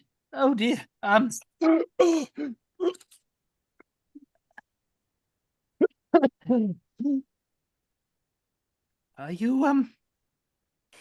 you okay, sir? Are you all right? Something has happened, Odegrax. And Something has happened. Oh dear. I fear that things are beginning to move. Oh, things are beginning to move at a much quicker pace than I had anticipated. Are they now? They are. So he goes, I see. And you came to me for assistance. Why not go to Kadarabond? You two are inseparable. I don't see why you would need to come to my. I suppose I'm a little confused because I thought that you didn't see me as well established in the magical arts, and I thought that maybe also you thought that I was rather a tosser in terms of a bit of my arcane appropriation. So For the love of the gods, you blathering idiot. You're going to keep talking without actually saying any words. I've told you that things are escalating. I came to you because I had a plan, and that plan is now unraveling. Kadarabond is no longer in the picture. And we continue standing around here listening to you blather on like some kind of fool. They're going to come for us, too. I see. Yes. I see. Do you? No, I do. You have lost your precious Kadarabond. You've lost your precious Kadarabond, and now you come to me, your second choice. I came here before Kadarabond was eliminated. He just was taken out of the picture. So, and how would you like me to assist you? I see you are holding wine. Will we be celebrating something? Will we be going to celebrate? So I will gladly take this from you. Thank you so much. That's so kind of you. I would like to know, Master Wizard, what exactly would we going to be celebrating until such time that this has happened? What would you like me, your presumptive lieutenant, correctly? What would you like me to do about this? I don't know what it is you're trying to get out of me, Otograx. Whether we are celebrating clearing out all of this treasure from this dragon, achieving the goals for which we sought, except, well, we haven't achieved all of our goals, have we? You still seek this army of the dead. As do you, as far as I was aware. We both. Yes, it is a mutual occurrence for which I intend to be certain that we both achieve our goals. Now you have just told me that your partner, your Kadarabond, is no longer. You see, so now that puts into perspective. You, my dear man, are on the back foot. You no longer have your. This is the trouble with sorcerers. They get their magic innately, and they don't spend the time to learn. Silence! And I'm going to cast Power Word Kill on Otograx. I cast silence before that, so as the words come out, the last syllable gets cut off. Oh, yep. So close. See, I'm aware of you, good man. And I think that you and everyone else around Otograx, the omnipotent. Yes, that's right. I said it. Otograx the omnipotent. That's me. Whether or not you like it or not, right now, you cannot say a single word, can you? None. Which means you cannot counterspell it. You cannot do any of this. You are now in this little cage. Understand what I have to tell you. I do not know, or did not know until just now, which one of you was the real one. But now that you're here, I want you to know you do not have power over me, and you do not have dominion over me, and deep down, I am one thing: a dragon, and you shall not.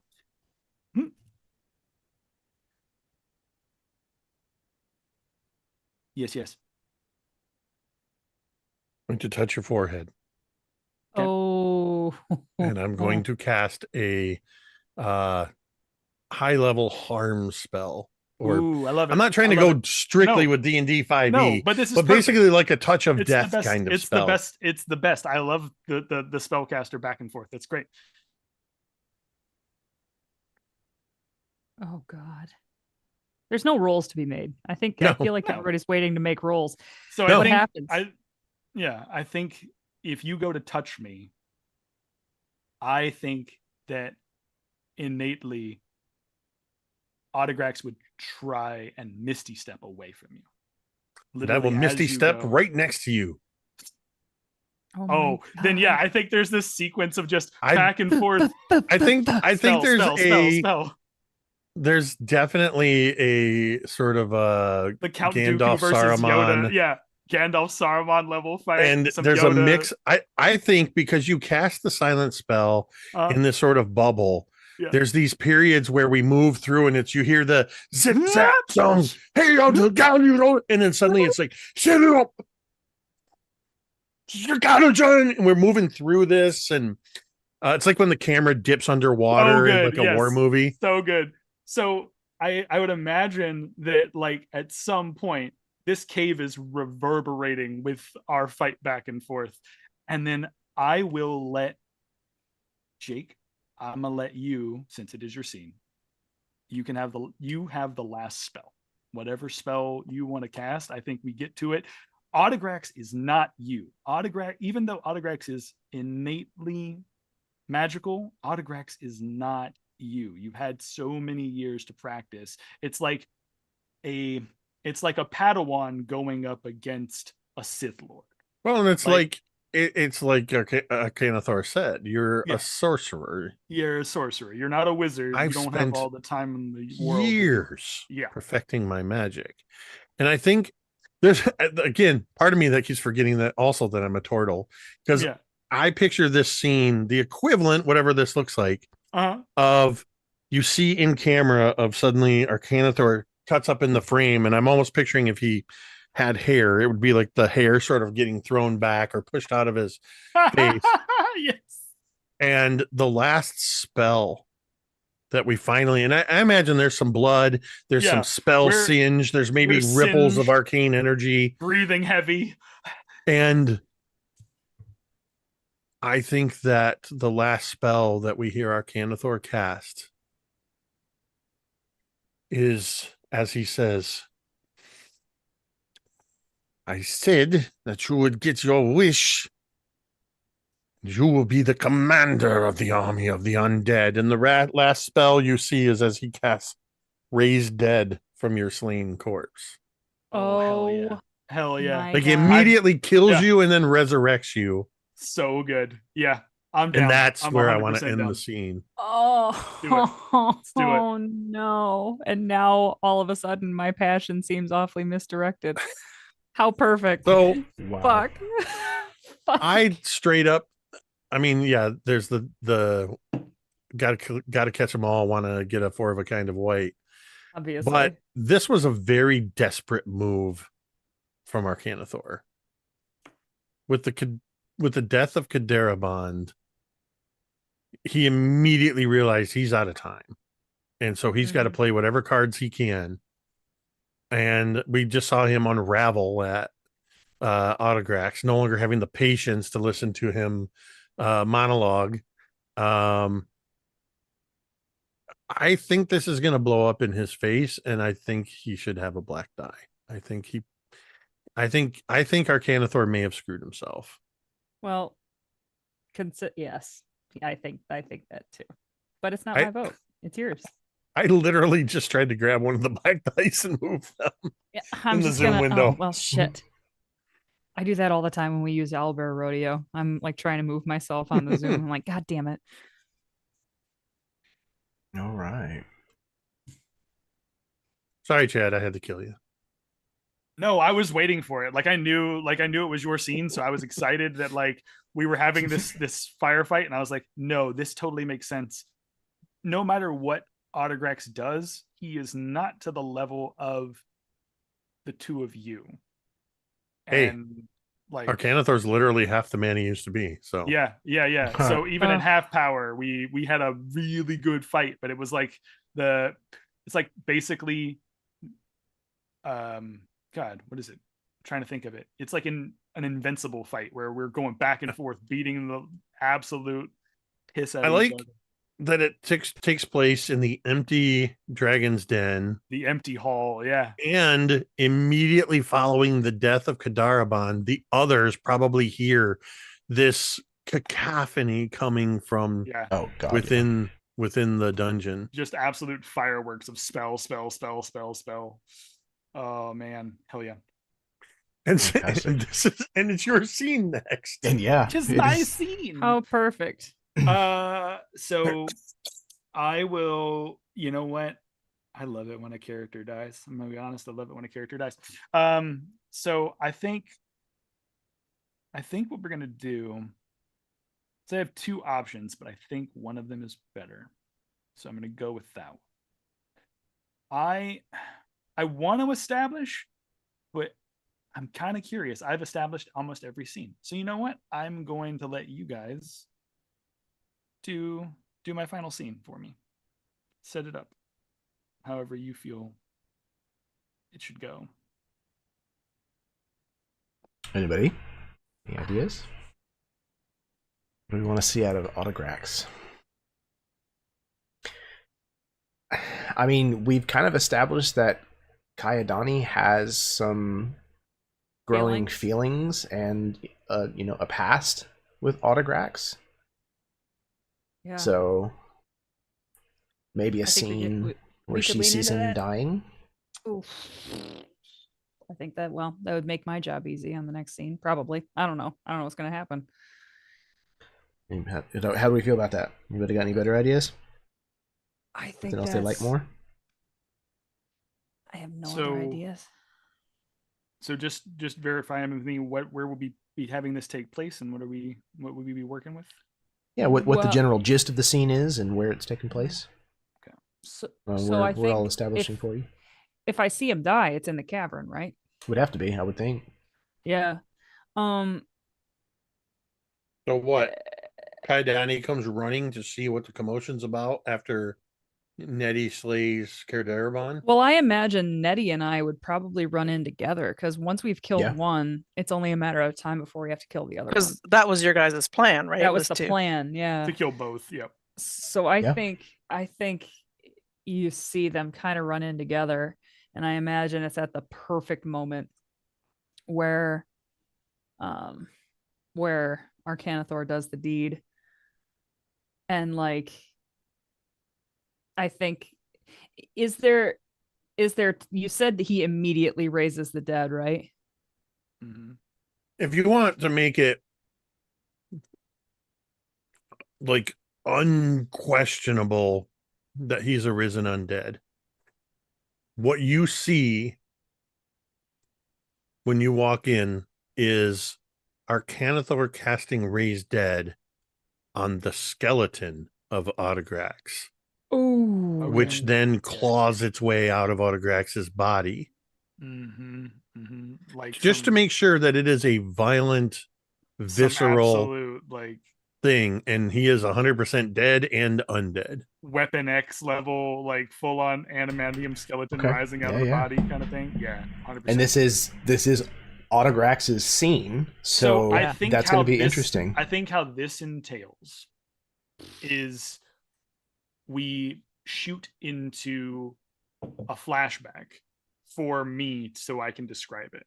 Okay. It's Autograx, and at the time, it is his family all together.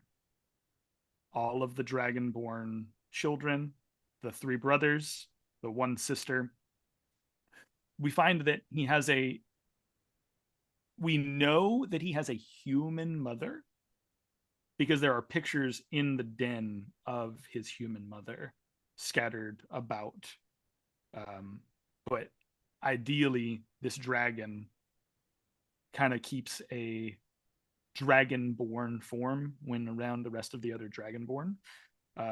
And Razmorn is basically talking to the rest of his children. And you see that he is praising all of his other children for all the raids and all of like the wonderful deeds that they have done throughout the land. But Autograx is the odd one out. Autograx is the one who, while he has magical ability, he is not being praised by his father. He is not being seen as a success. Even when he makes successes, he is not being embraced by his brothers and sisters. He is just sort of ostracized. And I think that then cuts to him going about learning as much as he can about the magical arts, going about learning as much as he can about his own bloodline, about who he is, where his magic comes from, what he, who he is. And I think we watch as there's this montage of him kind of growing into, for lack of better terms, the sniveling sorcerer that he is. He becomes a hero. He meets Kayadani. He meets this troop that he kind of forms a bond with. And there's this moment, I think, where we flash to him and Kai. Sort of, we've done a couple of missions together. We've really bonded as friends, and we've gotten really close to one another, to where like I trust you like implicitly, you trust me implicitly. And I think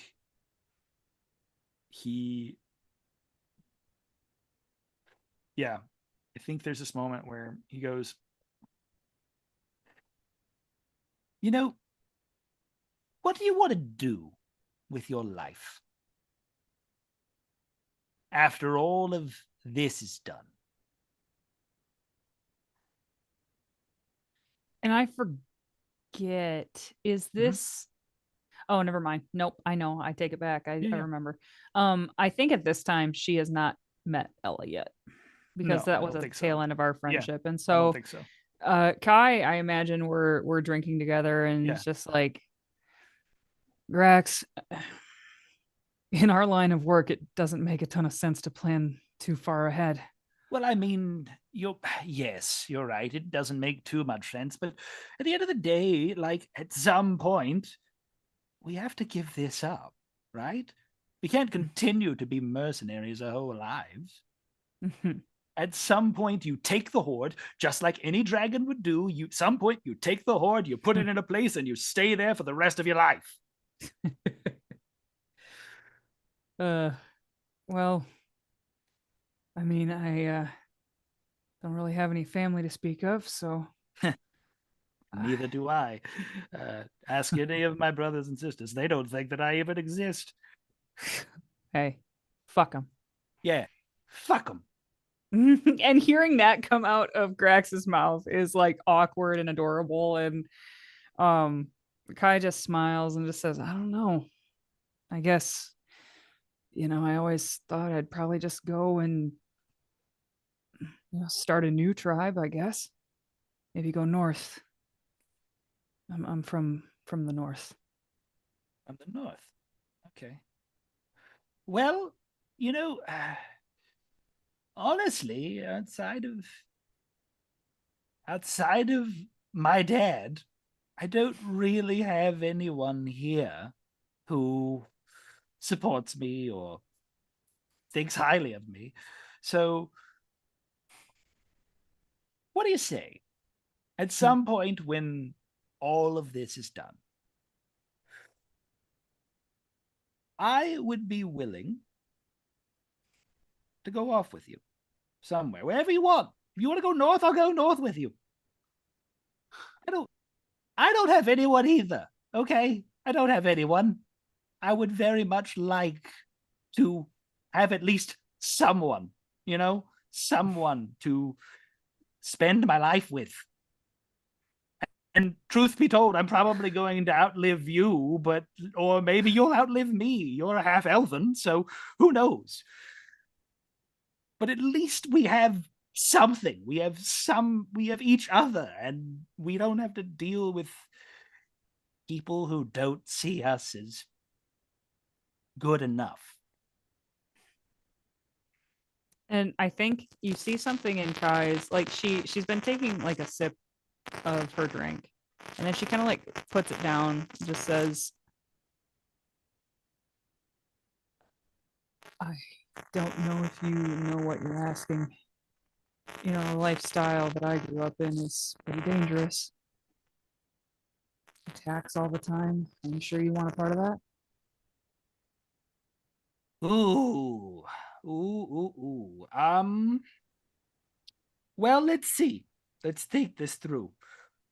Either I can live my life out in complete obscurity, and have no one.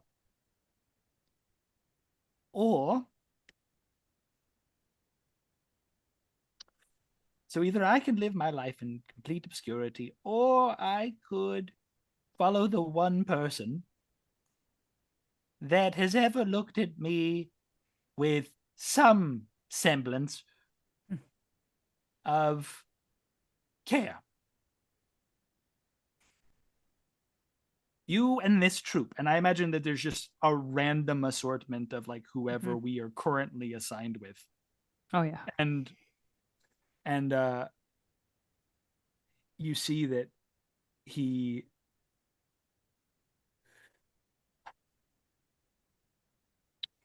I did not have a good relationship with my father, and as far as I was aware, my mother, outside of having us or helping to raise us, wasn't really in the picture. She was gone, and he never really explained to me why she was gone. So I've had a very odd life. Yeah. Yeah. So have you. Yeah. So let's promise something to each other. No matter where we go or what happens to us or what have you, at some point in our lives, we do what you want to do, and we run off together, and then we tell them all to fuck off and leave. People will say we're in love. People could say whatever they like. And truthfully, what's to say that I don't? He takes a sip from his drink, and he's like, I mean, that is to say only, So Grax, it's okay. no, it's just it's my father fell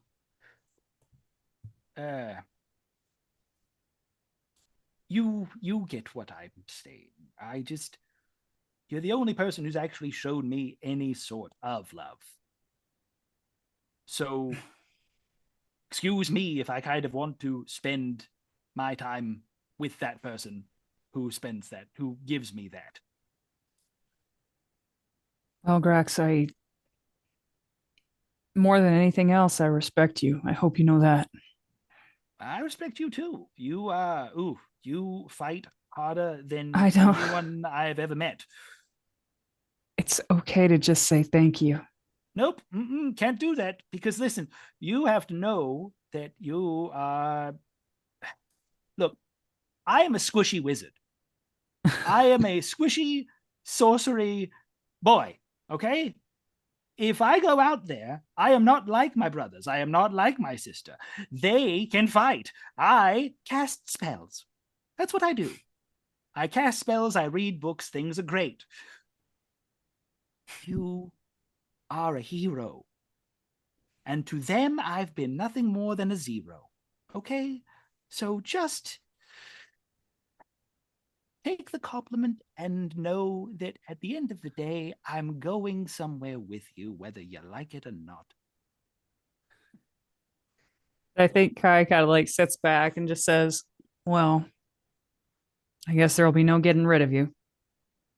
Not on your life. And he, I think then from that moment at the table, we watch you running into the cavern. Oh, And God. Smash cut to absolute roaring skeleton boy being raised up by Arcanathor and like full on 4 legs, claws down, tail whipping in the air. He like wrenches his head back alien style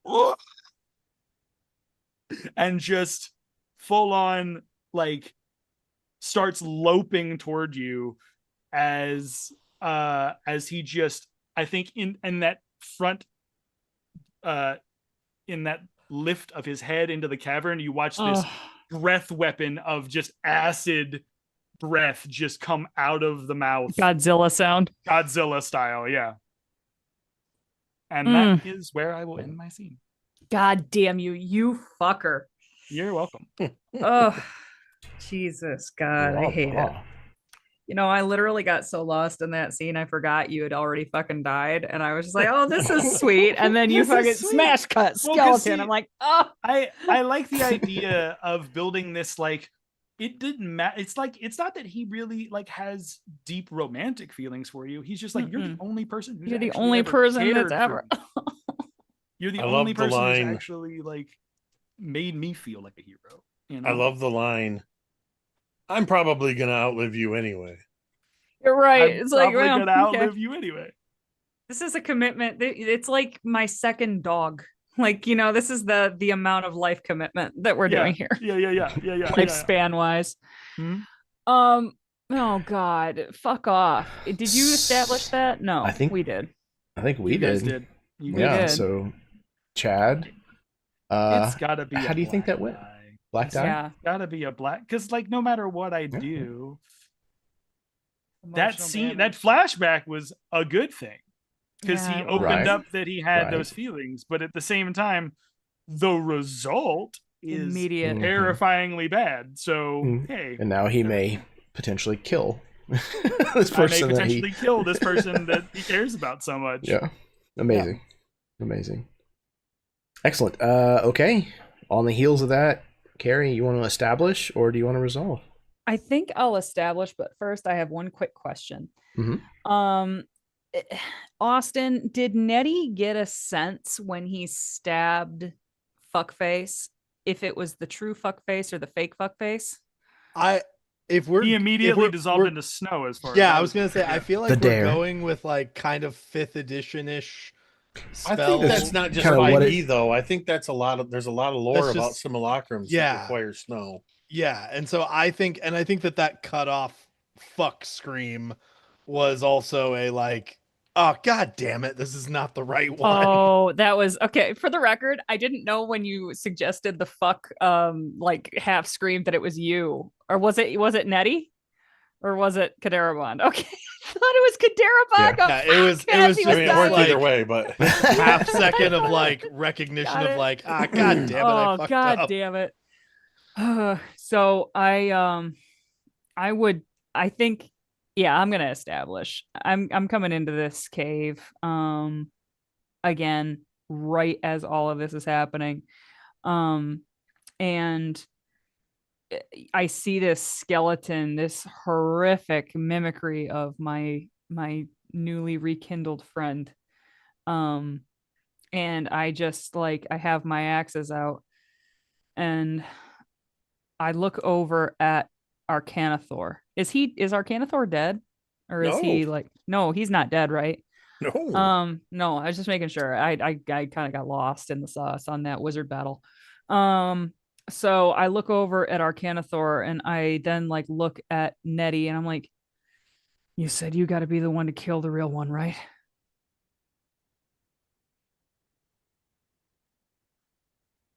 I look at Nettie and say that. Yeah. Fuck. Yeah.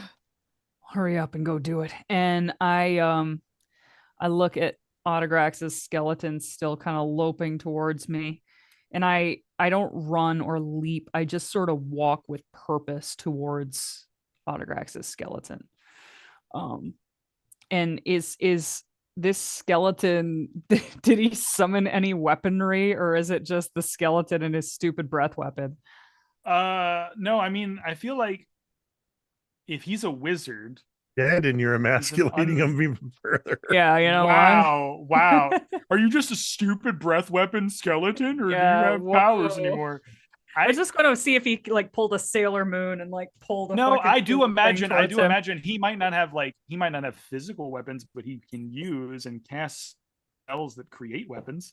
So I imagine he would do like a really cool like moment where like once he gets up from the loping, you watch like his hand go out and then like the flame blade or green flame, like he'll cast a green flame blade and it'll be like literally the green flame that's coming out of his mouth. He pulls the hand up and it's just green flame blade as it's like as he's standing there before you, no shield, no nothing, and he just starts stalking forward. Fucking cool. So yeah, I imagine the two of these badasses are like walking towards each other, and like when they clash, there's like this like it looks like a green firework, and each time their blades clash, you see this like boom, boom, boom. That is very much like if it weren't such a dire situation, this would be a dazzling like display. And I think they fight intensely for several minutes. Chad, I'm leaning on you a little bit here. What other moves does Graxiton have? I imagine that the corpse of Autograx, I imagine you watch as he is just like if a sorcerer or a wizard could be feral, he's the same way that he was flinging spells at Arcanathor, he is flinging spells back at you, and like he is trying to fight you because all of that humanity that he had is gone. So you watch as this person that you cared about, this person that you thought like was going to be there at the end of all this, is just absolutely trying to tear you to shreds with his green flame blade, with like his own claws, like with whatever he can. He is beyond recognition of humanity at this point. Yeah. And even so, there are a couple of moments where Kai like could strike the final blow and doesn't. Pulls her punch, pulls her attack at the last second because she just can't bring herself to do it. And then I think one of Grax's attacks lands. And as this kind of like magic spreads through Kayadani, there's this something about that particular attack. It all hits home for her that Grax is gone. And I think for a half a second she looks at him and sees that day where she killed his father. There's something similar about those moments, and I imagine she maybe even took a wound that day that felt similar to this. Yep. Yeah. And I think just you hear this sound come out of this this skeleton that sounds like a perverse laugh, like a mockery of a laugh. And then you just see Kayadani like resolve and just like hits Grax in the skull and just turns it into powder. Racks the jaw. Yeah. And I think both of them, it is like that last scene in Rocky 2 where they hit each other and they both fall. And I think that is very much what we see here. You see Kai wind up and just scream as she makes this attack, and it just zings, just like I said, through his skull. And you see her kind of like the swing continues, and she just kind of falls onto her back, stumbles and falls, as hopefully Grax's skeleton. I don't need to say hopefully. We're not rolling any dice here. As Grax's skeleton falls not. lifeless Yeah. again to the Perfect. cave Again. floor. KO'd twice. Fatality. And I think that's the Okay. scene. Yeah. Yeah, that makes sense. You established? Did. All right, gang. What are we thinking? A white die or a black die? Wait, did Kayadani fall as well? I fell, and it's undetermined what Right. is If happening. she's Like hurt I'm or not. I'm dead, alive. You she's hear alive. heaving sobs as I- I'm like laying on my Oh. back. I gotta think that's a black die. Like she had to cut down someone she You had had to only cut just your best admitted friend, to yeah. herself that was like important to her. Mhm. Yeah. Yeah. That doesn't get much darker. No, that's pretty bad. That's a black die for sure. But I don't get a vote. Okay. Yeah, I agree. All right. This game has rapidly spiraled into dark Game of Thrones territory. Mm-hmm. Mm-hmm. Yeah. Kill your lovers. Kill your friends. Kill everybody. All your friends, hate Kill them. your relatives. Sometimes you're All the your same family people. members, kill them. Everybody, just done. Oh fucking! What the fuck is Ella doing?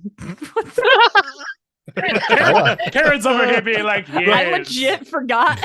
I have less seen. running away with the amulet and all Mhm. of the money while the rest of us Oh, kill each God. other in a fucking I mean, cave. if that's not the most like, that's honestly, we played a lot of games together, Karen. That's a very Karen move to do. You're like, oh, look at all of you murdering everyone. Oh. I'll just take all of this treasure and Yes. don't worry about me. Sure would be a I'll shame if you background. kept going until there was just one weak one of you. All of these shenanigans happening. Ooh. Karen secretly loving that she's in the last position in this rotation. Mhm. Kind of, yeah, I Having am the last actually. say. Yeah. I'm a little I don't know what the last scene could be at this point. I'd like who's alive? I'm alive. Arcanathor's alive. Nettie's alive. Nettie. I mean, really, and technically, Autograx Kayadani, and Kadaraban are the only ones dead at this point. Me and, Mhm. That me is and true. Jeremy are the only ones technically dead. Mm-hmm. So do you want to establish? Or do you want to resolve? That's a good question.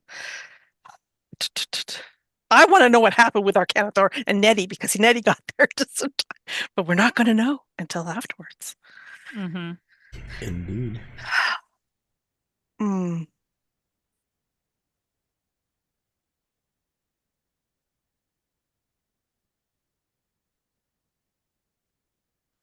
I am at a loss, honestly. So Can you I guys add established. Can I add one quick thing to the end of my scene that I think Sure. might help you, Karen? Okay. I think there is a blast when Autograx dies.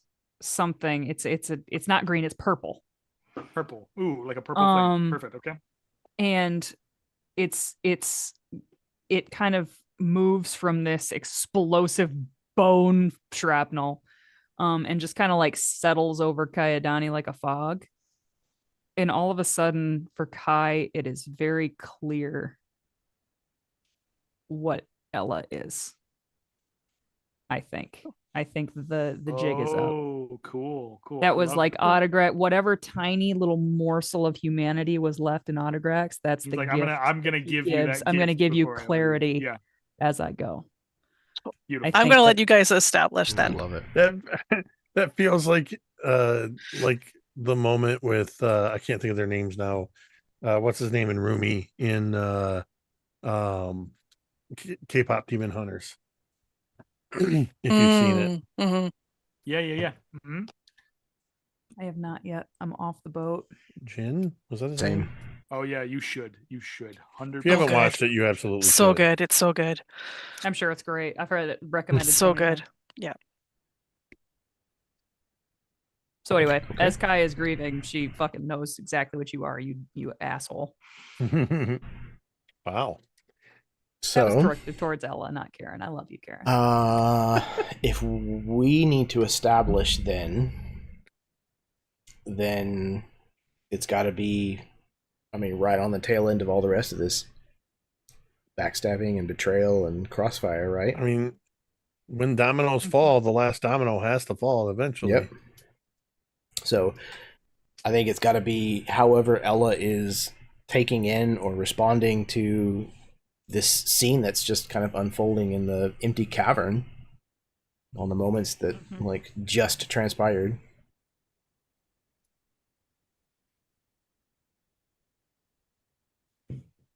Yeah. Yeah, I would think so too. As Ella comes in and sees the siege, Mm-hmm. the carnage.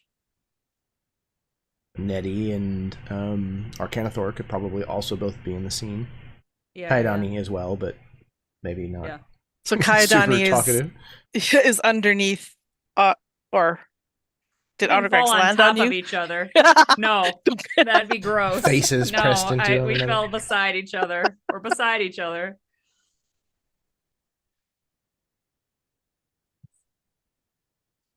Yeah. Okay. So I guess Karen, how much did you?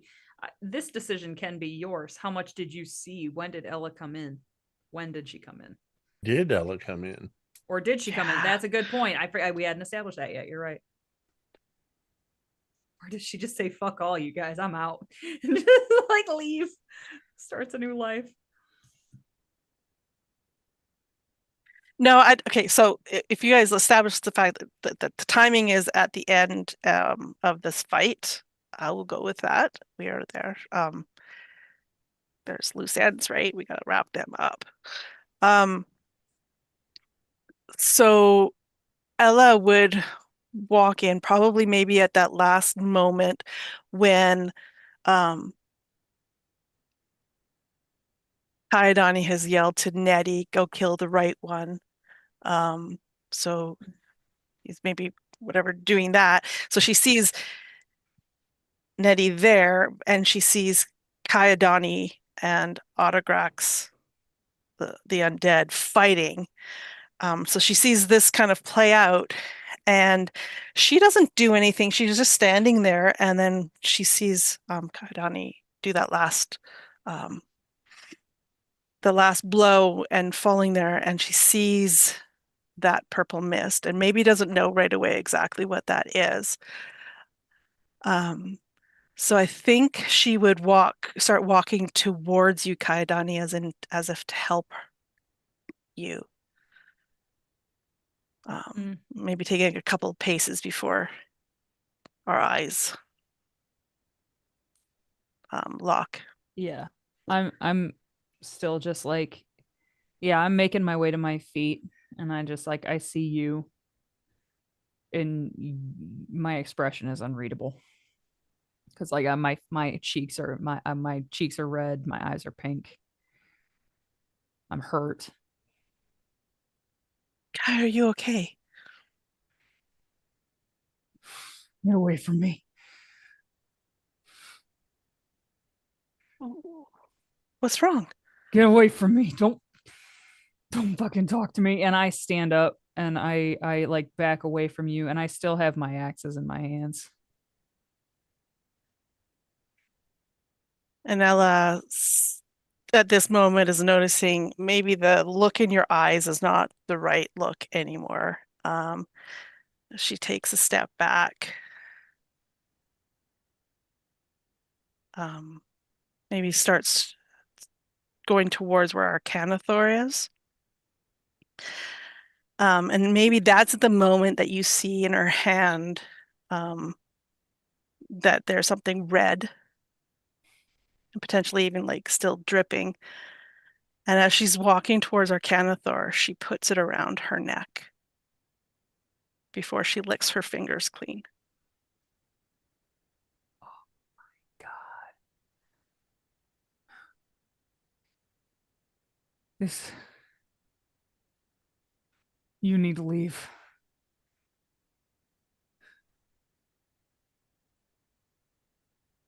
I don't have any beef with you. You've been quite the help.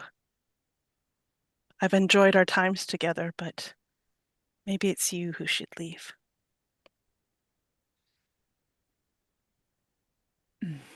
And I hold one of my axes towards you. And I'm like, I just shake my head and I'm like, if you don't leave right now, I'm going to kill you too. And I mean right now. This is your last chance. And you see that there is absolutely no hesitation. Like she feels so deeply betrayed. Any kind of affection or friendship or whatever was perceived is absolutely gone, and its reverse is in its place. Like she is showing incredible restraint, not killing you right now. Oh, what's Nettie and Arcanathor doing at this moment? There's just a fucking epic fight going on in the background.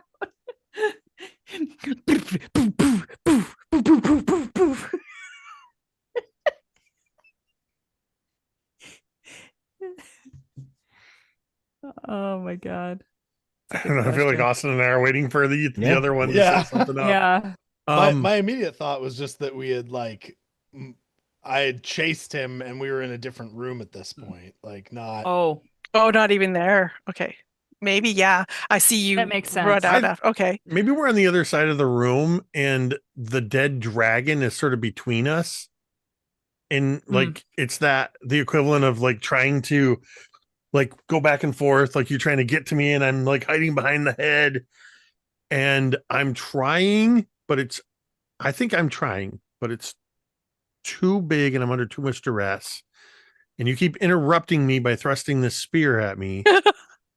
I'm trying to raise dead on this dragon. Oh. And I keep going, Fuck. and then move to a different part. Start over. And keep getting interrupted as I'm desperate to not be stabbed. I like to imagine Arcanathor at one point. He's like, "Will you stop? Wait. Let me say something. Let me say something." Out. Just give me one moment. I'll got it. I love that. I think I see that what Arcanathor is trying to do. I also see how much Nettie's pressing on him. And I'm seeing Kai and how angry she is. And Ella is going to start backing away out of the cave, leaving as Kai is asked. Fine. Kai, I don't know what I did, but if ever you cared about me at all, please help Nettie. Make sure he doesn't fall. I'll go.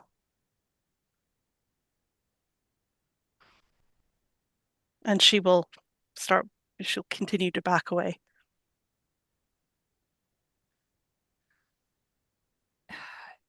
And I think like Kai hears like a in the other room, like something that creates an urgency in this situation. And I think that she sees you and she doesn't feel any sympathy for you. She just she sees you the way like killing a weaker creature would feel. She very much sees you as the weaker creature in this circumstance. Now that the fog has been lifted, killing you would be poor sportsmanship. And so she just kind of like glares at you. And then as she's like, Kai is heading into this other room where the guys are, she turns and she's like, I better never see you again. And to maintain that feeling that you have over her, Ella's eyes like start to tear, and she's like, "You never will." And she turns at that point, maybe becoming at the edge of the cave room or wherever, and turns to walk away. And we see as the camera that the tear-stained face of Ella leaving Kai, this misunderstanding, turn completely around, and she starts to smile as she walks away. Incredible. Perfect. And scene. Oh my god, it's so good. It's so good. It's so good. And our Ugh. final white die.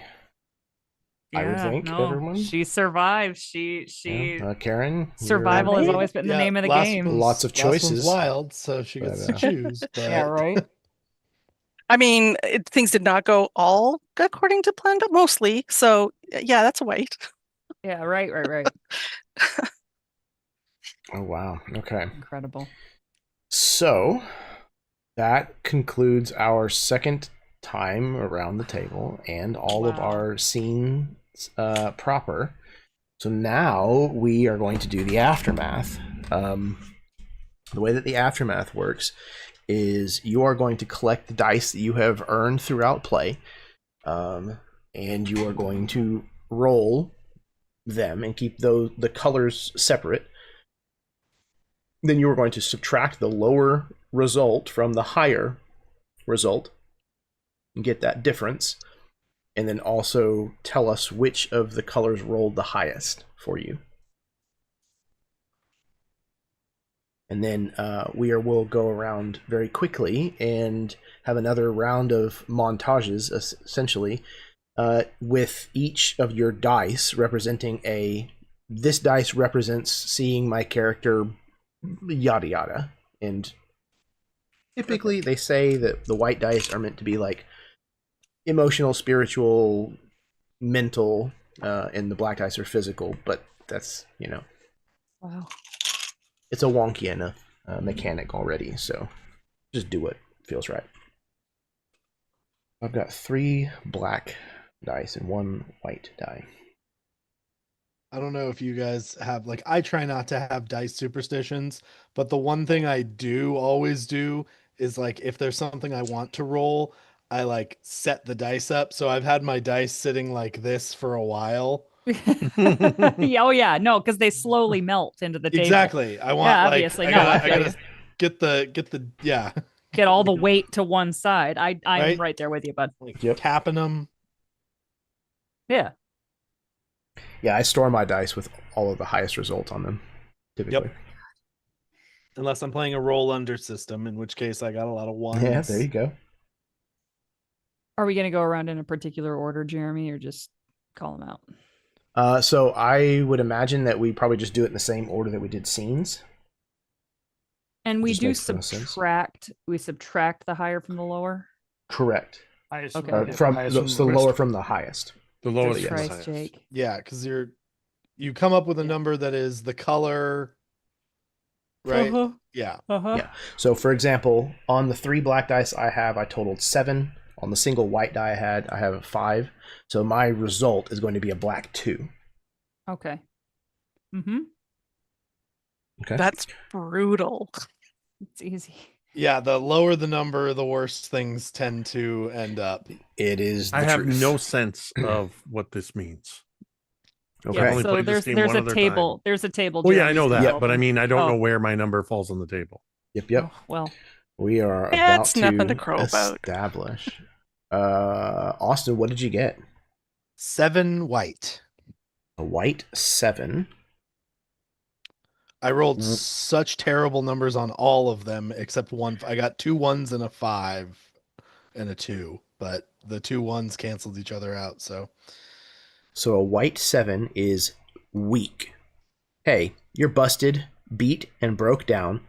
but at least you've learned a lesson about human greed and frailty, right? Oh my It'll serve God. you well in prison, which is where you're probably headed. That's the example that they give for that. So you'll keep that in mind as we start our little montage scene and spend your dice to kind of give us an epilogue. One die at a time kind of thing. I got a black 2. Brutal. Ooh. Wounds that will never heal, for starters. Stuff sawed off, blown off, or burned off on your way to grand ignominious? I don't know what that means. Ignominious failure. Kiss whatever you care about goodbye. You may die, but you may not. No, I'm pretty sure I died. Mm-hmm. It means basically like public shame or disgrace. Ah, okay. There Perfect. we go. Vocab. Right here. Word of the day, ignominium. Ignominium. I said your damn words, basically. Jake, what'd you get? 8 white. 8 white. Nothing to crow about. Not better, but not way worse either. Maybe the car is wrecked, or your wife is leaving you, or there's a court date. But compared to some of the other people you know, ... So that kind of makes sense. Chad, what you got? I have a white 1. White 1. Nearly 0, so nearly worst of them all. It is dreadful. You are certainly dead. Probably Yes. from a self-inflicted wound. Yep. People you care about are also probably dead. Yep. Maybe through your own stupid, ugly failure. Yep. To say that you fucked up is an insult to fucked upness. You have Is this my redefined. dad? You have Is this my dad redefined saying the this? term. No, this is my family. This is just my family's shame on me. Wow. Wow. Yeah, no, that's great. Amazing. I love this. Carrie, what you got? Well, Chad spoiled the surprise. Apparently, what I got is the worst. 0. I got a dead 0. 0. The worst Neither. thing in the universe. Ugh. This probably doesn't include death, Yep. since death would be way better than whatever this is. Be creative, and don't settle for the first quote-unquote worst thing that comes to mind. There's something darker, more awful, more wretched in there somewhere. Karen, what did you get? You're so pleased with yourself. You got the Look at you. fan fucking tastic one. I'm just gonna flip my I am shit. so sorry for Carrie, but that is it's You are not. You are fucking not. I can tell by your tone. That's why she I can't did stop laughing, because she She's feels so giggling with bad. joy. It's Mhm. joy. Laughing in your hysterically. shit. I feel so bad for I'm you. so sorry. I'm so sorry. Nom, nom, nom, nom. Also, I'm giggling with glee. This is amazing. Sucks to be you. Incredible. I got an 11 black. Oh my Oh god. my 11 black. If that's the fan fucking tastic It's one, not I'm the gonna fan flip my fucking desk. test. It's It should pretty be. It good. is pretty good. All things considered, you're coming out of this smelling like a rose. You're a little better off. Maybe you got the girl, or maybe you just didn't get caught. Wow. Wow, didn't get caught. That seems like I got the amulet. Karen, I think you're probably the best Fiasco player I've ever met in terms of like our ending routes. I'm pretty lucky. I rolled a 1 on my Every- white dice. There Every you go. time we've played together, it's always like, she got the best result. Oh, that's fun. That's great. I love that. I love that for me. I'm gonna go die in a hole now. Oh my. Okay, so, Austin, you want to start us off with the montage here? Yes. Okay. This back and forth continued for a while as Arcanathor and Nettie dove around this dragon until finally he just wasn't quite fast enough. And the dragon roared to life as Arcanathor finished the words. And it took one swipe of a claw just right in the gut. And Nettie flies back, hits a wall with sickening crack. And Arcanathor, to wherever he's going, escaped from my grasp. And Nettie is lying there. He says, "Oh, I'm fucking dying here, man. Took a shot in the gut." And he holds the spear and says, "I'm sorry, I couldn't do it, man. I couldn't do it. I got the wrong one." And we cut forward maybe 100 years, maybe 1,000, impossible to tell in this cave. But a new group of adventurers have come because a new threat has taken over this once Dragon's Hall, and a just a fairly unassuming looking person picks up the spear, thinking this is a bit of loot that I might want to take, and inside their head they hear, Arthur, we finally got one. There's another. There's another one. Hooray! They're Hey, here! hey, have you ever heard of a wizard called Arcanathor Kadarabond? Is he still alive? If he is, it is your mission, good fellow, to take both of us. Yes, that's right. I can't believe I'm saying this, but both of us are in here now. It is actually quite enjoyable. But still, you must take us and do what must be done. Kill the turtle known as Arcanabond.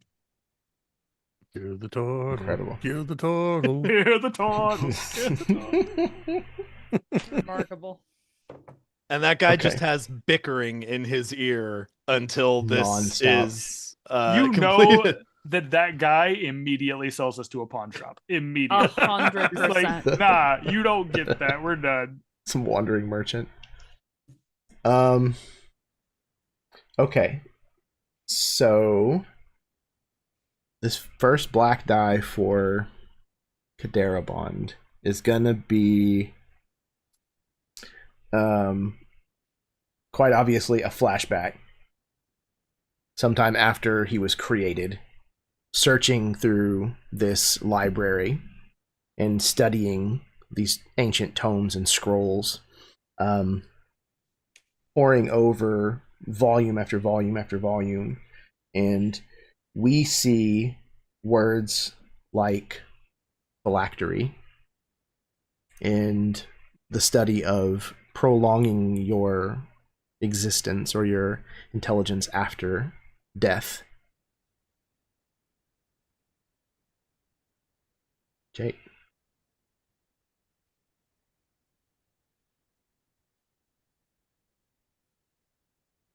I missed something. What's that? I just heard. I don't know. I don't know what I missed. I just heard you talking, and then I didn't, and then I heard Jake. Oh, yep. Oh. Did you? All did you you're not- doing now is you gotta make your epilogue. Oh, So okay. take You your- sorry, yeah. you did your scene, I was and I missed. passing you I off. missed. I missed Passing off to you. the. I missed after you started saying seeing you in the study sometime after he was created, and then I just lost it. Oh, yeah. Researching, going after tome after tome after tome, going over all these things, and we see the word like phylactery and information about how to prolong your life after death as a spellcaster. Excellent. Sorry, I don't know what. No worries. Okay.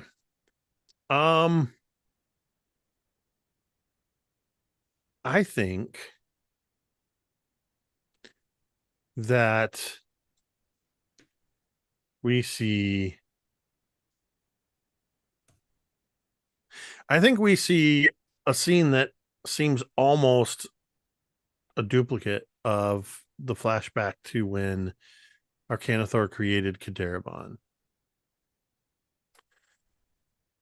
Except there is no significant exchange of glances or anything between them. Just enough that when the ritual is complete, that he maintains the eye contact, establishes the connection, and then without having any kind of back and forth, just reaches over, grabs a robe, and says, "Put this on. We've got a lot of work to do."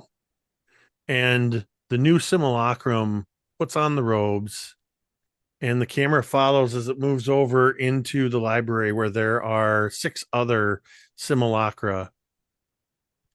And Arcanathor pulls down the countdown of this calendar, throws it down onto the desk where there's several other discarded calendars over several years, and he puts up a new one as he's making another. And we just see outside the window, or up above, since we've established this sort of Dr. Frankenstein, as the lightning flashes, we see and hear this roar that blends with thunder as this undead dragon flies overhead. And we see in the flash of lightning that we can see the light through parts of the dragon as it's decaying over time even further. Unable to raise an undead army, barely able to maintain an undead dragon, but creating an army of simulacra one by one. To what end? Who knows? All right. Perfect. Chadley. Let's see. I'm dead, so pretty much like how do I put this? Can I? No, I'm not gonna do that. Let me see. I think I'm gonna do one of the physical dice. Clearly, physically. I'm dead. Actually, you know what? Next. I'll just combine. I'll combine both of my physical dice because I feel like both of my physical dice would fit this. Okay, I sure. know, just also for the sake of time, I'll combine both of my physical dice and say this. There's a moment, I think, where we do see a flashback of him where he is finally recognized as a hero. It's the time when they finally get back to that one moment where they come back and they're being recognized as heroes and they're being honored and these honorifics. And then I think we see the splayed out corpse body of the shattered bone remains of Autograx on the floor. And then we watch as Autograx like falls back in a bed somewhere, taking in just the admiration and adoration that people have had for him being a hero. And I think that he never anticipated this moment, he never anticipated the downfall. He always thought that at some point he would rise above and then he would be able to leave and go and be all, safe for the best terms. And now we watch as his scattered corpse is decaying over the years and years and years that go by. But I do think that at some point, particularly when that group of adventurers comes, we watch as maybe a signet ring or some form of piece of that was on his body is taken from that corpse, and that is his casting ring. So someone in the world has his arcane sorcery ring now that has been taken from his corpse. And that's the only thing I can think of on a physical aspect currently that I would be able to deal with right now, because I can't think of the other thing and I'll have to figure it out. No, that works. It's beautiful. All right. Carrie. So one quick, I always have a clarifying question. One quick clarifying question. Is, so you said there's the corpse. Did the skeleton rise like out of the corpse? Are these Yeah, two, is like, so there the like skeleton a skin rose. suit? There's And literally like a lizard skin. okay, we'll say that's where the Dropped somewhere. adventurers found the Yeah. ring. The Because skeleton itself is different. I had another idea. Okay. Because I think Kai hears this battle going on in the other room, and for a second she is like on her way to take part. But then she hears a particularly pained cry from Nettie. And she kind of like looks over at where the skeleton is and runs to it and just says, "I'm so sorry." And she starts like stomping this skeleton into dust. And she is then like looking kind of frantically at this other room because she doesn't have much time. And she breaks it up into little bits. And then she's like frantically gathering it and scooping it, crying all the while into a bag. And gets as much of it kind of as she can. And when she thinks she just doesn't have any more time, she shakes her head and is like, "Sorry, Nettie," and runs. And I think that's what we see. She's just sprinting through the woods, brambles and thorns just ripping her up as she goes. That's my first physical die. Excellent. Karen. All right. First physical die. We definitely see Ella is on the road. It's obvious it's not too much past when she left before.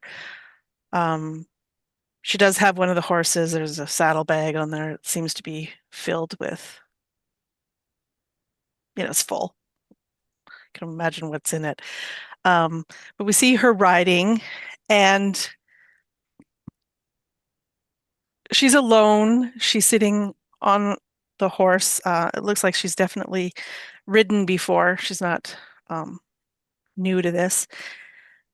But as we see her riding away, the blonde hair, the long blonde hair that she had, it was always pulled back, and the clothes that she was wearing, they all just seem to change. And in its place, we now see dark-haired woman with a finer set of clothes riding this horse away. Fantastic. Austin. Boy, it's tough. I feel like I kind of already blew my wad with that. That's fair. Yeah, I think it's that was probably the physical at least. I think we just cut to like years of like the moment after taking that mortal wound of Nettie talking to Arthur saying like I'm sorry, I screwed it all up. I knew I would. I knew I was a bad choice for this. Maybe you said before it was possible. I think I'm gonna die if we don't do something. And he like reaches out and just touches his finger to the tip of the spear.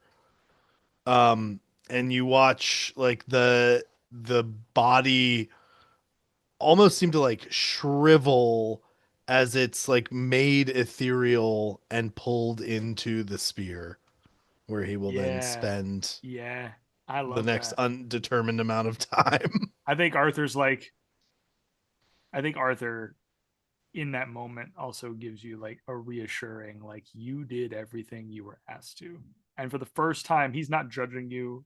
He is like saying like, come spend this time with me and we will find a hero that can set us both free.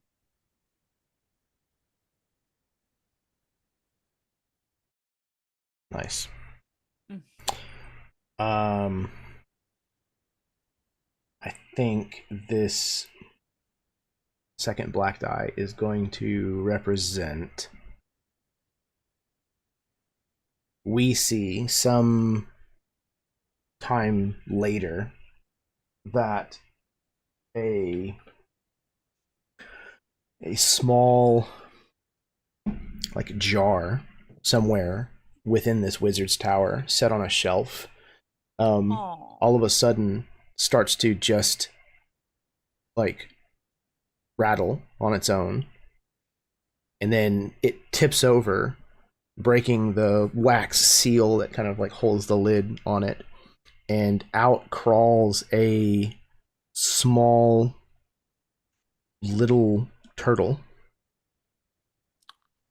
and starts to like make its way across this impossibly large stone floor of this wizard's tower.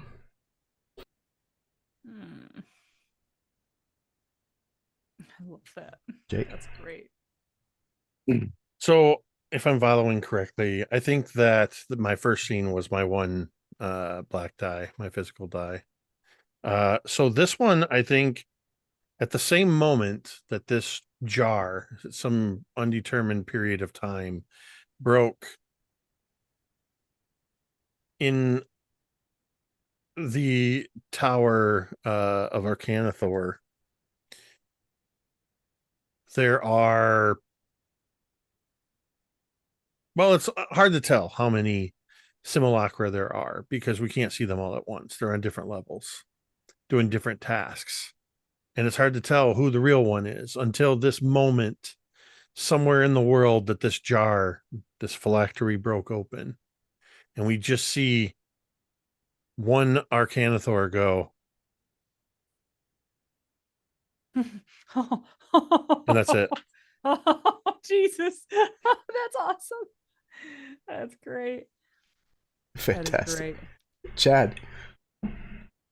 Okay. Okay. Last physical die.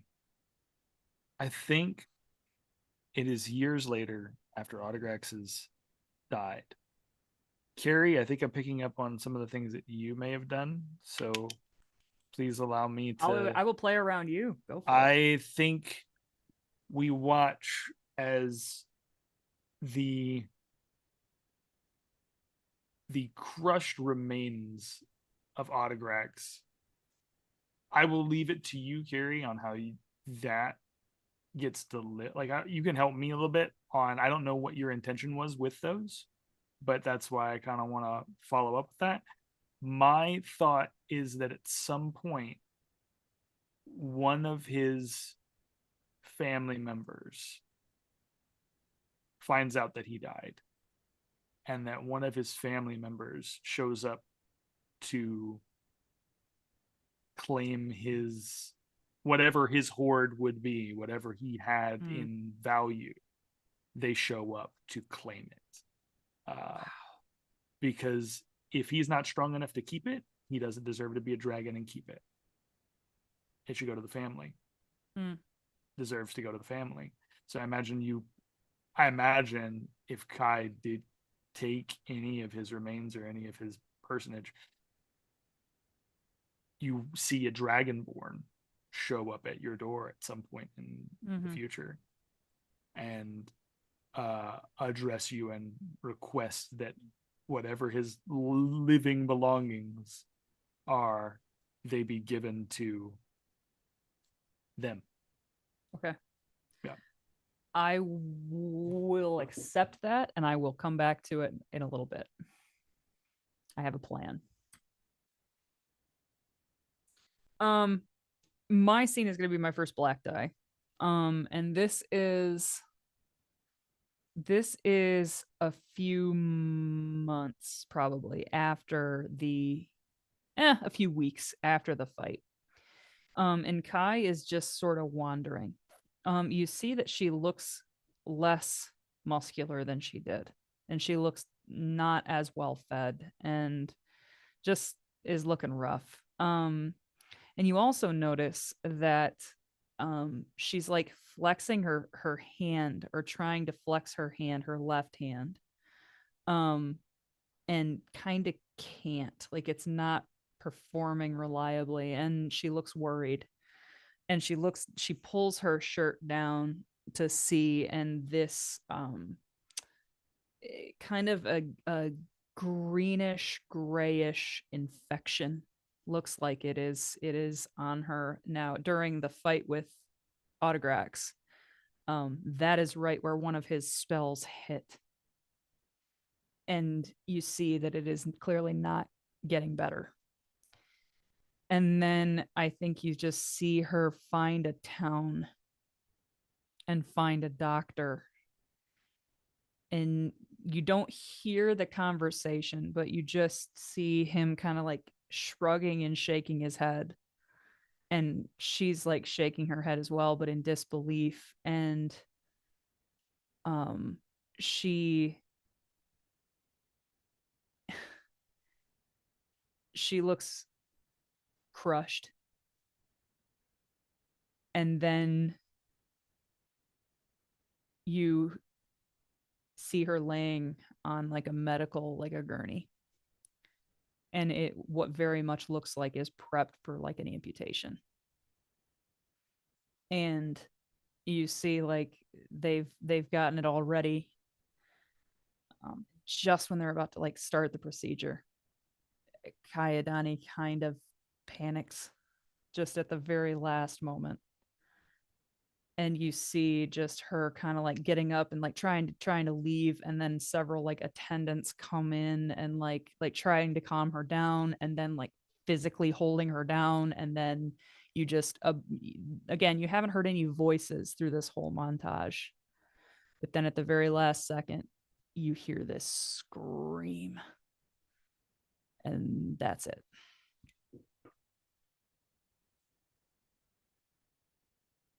Karen. Wow. Okay. Second physical die. We see we don't know how much time it is later, but we're in maybe a somewhat nice establishment, like not overly great, but it's a nice tavern bar area. And we see that dark-haired woman, but she's now at a table with a few other people. We've got a big muscular man who's holding like seems to have like a big ass sword strapped to his back or beside him. There's another slight woman sitting there wearing kind of a darker clothes. She's kind of sitting in the corner, kind of like hoods up a little bit. You see she's a little bit cautious. And then there's another man that just kind of brightly dressed and seems to be getting the rest of the people in this establishment. They're all affixed to him as he seems to be telling some sort of story, as we're seeing this group having a good old meal. Oh my god. Oh man. Austin. Yeah, I think another set of untold ages has passed, more time, and the spear is now in a muddy swamp, half buried, just a hilt sticking out. And a hand reaches down, pulling the spear out as if to examine it to see if it's worthwhile loot. And again, Nettie and Arthur are like, oh, hey, wake up, we got another one. Hey, Oh, new hello. champion, Hi, new champion. new champion. Hey, Have you- what's going on? Are you aware of our Canathor Kadarabond?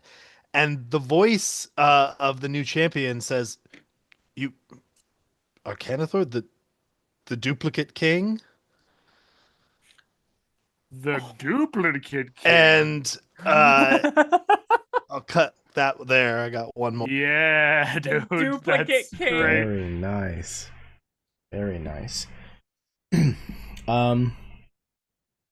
So the white die that I have, this is going to represent where we see what looks like Kadarabond sitting at this table inside of this tower. Whatever light is like coming through the window is like pure red. So it like bathes everything in this red like ambient light. And he is feverishly as a turtle can, writing in these books. And these books all have like not fully formed physical edges. There's something wrong. There's something amiss about like their shape and form. But he's writing just as fast as he can, and we hear like a dripping noise. And as we like spin around to see the other side of Kadarabond, he is melting like snow, and eventually completely melts, and the quill falls to the ground. And in this tower, there are no other simulacrum that we see. Now just a puddle on the floor, and then another jar on that shelf teeters. It might even be the same jar.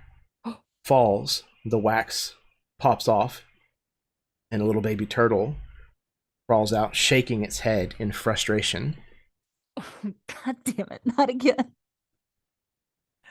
Wow. Dude. Mm. Holy shit. Another white die. Thunder crashes, lightning flashes, and we see in the tower, we see Arcanathor creating another simulacra. But the camera pans out and pulls out the window, and we see nearby another tower where the same scene is playing out inside the window, and another tower and another tower. As the camera continues to pan out, these are not just a single wizard's tower. These are multiple towers rising around a castle. And all throughout this castle, we see almost like one of those tilt shift photography things. Every citizen of this castle and its inner walls is a turtle. And somewhere in that castle, aged beyond words, beyond any recognition of how much time has passed, sits a fat old turtle on a throne with a crown on his head, proudly wearing the moniker, the Duplicate King. Oh. That's bitchin', dude. Incredible. Chad. Bowser. Okay. The last two I have are white dice. These are my emotional die. I think we're going to take a quick peek at Autograx. I think we see, I think there's a moment where we see a picture of Autograx happy. We see him kind of rejoicing in something, and we see a flashback of like what could have been, like what could have possibly, like what he was hoping would happen. And because it's in his journal, and I think you hear his voice from a journal entry that he wrote when he was alone in the tower by himself. I have been alone for quite some time. I hope that someone will come and collect me, because they have all left me. My whole family gone. It is odd to feel like you are not wanted anywhere, and yet have the power of a god in your hands. Really weird. But I know that at some point I have friends. I have a friend. And at some point, I will convince that friend to just spend time with me and to not leave me, and that I will be okay. Because when your parents leave you and your siblings leave you, how horrible of an experience would it be to die alone and have no? Mm.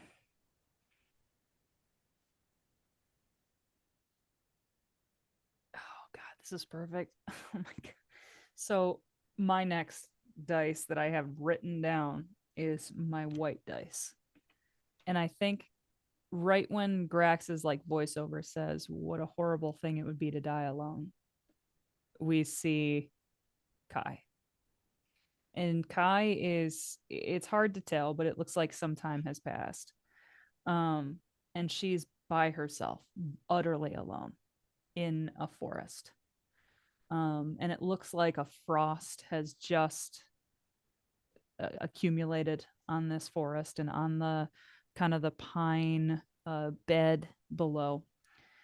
And she's cleared out an area and she's started a fire. And she kind of like sits crisscross at it, and you hear her say something in another language, and it's a prayer, and she's not one to pray, but who's here to make fun of her. And she kind of like takes out that bag that you saw her frantically collecting Grax's remains into, and you see her kind of like pull it open with her teeth, because you look, it pans over and she only has one arm. And you see her kind of like set the bag carefully, like in her lap. And she is like throwing handfuls of it onto this fire. And every handful, the fire kind of goes like and like rises to life. And once or twice, she swears it looks almost green. And she's looking around with every handful and just says, this spot would have been perfect. We could have had a house right over there. And she throws another handful on, says, right over there would be a perfect place for a barn. Another handful. Says, there's a river that way, and I can hear it. You could have done all your magical shit over there. I don't know. A river feels like a good place for magic shit. And she like throws another handful on. And she pulls another handful out and she just kind of like holds it in her hand. And she kind of like looks around, and it's night. And there's she looks up and there's an aurora. It is beautiful greens and purples. And she kind of just shakes her head and she's like, this spot would have been perfect. And she goes to throw this on the fire.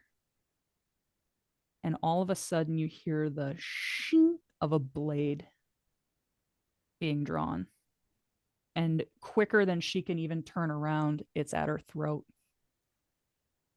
And you hear, not another handful.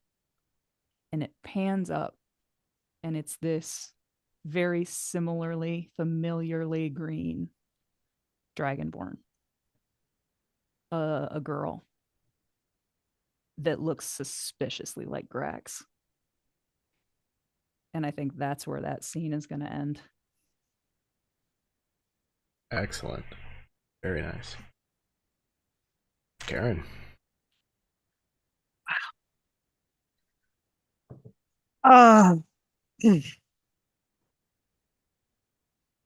That's hard to follow, Carrie. Thank you. Um,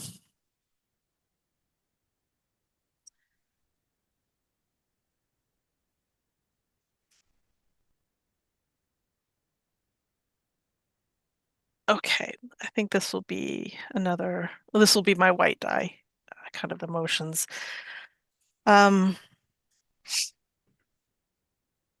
We're located at this point in some well-to-do stone room. It's hard to tell what exactly it's in, but it definitely has like the stone walls. It's well furnished. There's some finery around, tapestries, things, and there seems to be on a table what looks to be like a chessboard with these intricately carved pieces of chess pieces, right? But upon closer look, you could tell that it's not actually a chess set that's on this board. And we can see that some of the pieces are lying down, kind of cracked and broken. Others are standing. And we see this dark-haired woman that we know, that we've seen before, just kind of walks over to the board, picks up a couple pieces and are looking at them. We don't recognize the visages, but one of them we do. She picks up one, and it looks like a dragonborn. And she just kind of has this grin on her face as she takes this instrument. It's hard to see what it actually is, places it upon this chess piece, this figurine, and it cracks completely before she places it down beside a figure that looks like a dragon. And she just smiles as we see a close-up of the face. It tends to look like Autograx, and then the dragon Rasmorn.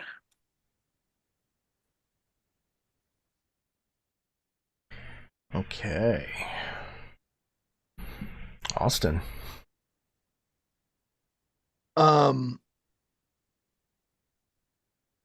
A small army of humans, elves, dragonkin, stand in the center of this large hall in this massive castle. There are fallen bodies of the same person all around them, all starting to disintegrate into snow. And as the spear thrusts into another one and it starts to crackle into snow again, you just hear this telepathic, "Damn it! Which one of them is real?" And that's where we wrap for Nettie. Beautiful. I have one black die left. And that is going to be this turtle finally gets large enough to be able to now sit back at this table where this book is laid open since he last melted, and begins to pick up the quill and start to write feverishly again. And we can pull back and we see that there is a sketch with all of this writing around it, and the sketch looks like Arthur the spear, and there's all kinds of like notations and like symbols drawn and questions scribbled in the margins.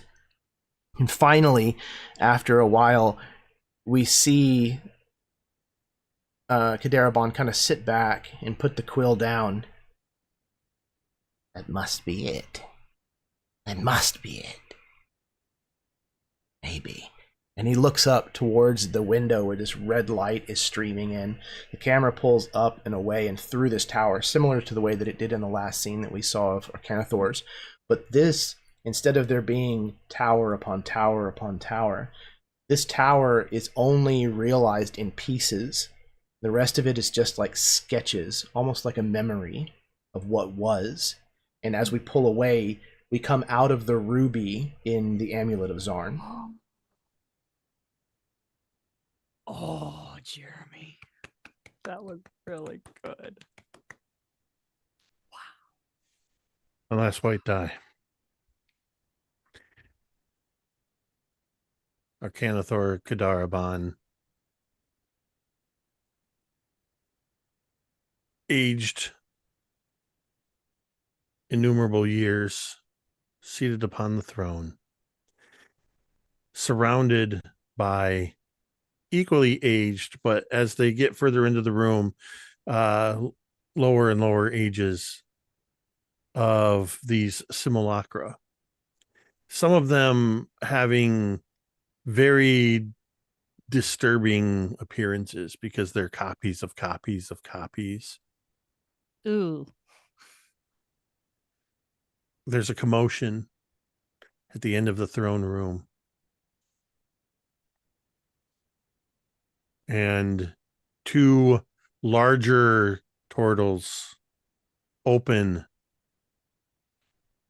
the doors. And a procession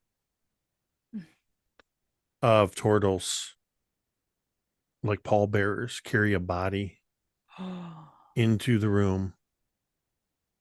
And they stop in front of the throne.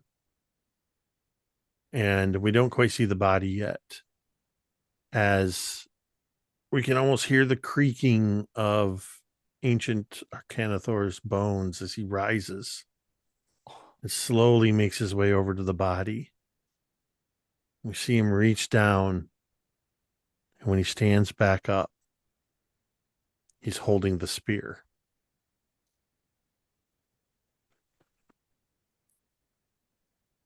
And the final shot of ancient Arcanathor in his grand castle, where he is now an emperor known simply as Legion,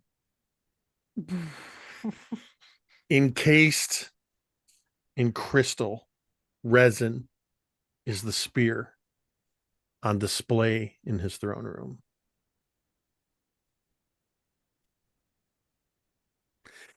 And I think because he was the last one to pick it up and claim it, I think we can faintly hear the muffled ramblings of Arthur and Nettie.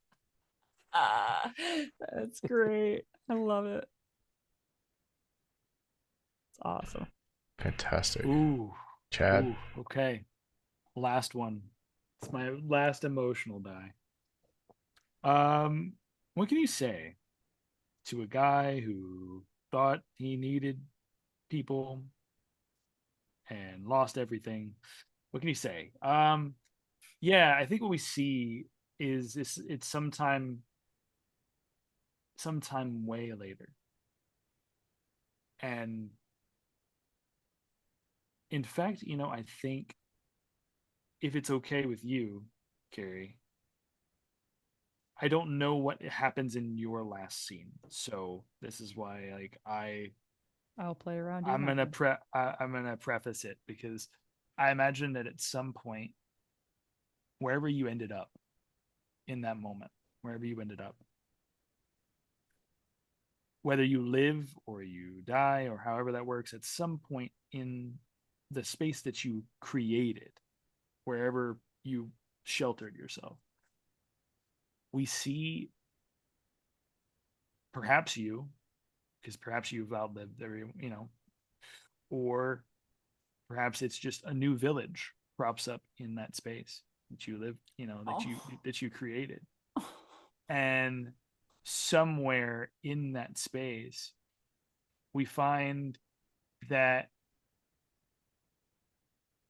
you or someone else has there is a magic tower somewhere on this property, small, much smaller than anything Arcanathor or Kadarabond would do, but it definitely starts getting people to come and see what magic's all about and be a part of it and embrace it and not fear it and not think that it is dumb or kitschy or anything like that. Like they think that it matters in this world, and you're not looked down upon or weak because you do it. And I think for Autograx, you see that there's this moment, I think, for perhaps Kai, that we see this family of Dragonborn have come into this village. And we see this small green Dragonborn. And it's a girl. And this small green Dragonborn approaches Elder you, or however that would be, sees you with no arm, sees you with all, like, you are the agent, like elder in this village at this point. And you see her greet you, and she's like, "Hi there.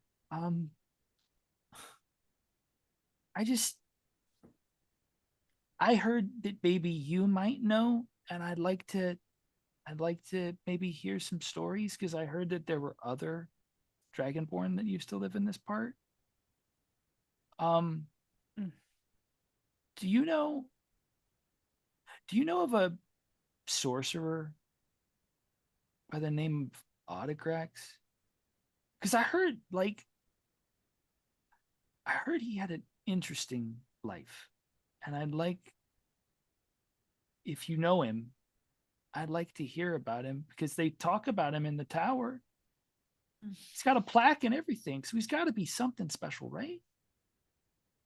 And I think that that's like where I will end on Autograx's note of being like, even if he didn't think he lived the most amazing life, there's got to be somebody that thinks he was special enough to be worthy enough for a plaque, and that was maybe his best friend.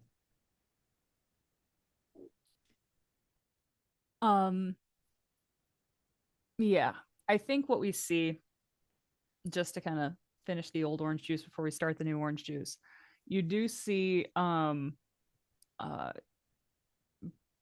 like a thud, and it's this Dragonborn that ambushed Kai, and she just has one of those axes right in her fucking face, and eyes wide, dead. And Kai just kind of like looks down at her, and she's like, "Oh, that's that." And she sits back down, and you just see kind of a zoom out of Kai continuously throwing handfuls into the fire.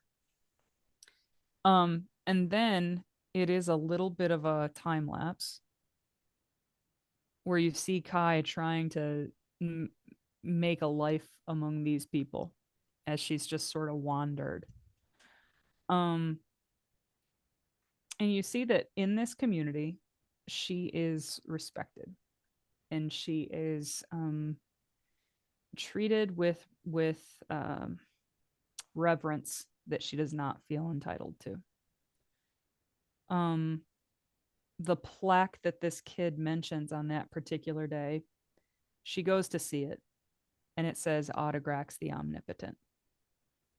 And she insists that it is changed. You know, with her this power that she wields in this town, she insists that it's changed to Autograx the Brave.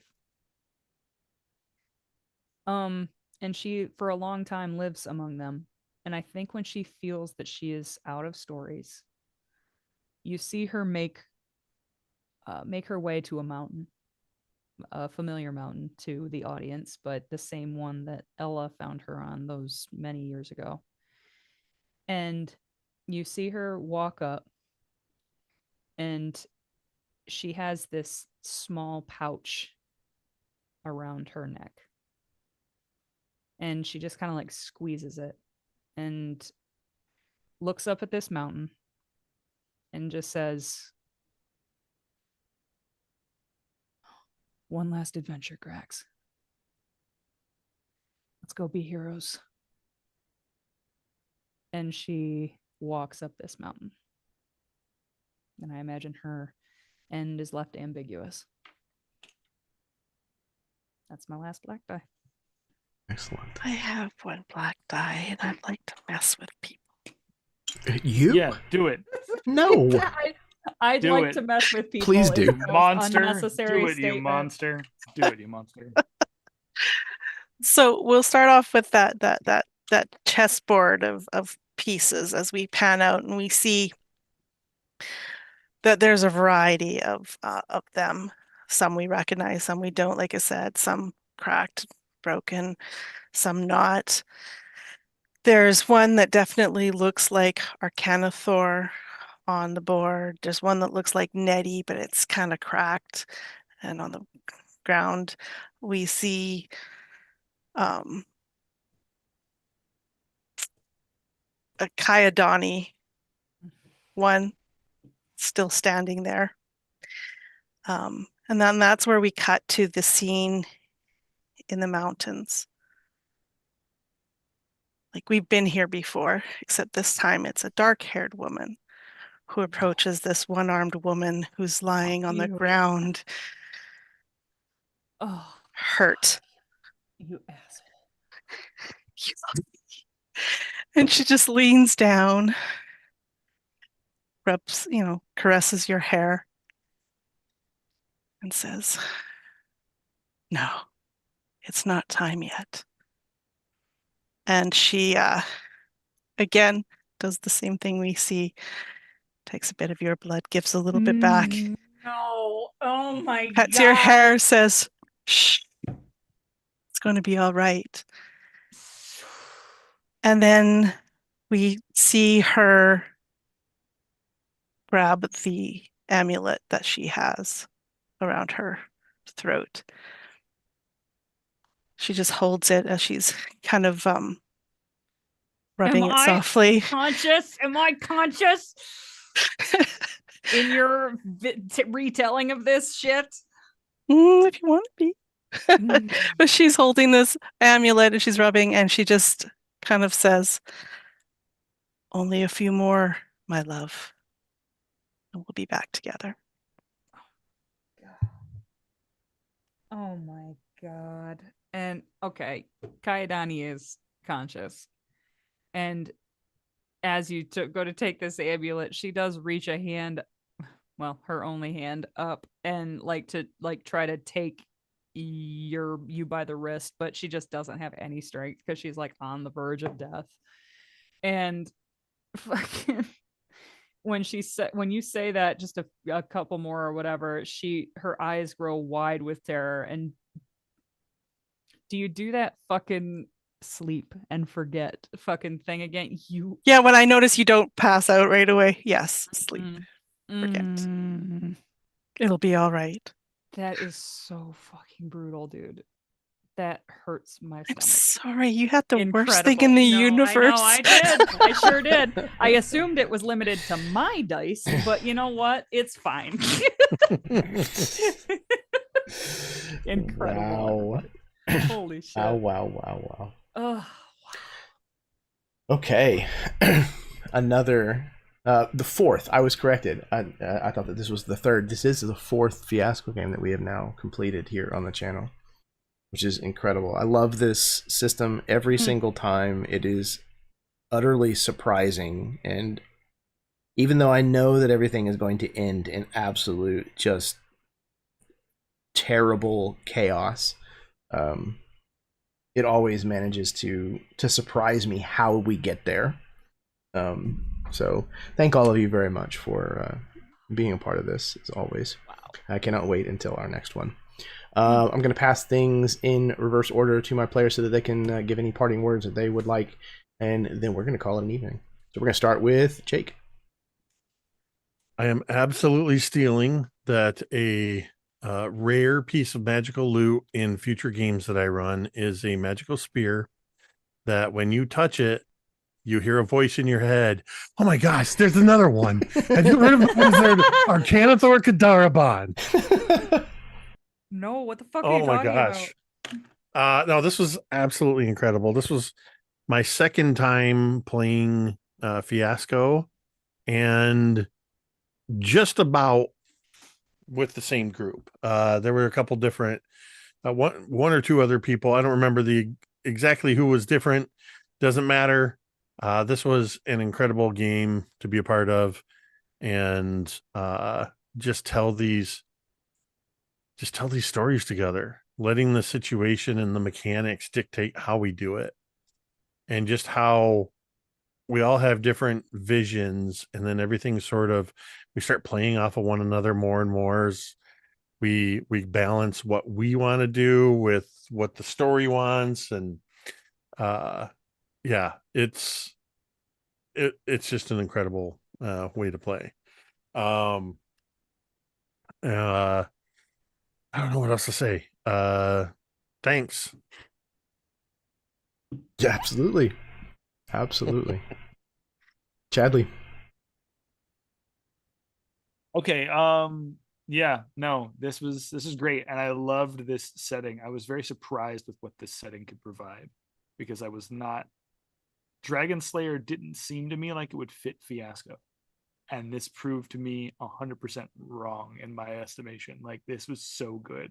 And the fact that we could incorporate our D&D knowledge into this game made it 1,000 times better for me. So yes, thank you. Yeah, for it was- having me, Jeremy.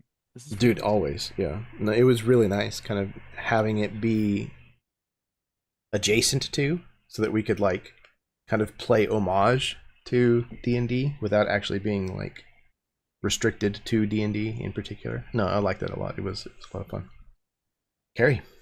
Yes, I'm Carrie. This was incredible. I made sure I made a note to say this. I find myself in awe of all of you people that I get to play with. Like, while I'm watching, it's like you consistently pull out like a cool new option that I would have never thought of, or some cool twist that I would have never thought of. And it's just, your guys' creative energies are so impressive to me. So Jeremy, thank you again for letting me take part. This was a blast.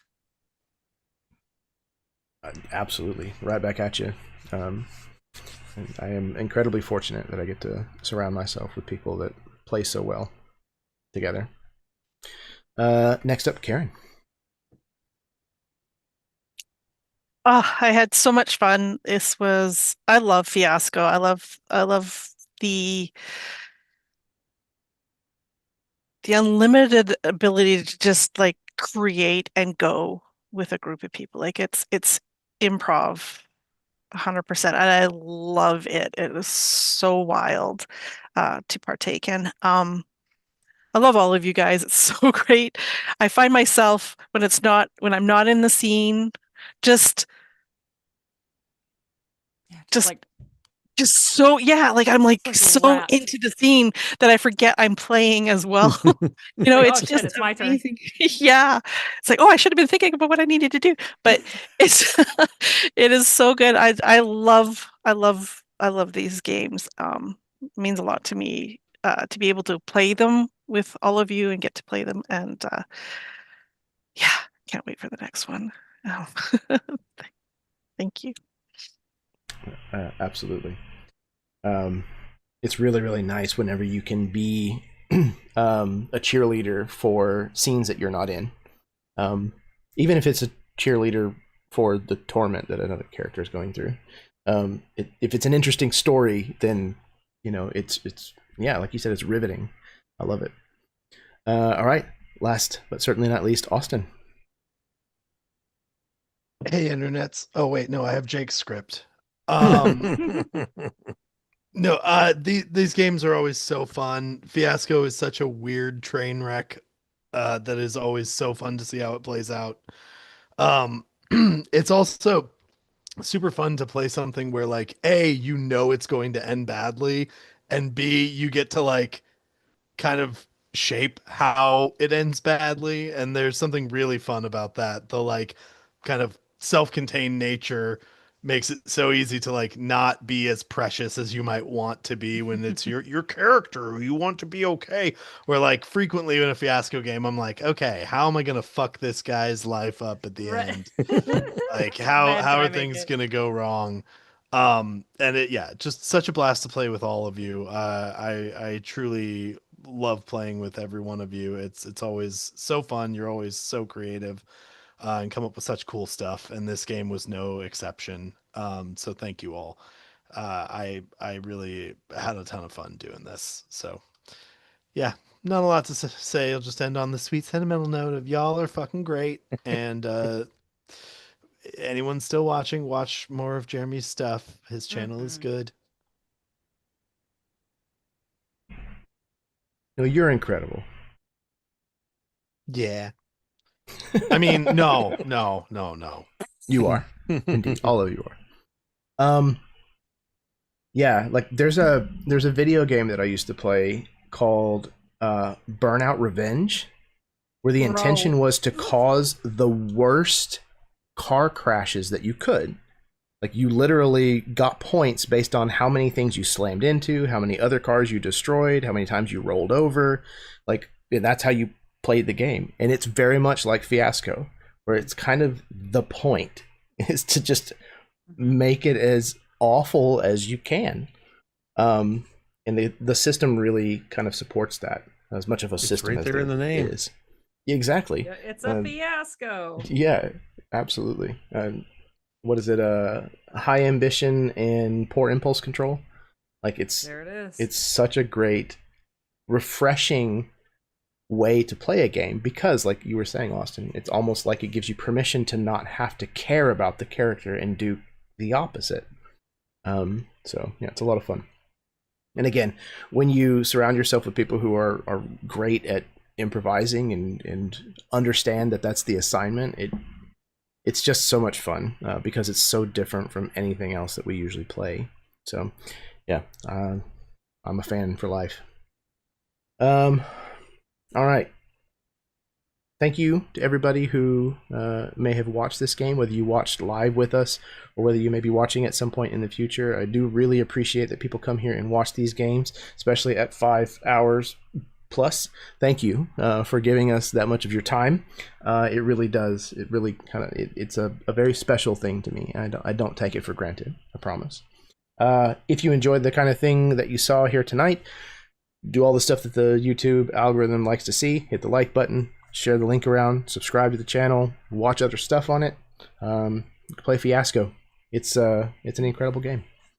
So I think we're going to go ahead and get out of here. Remember that kindness is a free action. It costs you absolutely nothing to be kind to other people, and for the fucking 1000th time, the world needs it. So be nice, fuck ice. We're going to go ahead and get out of here. I hope everybody has an incredible week ahead, and yeah, until next time, your dice roll high and your snacks always be within reach.